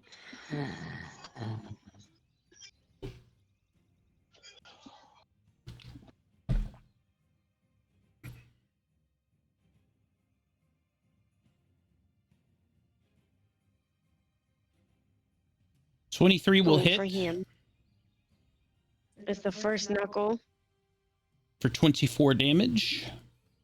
Going after the kneecaps first to level him. 21 will hit for 27 damage. And then into the chest for the second attack. Bada bing!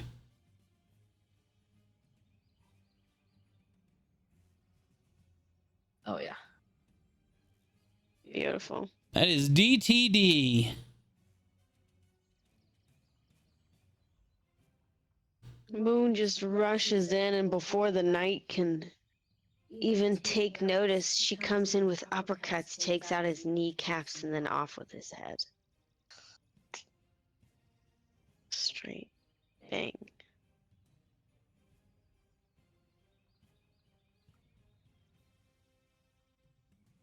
And then she's gonna move down. Okay, Moon, you gain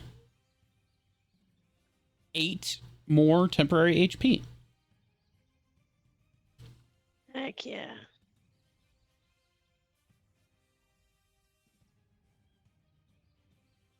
So now you're at a so total of that 25.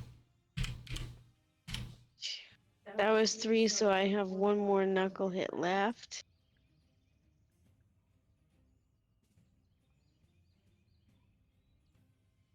Nine misses.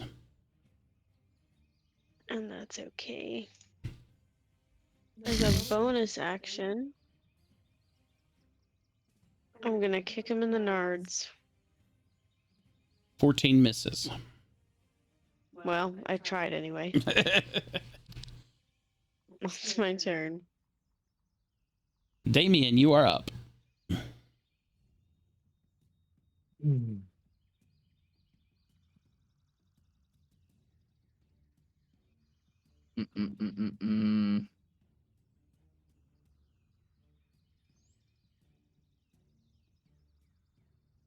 Since he's like in handcuffs, would I get advantage? On Aurelius? Yes. I mean, he's not in combat. He's a non-combatant, so yeah, I guess you would get advantage on it. I'm ready to let this motherfucker have it. Jesus. Thoughts from the party? I mean, you are a vengeance paladin, so it's not against your oath. I mean, technically, for it. no. You do you, boo boo.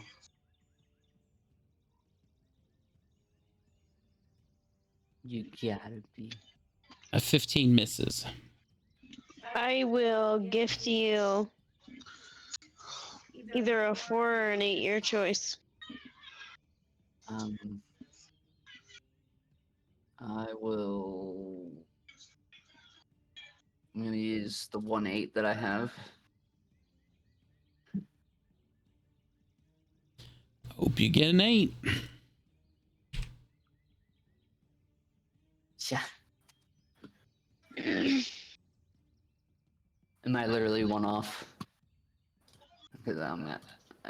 I'll use a D4. Nope, 22 hits. All right. Good. Okay. All right.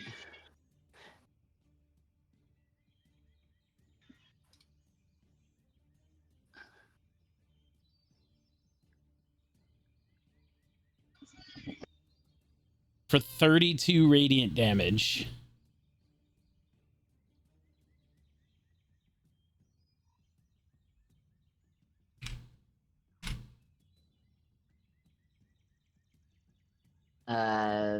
That will be my turn.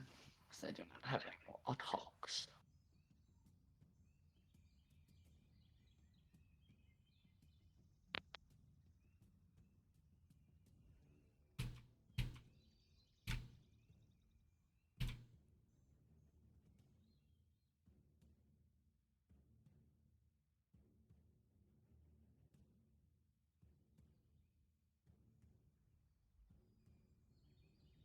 I think that misses.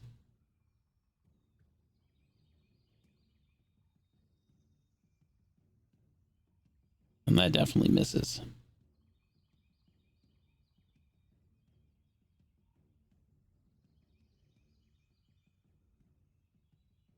Moon, these are coming to you. 16.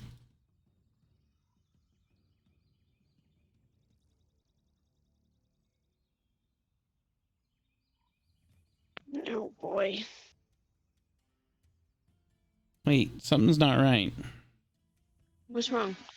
Your AC is back down to 14 again. I was gonna say, I can't see your AC, but 14 sounds bad. I thought It was I different. thought I built her some armor to help that. Yeah. It shows that it's equipped though.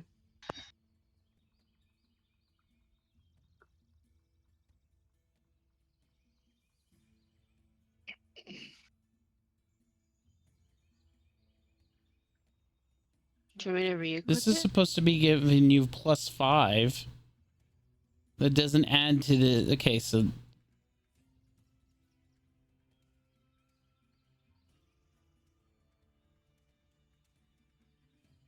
Well, that didn't give it... It didn't add it to it. Okay, so hang on. So this is supposed to be 5 more than what it is. So it's supposed to be...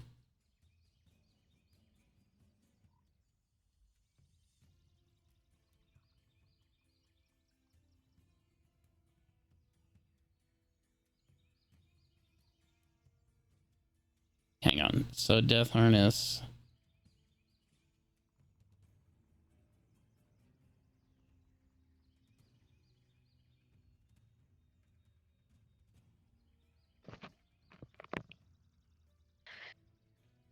My AC has been a problem for a little bit.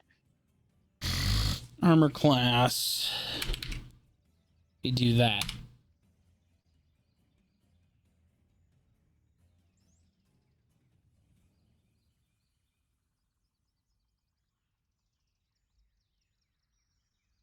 See, that only went up to 12.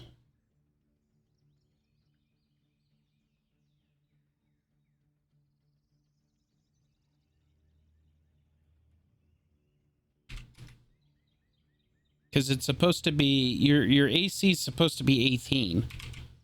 When you put the enchanted monk's clothes on, or the amulet, it brings the AC down, I think. Unless it was just going back and forth, because it was 22 and then dropped back down.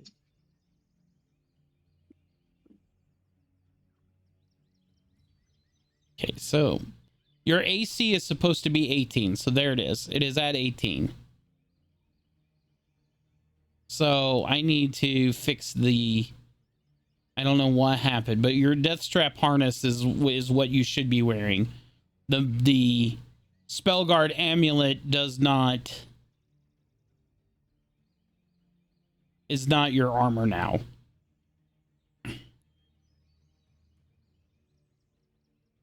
That was weird. They were both selected. Yeah.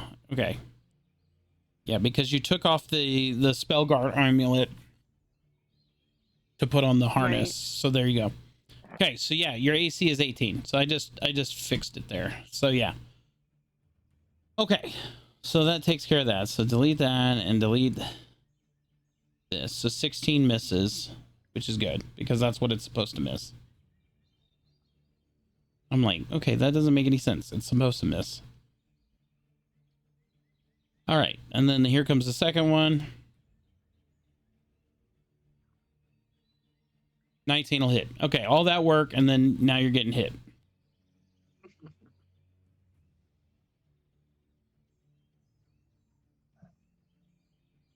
It's only for 9, so. It's not bad. But you got temp HP now? You don't care? I got a bunch.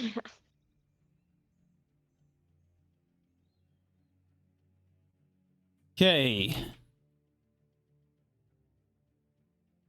Whiskey, here you go. Okay. 15.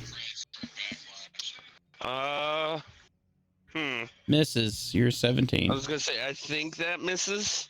Second attack. Womp womp. Failure. What do you want to do with him?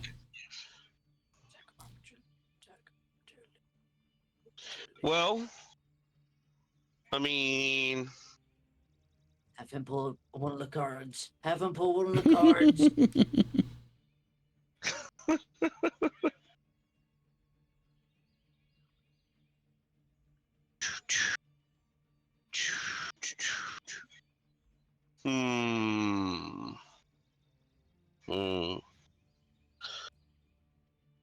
So I can use this for an attack of opportunity, correct? Yes. Do I have to roll like a hit or Yeah, anything? you still have to attack to hit. You basically just get a free attack on him for his failure.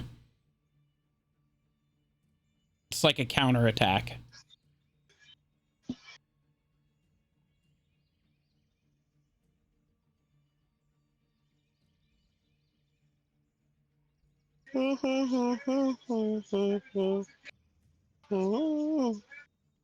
Is that the one I want? Yes. I'm pretty sure that's the one I want. And I would like to dump the mag in him. Yeah. All right, roll for the attack. Isn't that, what is that? Let's see here. You still just roll the normal attack. The damage is the different one. Oh, that's right. Normal. Yeah! Yeah!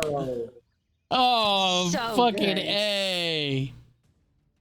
Each of us has gotten a crit tonight in battle. All right, so when it comes to the bolters and dumping the mags, Wasn't it a D50? it was a D. Yeah, it's a D50. No, it's 50 D4. That's right, 50 D4s. 50 D4 to dump the mag. And then I'll crit that damage. So it's double damage on a D4. So we're just 50 D4 crit damage. Oh my god. Go for it. I did it wrong. Yeah. I did it wrong, didn't I? Yeah, it's slash R 50 D4. Okay, so 50, not 1. Let's fucking try this again. So funny. So double damage on that is 214. Mm-hmm. Well, you don't even need that. Damn. That damage No, I alone is DTD. So he goes to swing at me, and I just bury both of the bolters right in his stomach and pull the trigger, just leaving him in a freaking red mist. Oh,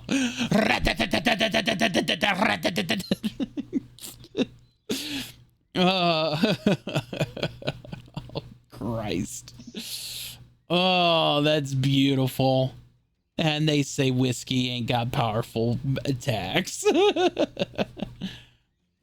Oh, Bishop. I tasted whiskey and ate.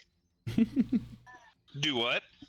Oh, yes. D8 for both Damien and Whiskey in chat. Oh, well, whoever gave that to me, thank you. Love you both. Love you. Oh, it was you, Okay. Yes. Here we go. Thank you. My turn. War Priest in time. Here we go.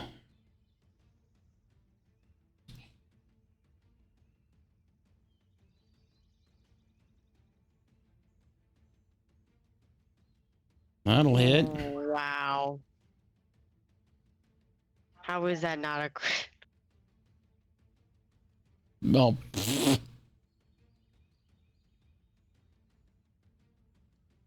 okay. Second attack.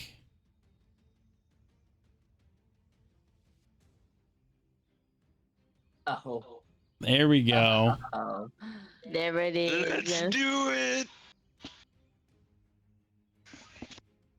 Now we all have hit a crit. Yeah.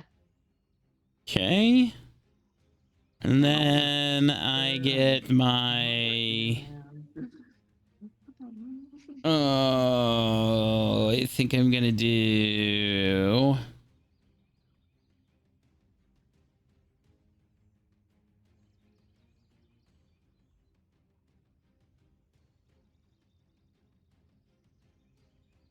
Mm-hmm.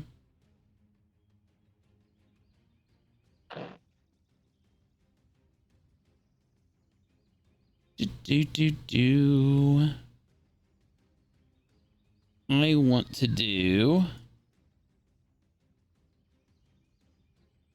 to do a thing, but I don't know where it is. I don't know where it is. All right, screw it. I'm just gonna do my... Fine. Okay. And for my last attack, I'm just gonna do this. No fucking way. Oh my god. Oh shit. We're gonna die in the next battle we have. What? All right. Well, that's Bishop. Aldrich's turn.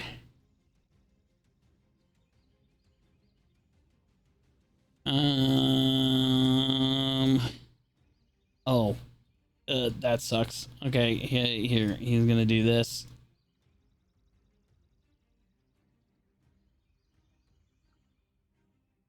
Okay.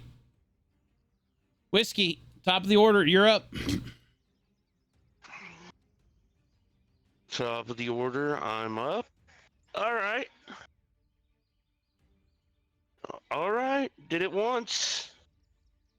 Let's see if we can do something again. That is not what I want. This is what I want. Ooh!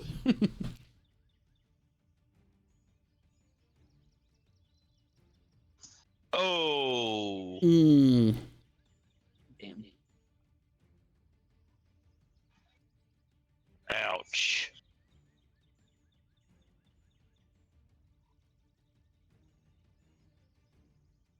Ouch. I'm gonna say middle of the road here. we're gonna say you squeeze the trigger on it, and we're gonna say spark flew, but no ignition. We're gonna just say straight misfire. No kablooey. No kablooey. Okay, Yep. so no damage to me. No damage no to the damage one down by Moon. Yeah, no Got no nothing. Just straight dud round, middle of the road. Fucking dry fire and goddamn. Ugh. Since it's middle of the road. Moon, you're Well, up. That'll. I was gonna say that'll end my turn. Tap rack and reassess. Yeah, tap rack and reassess.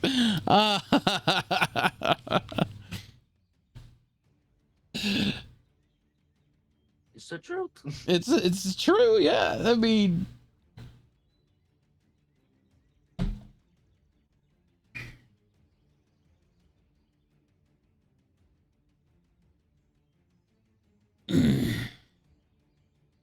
Ashley, it's your turn.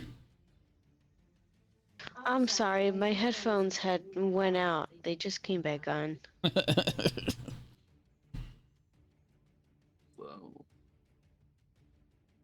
What the hell's that mask?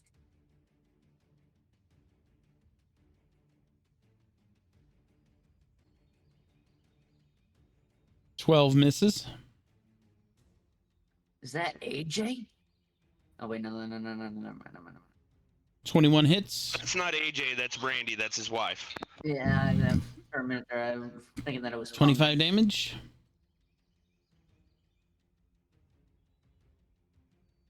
Alright, that's one attack, and the second we're punching him again. 16 misses.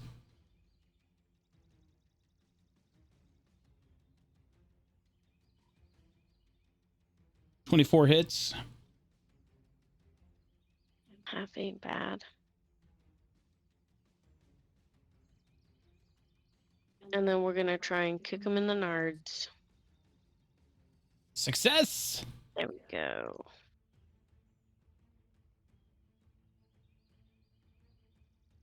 Doink.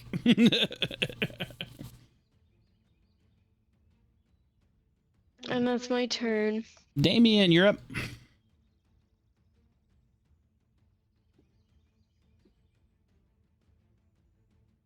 Yeah, y'all got them.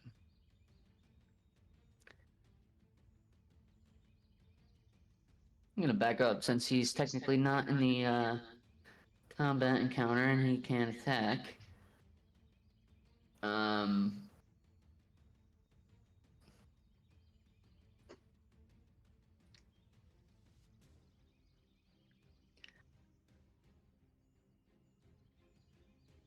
Oh!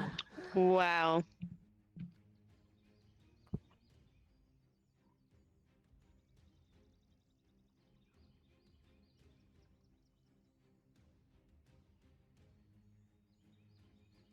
Let me just verify.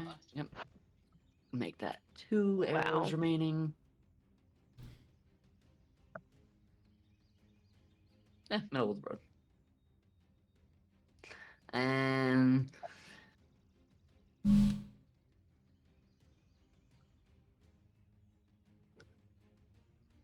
190.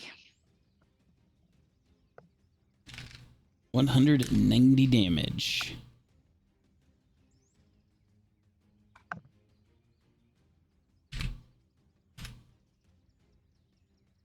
What do you mean I lack permission? God damn this stupid disconnecting bullshit. You have no power here. Yeah, tell me about it. I bet it, yep, it connected me to fucking Jolly. Give me my Game Master back, you bitch.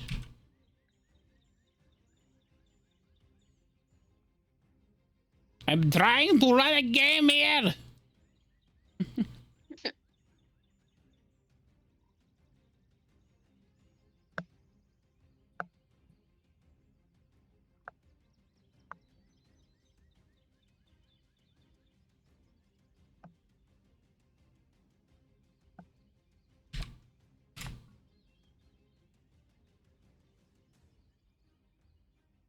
Okay.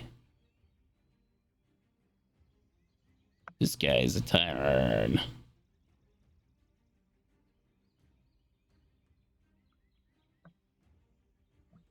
23.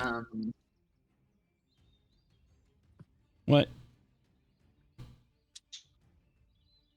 I only attacked once. Oh. El Casa, me fucking bad, dude. Go again. You're good. El Casa, me fucking bad. You are good. Oh my It made up for it. fucking It made up god! for it. It made up for it.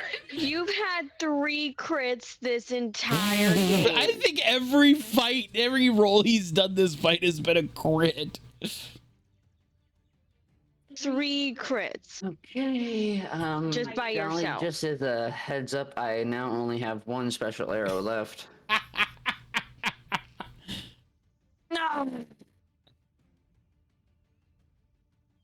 I have to use my last lucky on that because I can't. You have 2 luckies, AP. I thought I only had 1 left, but if I got 2, I'm still doing it anyway. 6 is better than 1. Agreed. And fuck it, I'll throw 4 in. 8 times 21.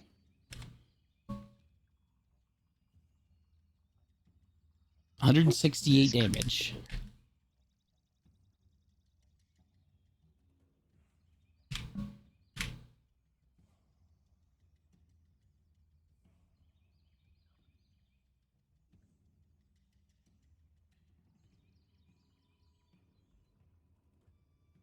Maybe we could do necromancy and find out if he actually killed those people. I don't know Or, about like- necromancy. Okay. Um,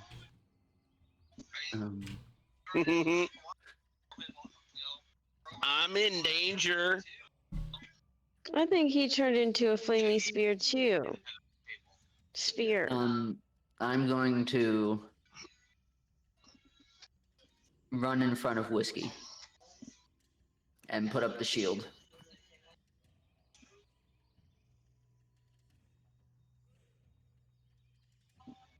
Do my best. Anything else for your turn?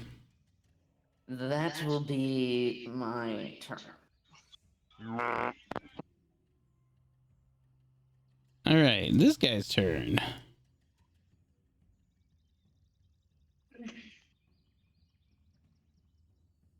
$23. Will it hit Ulrich? For 8 damage. Ouch, that's gonna hurt.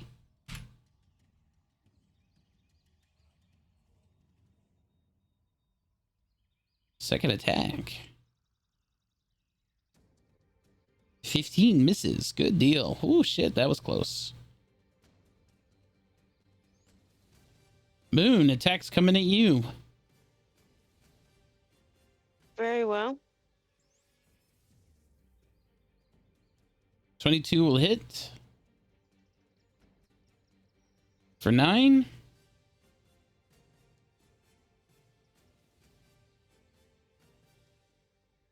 Second attack. 21 will hit. For 10. And goes basically all your temp HP. That'll end his turn. Bishop's turn.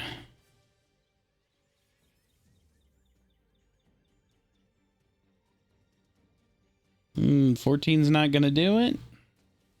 Second attack. 20 will do it. For 14 slashing. And that's DTD.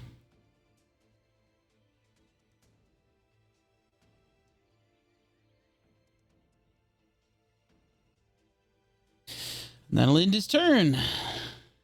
Ulrich's turn.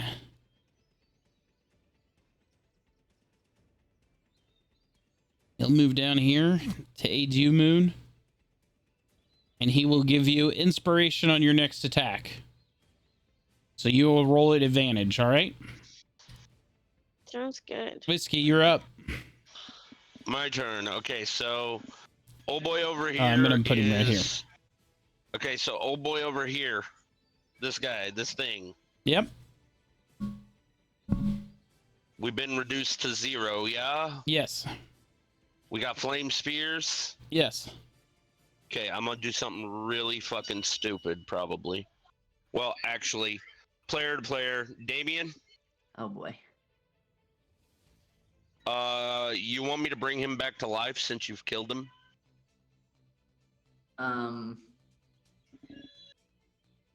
Because I mean, outside of turn Isolde into a fucking ruby, do you really you want to hear his side?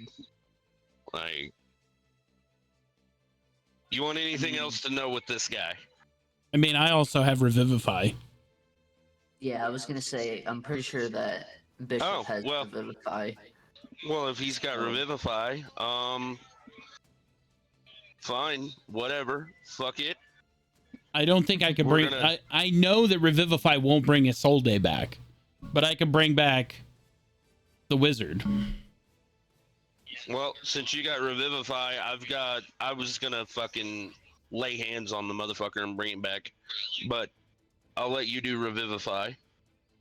I mean, either or. Whatever you want to do. We're gonna fucking try again. And critical fail again. Oh. All right. Roll it for me. Here Roll you it go. for me. Something small. Oh my god. Ooh. What are we looking at here?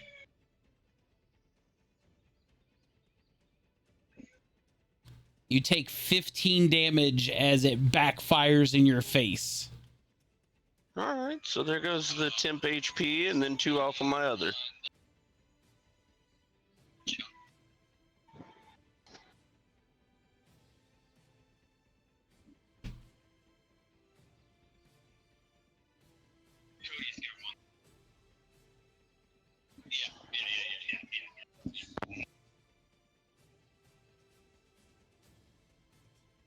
And that'll end my turn. God damn.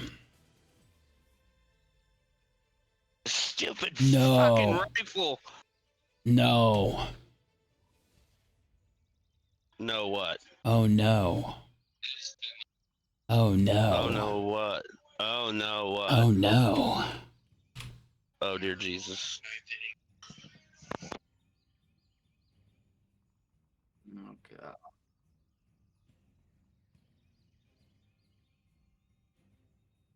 Wait, why is he unconscious?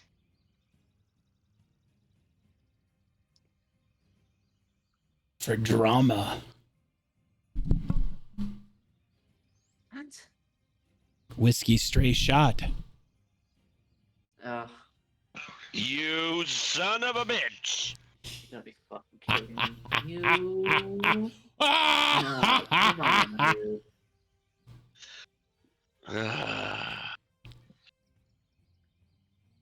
Moon, you're up.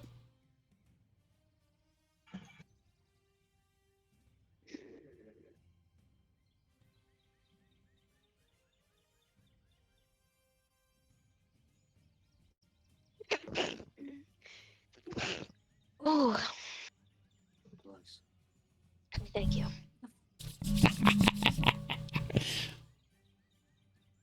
23 will hit. Yeah.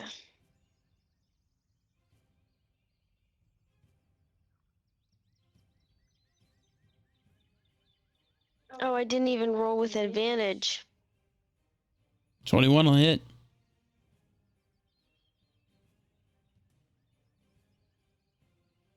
That's DTD. Doesn't matter anyway. She's just Canonically, the advantage was lost when Whiskey straight shot tagged General Ulrich from behind, dropping him to the pavement below. Listen, you say that like I meant to do it. It was completely an accident, but when it backfired and the sparks hit you in the face, the bullet went stray and it struck him in the back.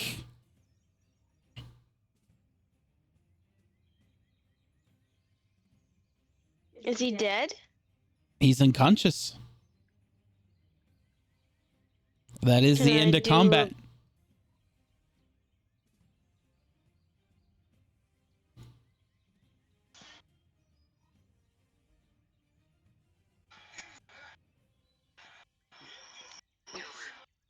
I am not one for healing here.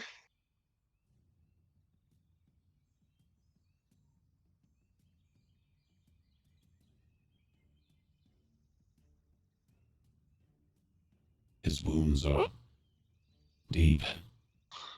I do not believe he is.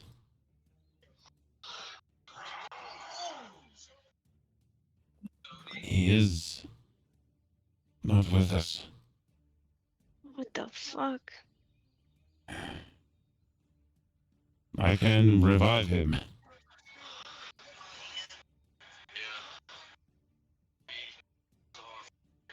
I don't think that we can win over the people just ourselves when all of their leaders are dead. Bring him back. Very well.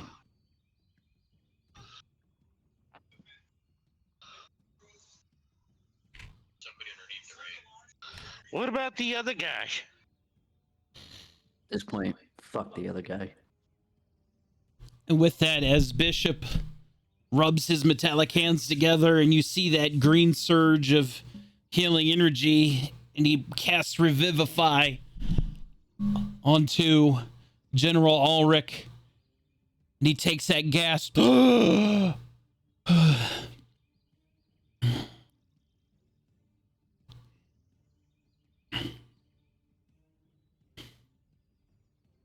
Aldrich?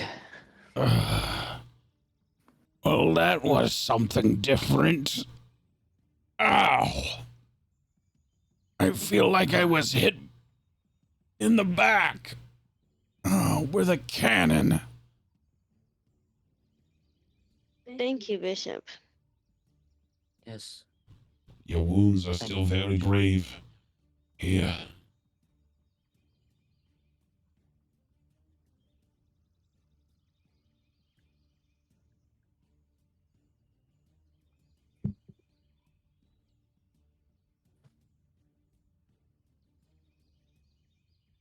Oops.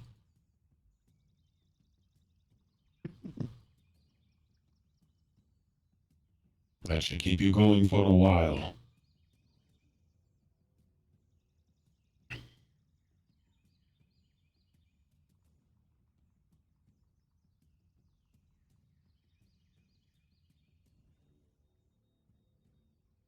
What is this? Fireball.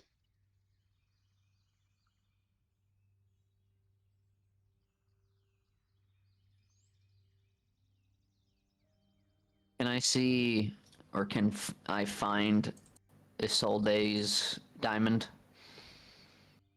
The red crystal, which is no larger than probably the palm of your hand, is very obvious to be found on the smooth stone floor. I'm going to pick it up.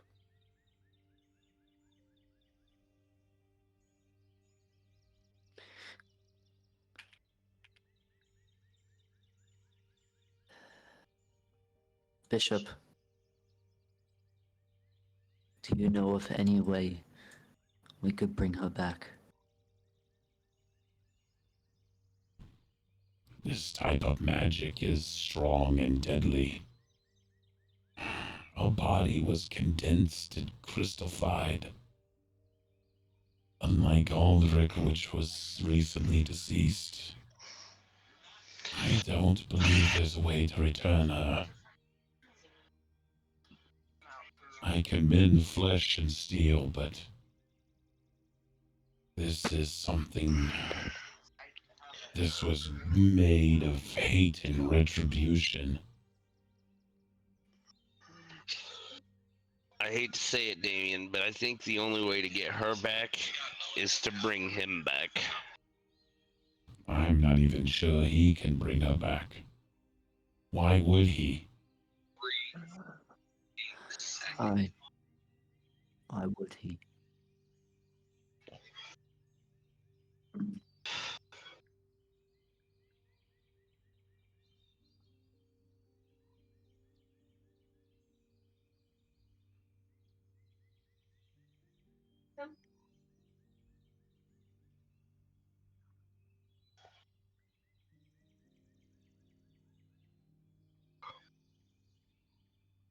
What do we do about this? I don't know what to do about it, Bishop. We cannot allow this wizard to just be free like this. Even in a spiritual form like this, he may be able to reassemble himself.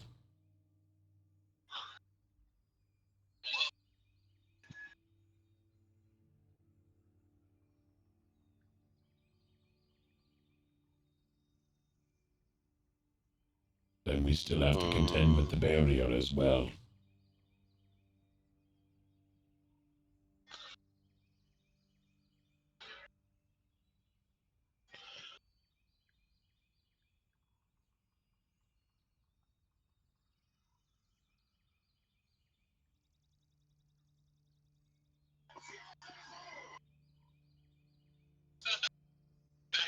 Can I, as an artificer, is there anything that I could do quickly to build something to contain him? Isn't Flaming Spear a spell?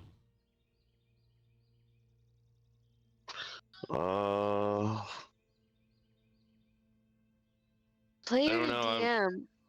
Did I really see two different spheres, or were you just trying to get the right one? I was just trying to get the right one. There As was far two, as- but then I deleted the right one. I deleted the wrong one and put the right one down. If that's a spell, I don't know it.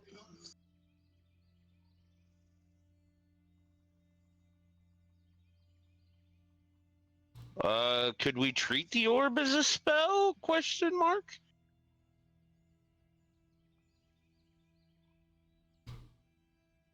That was a question This for the is DM. not my area of expertise. I mean, Flaming Sphere is a spell.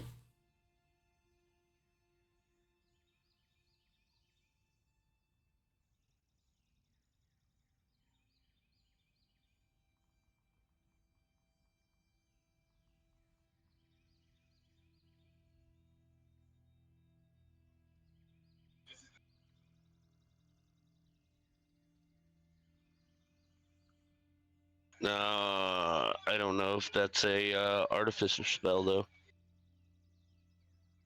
Whenever you finish the long rest, you can store first or second level artificer spell requires. While holding an object, blah blah blah blah blah blah. Guess what? DM's rule of cool. You're gonna be able to store this because that's what I intended you to do today.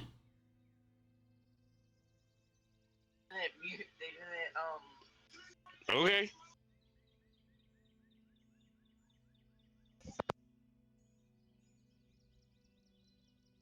Damien. I'm back. Yeah, I dragged you back here. You're needed. You can't walk away from this shit. Well, I don't know what to fucking do. I don't fucking find it funny. Jeez. Said I don't know what to do. I don't find it funny. I fucking hardly ever know what to fucking do. That's the perks of being king, bud. Yeah, You- well then, let's fucking toss the kingdom away because I don't know what to fucking do, man. Ever. I do one thing, it goes bad, or it goes wrong, and it doesn't go the way that we fucking planned. And then the next time we make a decision, it goes the way that we didn't want it to go. And then the next time it goes the way that we didn't want it to go. On and on, and it keeps going the way that we don't want it to go. And it goes on. Give me the crystal. As Ulrich puts out his hand. I'll toss it up.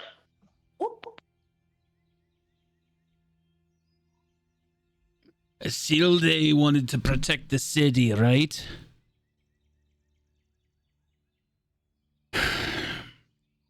And that crazy what she said. fucking wizard said he was gonna give us a reason to power the fucking barrier forever, right?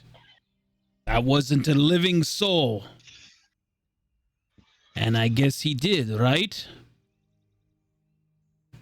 I mean, technically, yeah. Just like you were earlier, Aldrich. I don't give a shit. It was wrong. It is fucking wrong. But she's fucking dead now. No shit. And you were dead 5 minutes ago. So maybe it was for the best for it all around then. Give me the fucking bowl too. As he turns to whiskey.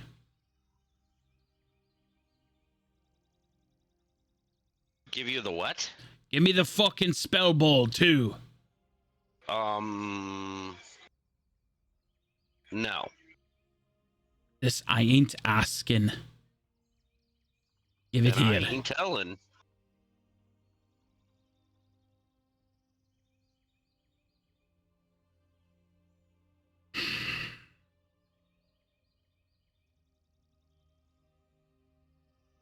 I'm gonna ask politely one more time. Before I rip it out of your fucking furry fingers. Give me that fucking wizard spell.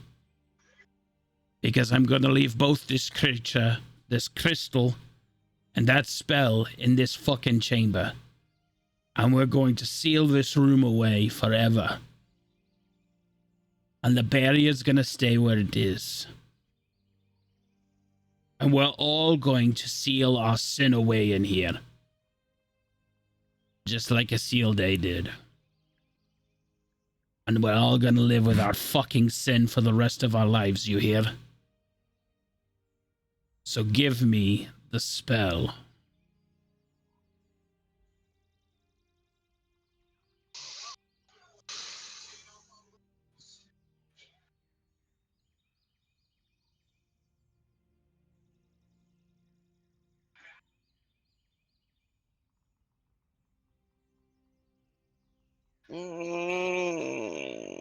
What were you gonna do with it, Whiskey? It's a spell. I can use it whenever I want.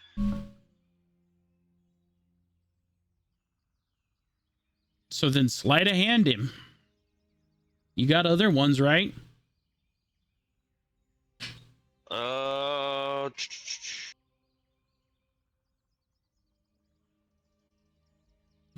I don't know. That's the only it doesn't say how many I have. Ooh.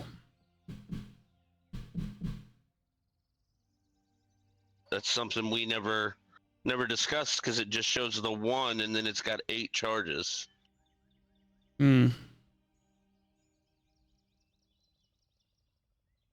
So why don't we just make the headcanon that you've just duplicated it as you pass it to him?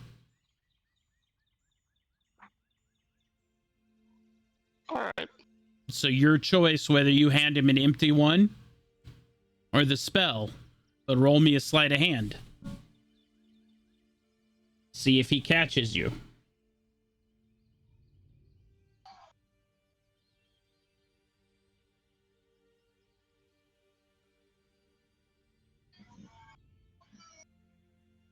He doesn't catch you.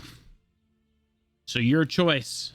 And you don't have to tell me, but you hand him a ball.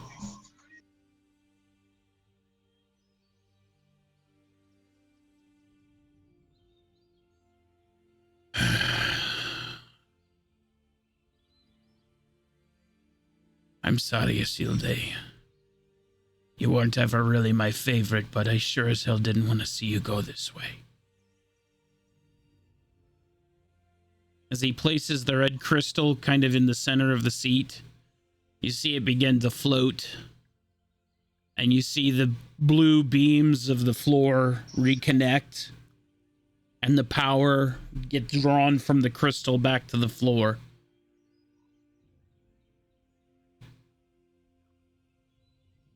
And Aldrich sets the ball down on the ground.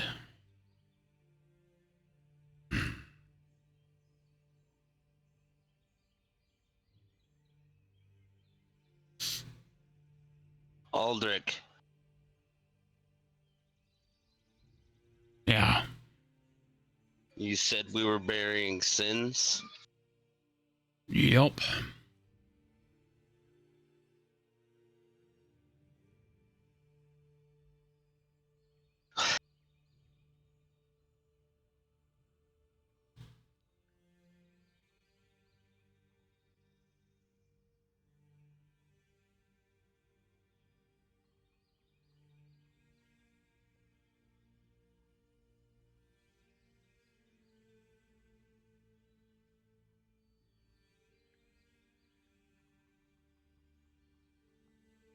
I don't see any other reason to stay in here.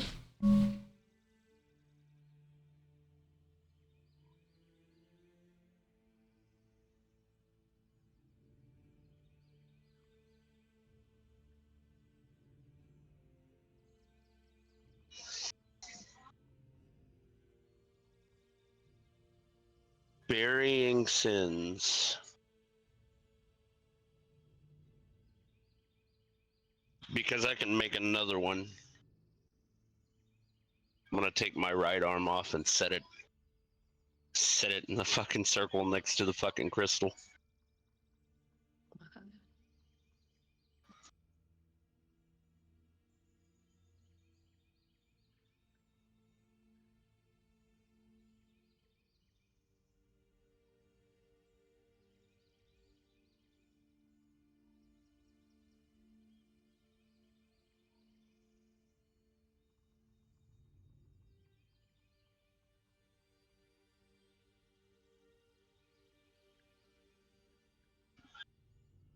Let's see here.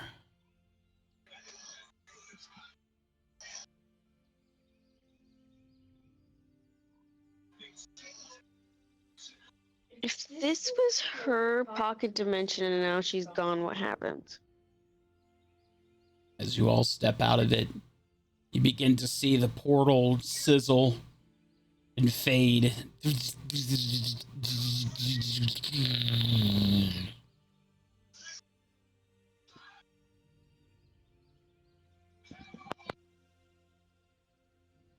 I think that answers that.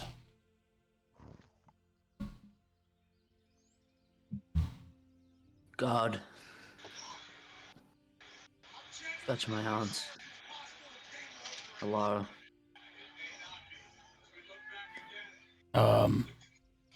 Fetch the rest of our crew. Sorry, but we can't leave this room.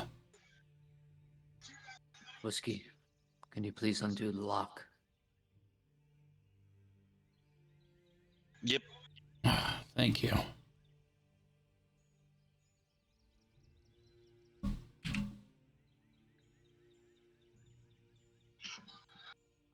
Fetch the rest of our crew as well.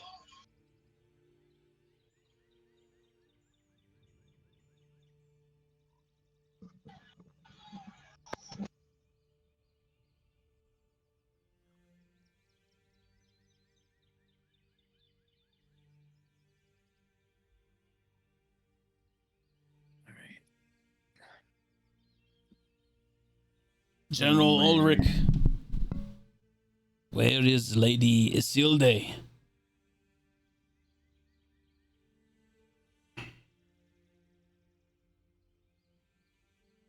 There was an issue with the barrier. It went down temporarily.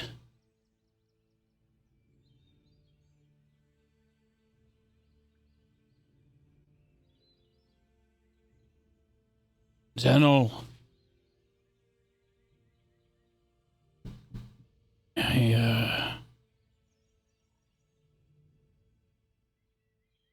you lot, where is the lady?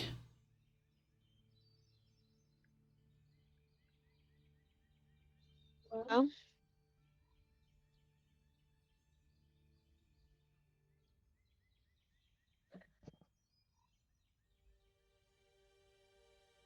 I don't know if it's in my place to say. What's in your place to say? I don't really know what to say.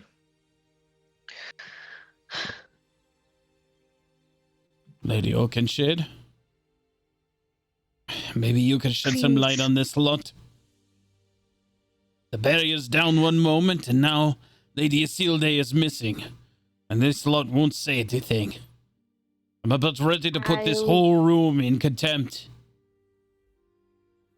I'd be happy to explain. Lara places her hand on the Inside, palace guard. I'll figure it out. Wait outside.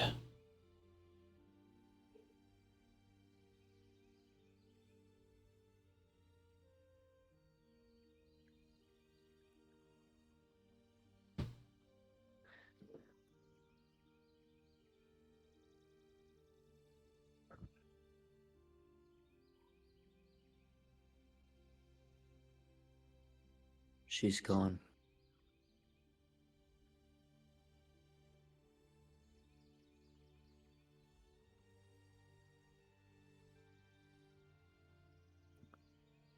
You know who? Turned her to a crystal.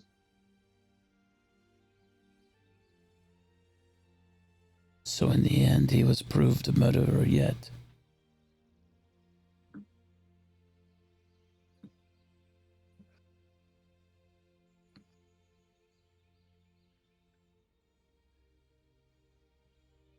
Did he still claim innocence?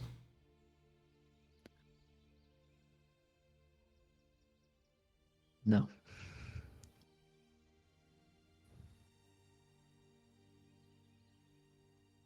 Let me guess, Ulrich set him free? We made the choice.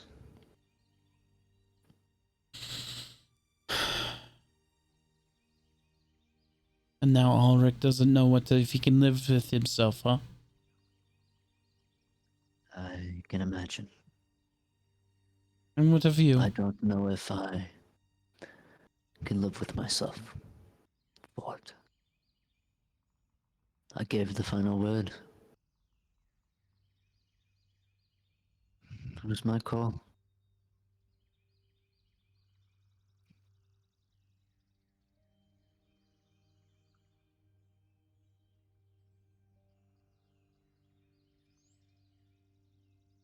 Alara is going to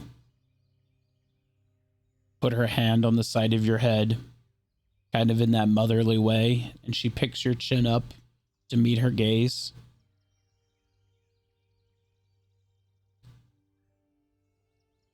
And she just stares into your eyes.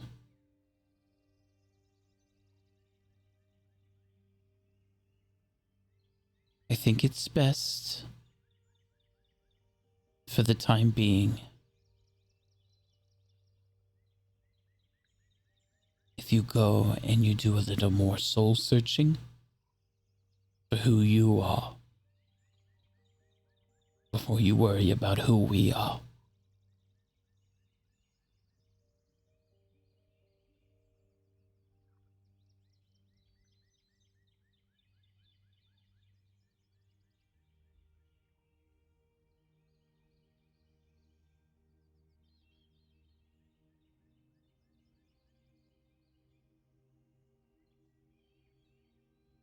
In the meantime, Isilde has gone to make sure that the barrier does not fall again. As is her responsibility as a prime member of the tribunal. Ulrich, as the most senior member of the tribunal, it is your responsibility to continue to hold court. And as a senior member of the Mages Guild, I will pick up where Isilde has left off and resume a position I have forsaken in the past.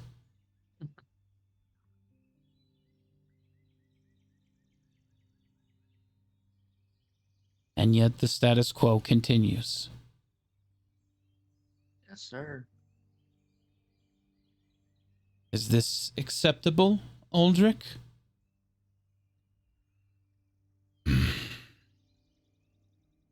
It is just for now. Good. In the meantime, we will look for a third, because I will not run this city with just the two of us.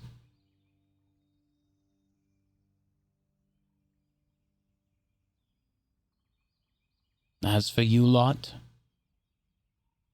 get out of the Citadel for now. I will make sure that this mess is cleaned up. Is that understood?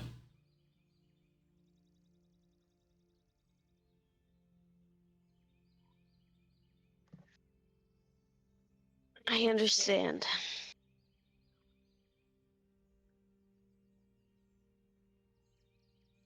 Damien, I told you that you would not look at me the same way if you knew the truth.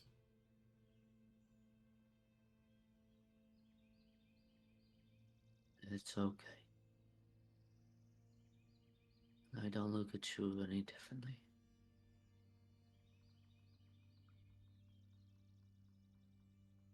Come on, Father. I may not consume it, but I definitely could use a drink tonight.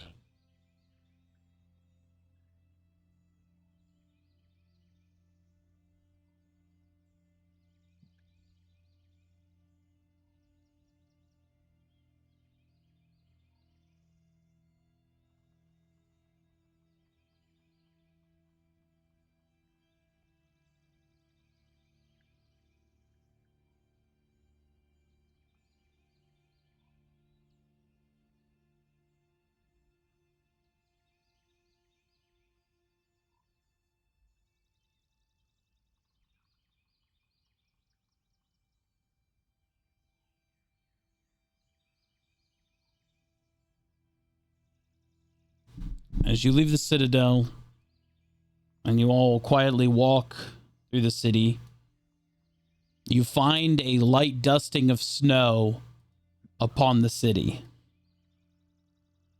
It is obvious that the barrier was down for a little while. You pass children playing in the snow, and you see people brushing it off their porches and their wagons. You see some people trying to cover gardens and flowers in the city. And even as you walk into the warm tavern at Jolly Jim's, you find that the tavern is empty.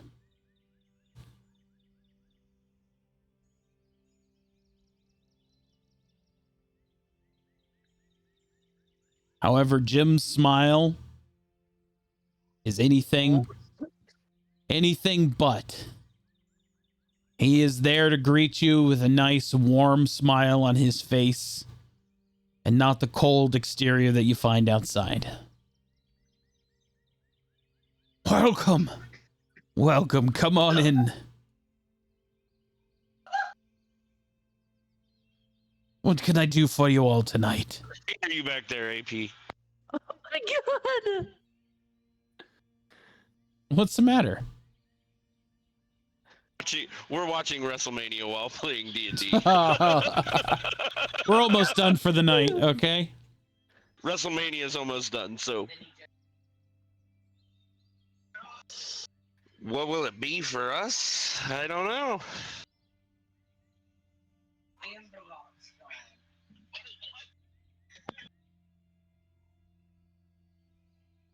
Damien will start to play the piano.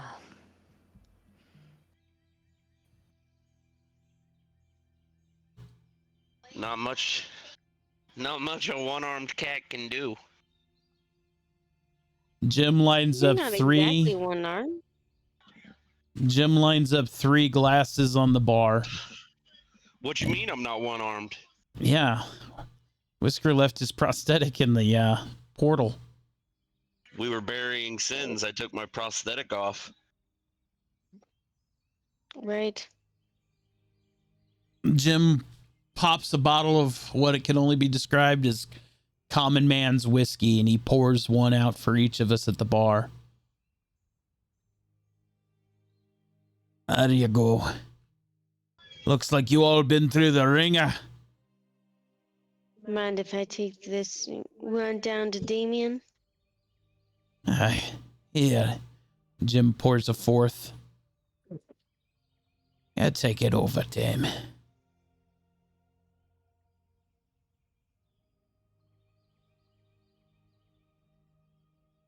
I ain't never seen you drink before, Metal Man, but just holding one always feels good when you're in a mood. I appreciate it. Thank you.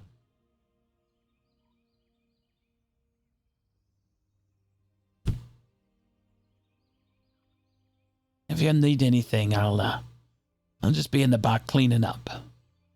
You can have the bar to yourselves.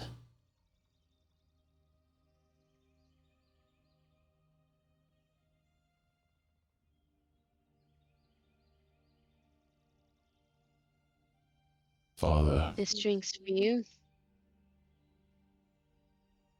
Yeah, kid. why did you think that your arm was a sin? Well,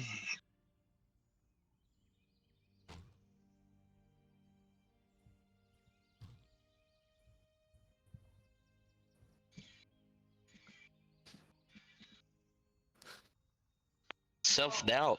Wait, that means he's going to SmackDown until the end of the year, right?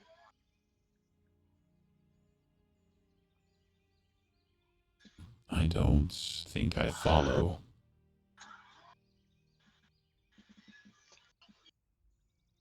Listen, kid, things got heated. If you'll remember, things got heated in the Citadel.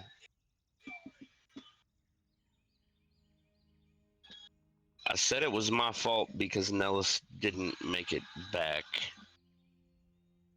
If I had to do it again, I wouldn't do it any different. But I've doubted my abilities since we came back.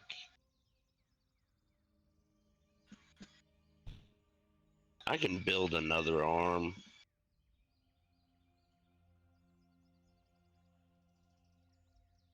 And I will.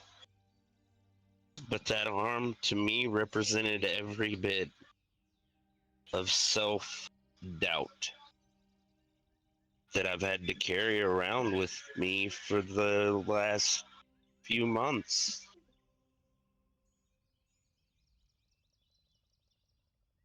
Everybody who came after.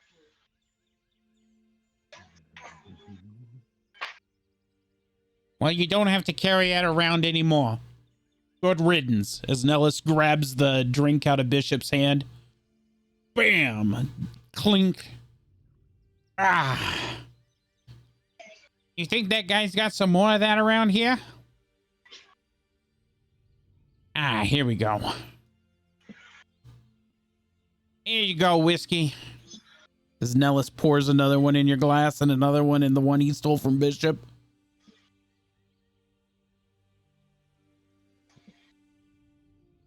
Thank you, Nellis. Sure thing, kid.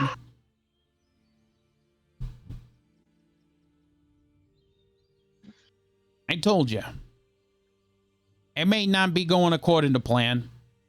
But you know what, at the end of the day? You don't read the plans. You go by the seat of your pants. So fuck it. Right? You are correct there, friend. Nellis will hold up the glass. Clink.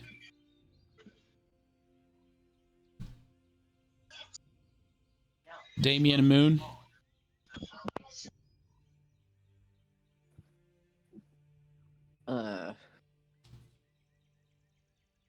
Damien's kind of just playing the piano. Moon is like, I mean, I guess I could move there. It's just sitting and listening. She drank her drink.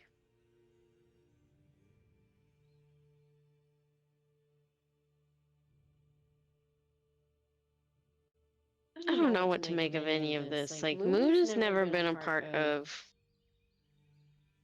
like, a hierarchy like this.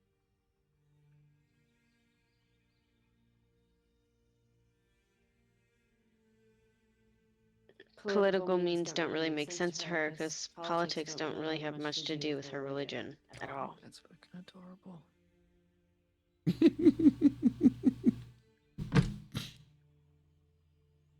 Fucking give it to his mom.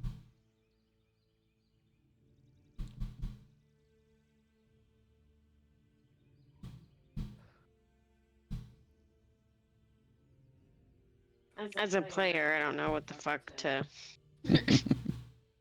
go from here. Yeah, honestly. Especially because I know Vesper is gonna have some words. And I know Valmora is gonna have words about our relationship too.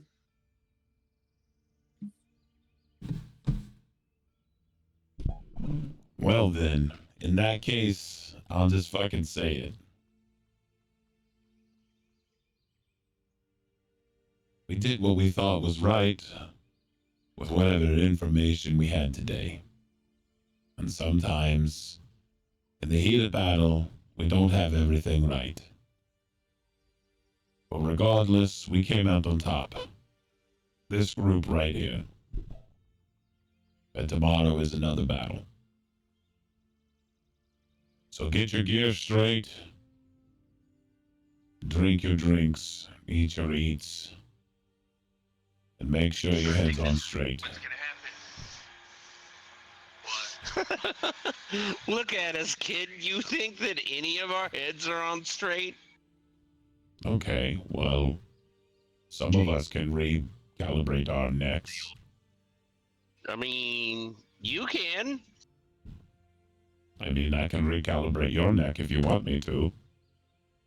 Yeah. Now. Bishop grabs your head and he kind of manipulates it and... Ah. There, now, don't you feel better? Your head is now on straight.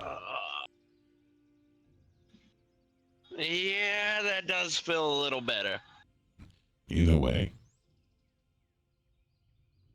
At the end of the day, the people we surround ourselves with is the best we can do. And I choose to surround myself with you all, because I know you have good intentions in your heart.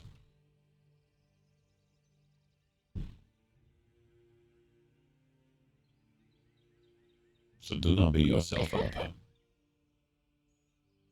We always do what we think is best, and we trust Damien's opinion on this too. It's so hard to know when you know at least one party is lying, and sometimes with these fights there is no clear winner. Yes. And who was to say that that wizard did not murder those people? Or maybe he was innocent. Maybe Isilde did frame him, and was only did it to use his weave to power her barrier. I do not know what history those two had, but it seemed deeper than what any one of us was getting. Either way, we put those two in the same room together, and the outcome was detrimental to both. Damien, I think you did the right thing by putting an end to that man. And Whiskey, I think it was right that we left him in that room. Now they both can rot together. And at the end, they're both still in that prison. For whatever crimes either of them have committed. I don't think any of them were clear of sin. You know what I mean? My biggest thing, Bishop, is what do we say to the people? That Seal Day is maintaining the protection of the barrier. She is doing what she has always set out to do, protecting the city, in life and in death.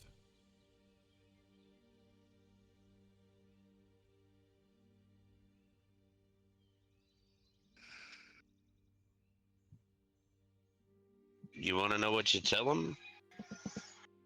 You tell them the truth.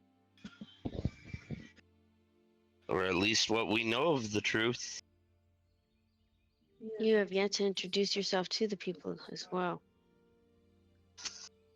That is my biggest concern, Moon. The people do not know me.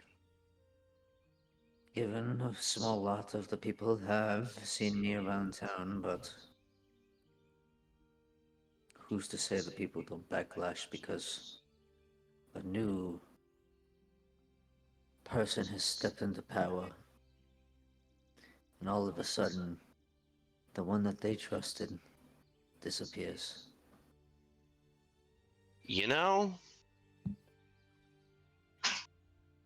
you make a valid point. But it also would sound best coming from Aldrich. But, as much as you make a valid point, I mean... Well, look at it this way now, Damien. You have Ulrich on your side. And now your aunt sits in the other side of the tribunal. You have both sides of the fence in your ballpark.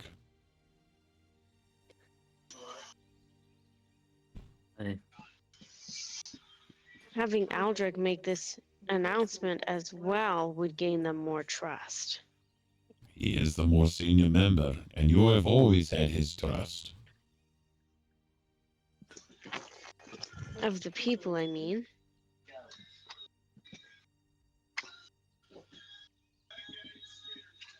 Well, everyone, I did our best. Listen, at the end of the day, the way I look at it, at the end of the day, we're all still here. And that's all that matters to me, Damien. Well, most of you's here. What happened to your fucking arm? I can make another one, Nellis. Well, you better jump on that. Maybe this time you could build one with a gun on the other side that doesn't jam. You didn't gripe about jamming when I emptied the clip in that one. No, but I think you probably could have saved about 7 or 8 rounds. Well, what's the point of dumping the clip if I'm gonna save rounds? I gotta make sure they're dead. Well, I suppose I can drink to that. It's been a long day. Let's drink. Yeah. On our way back to the ship. Nellis is filling glasses.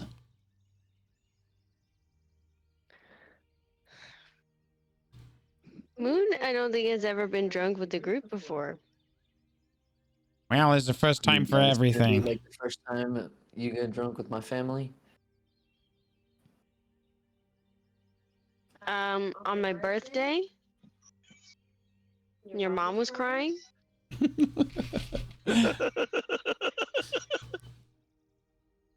Either way, as y'all are sitting in the tavern, talking to one another, drinking, Jim's in the back doing whatever Jim's doing.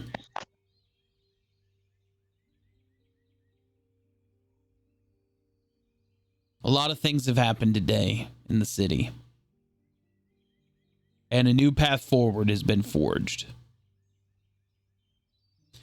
It may not have been the path forward that you all had intended, but it is not a bad path forward. In the future, Eloquin is going to show up in the city. And you have to contend with that and the idea of dragons.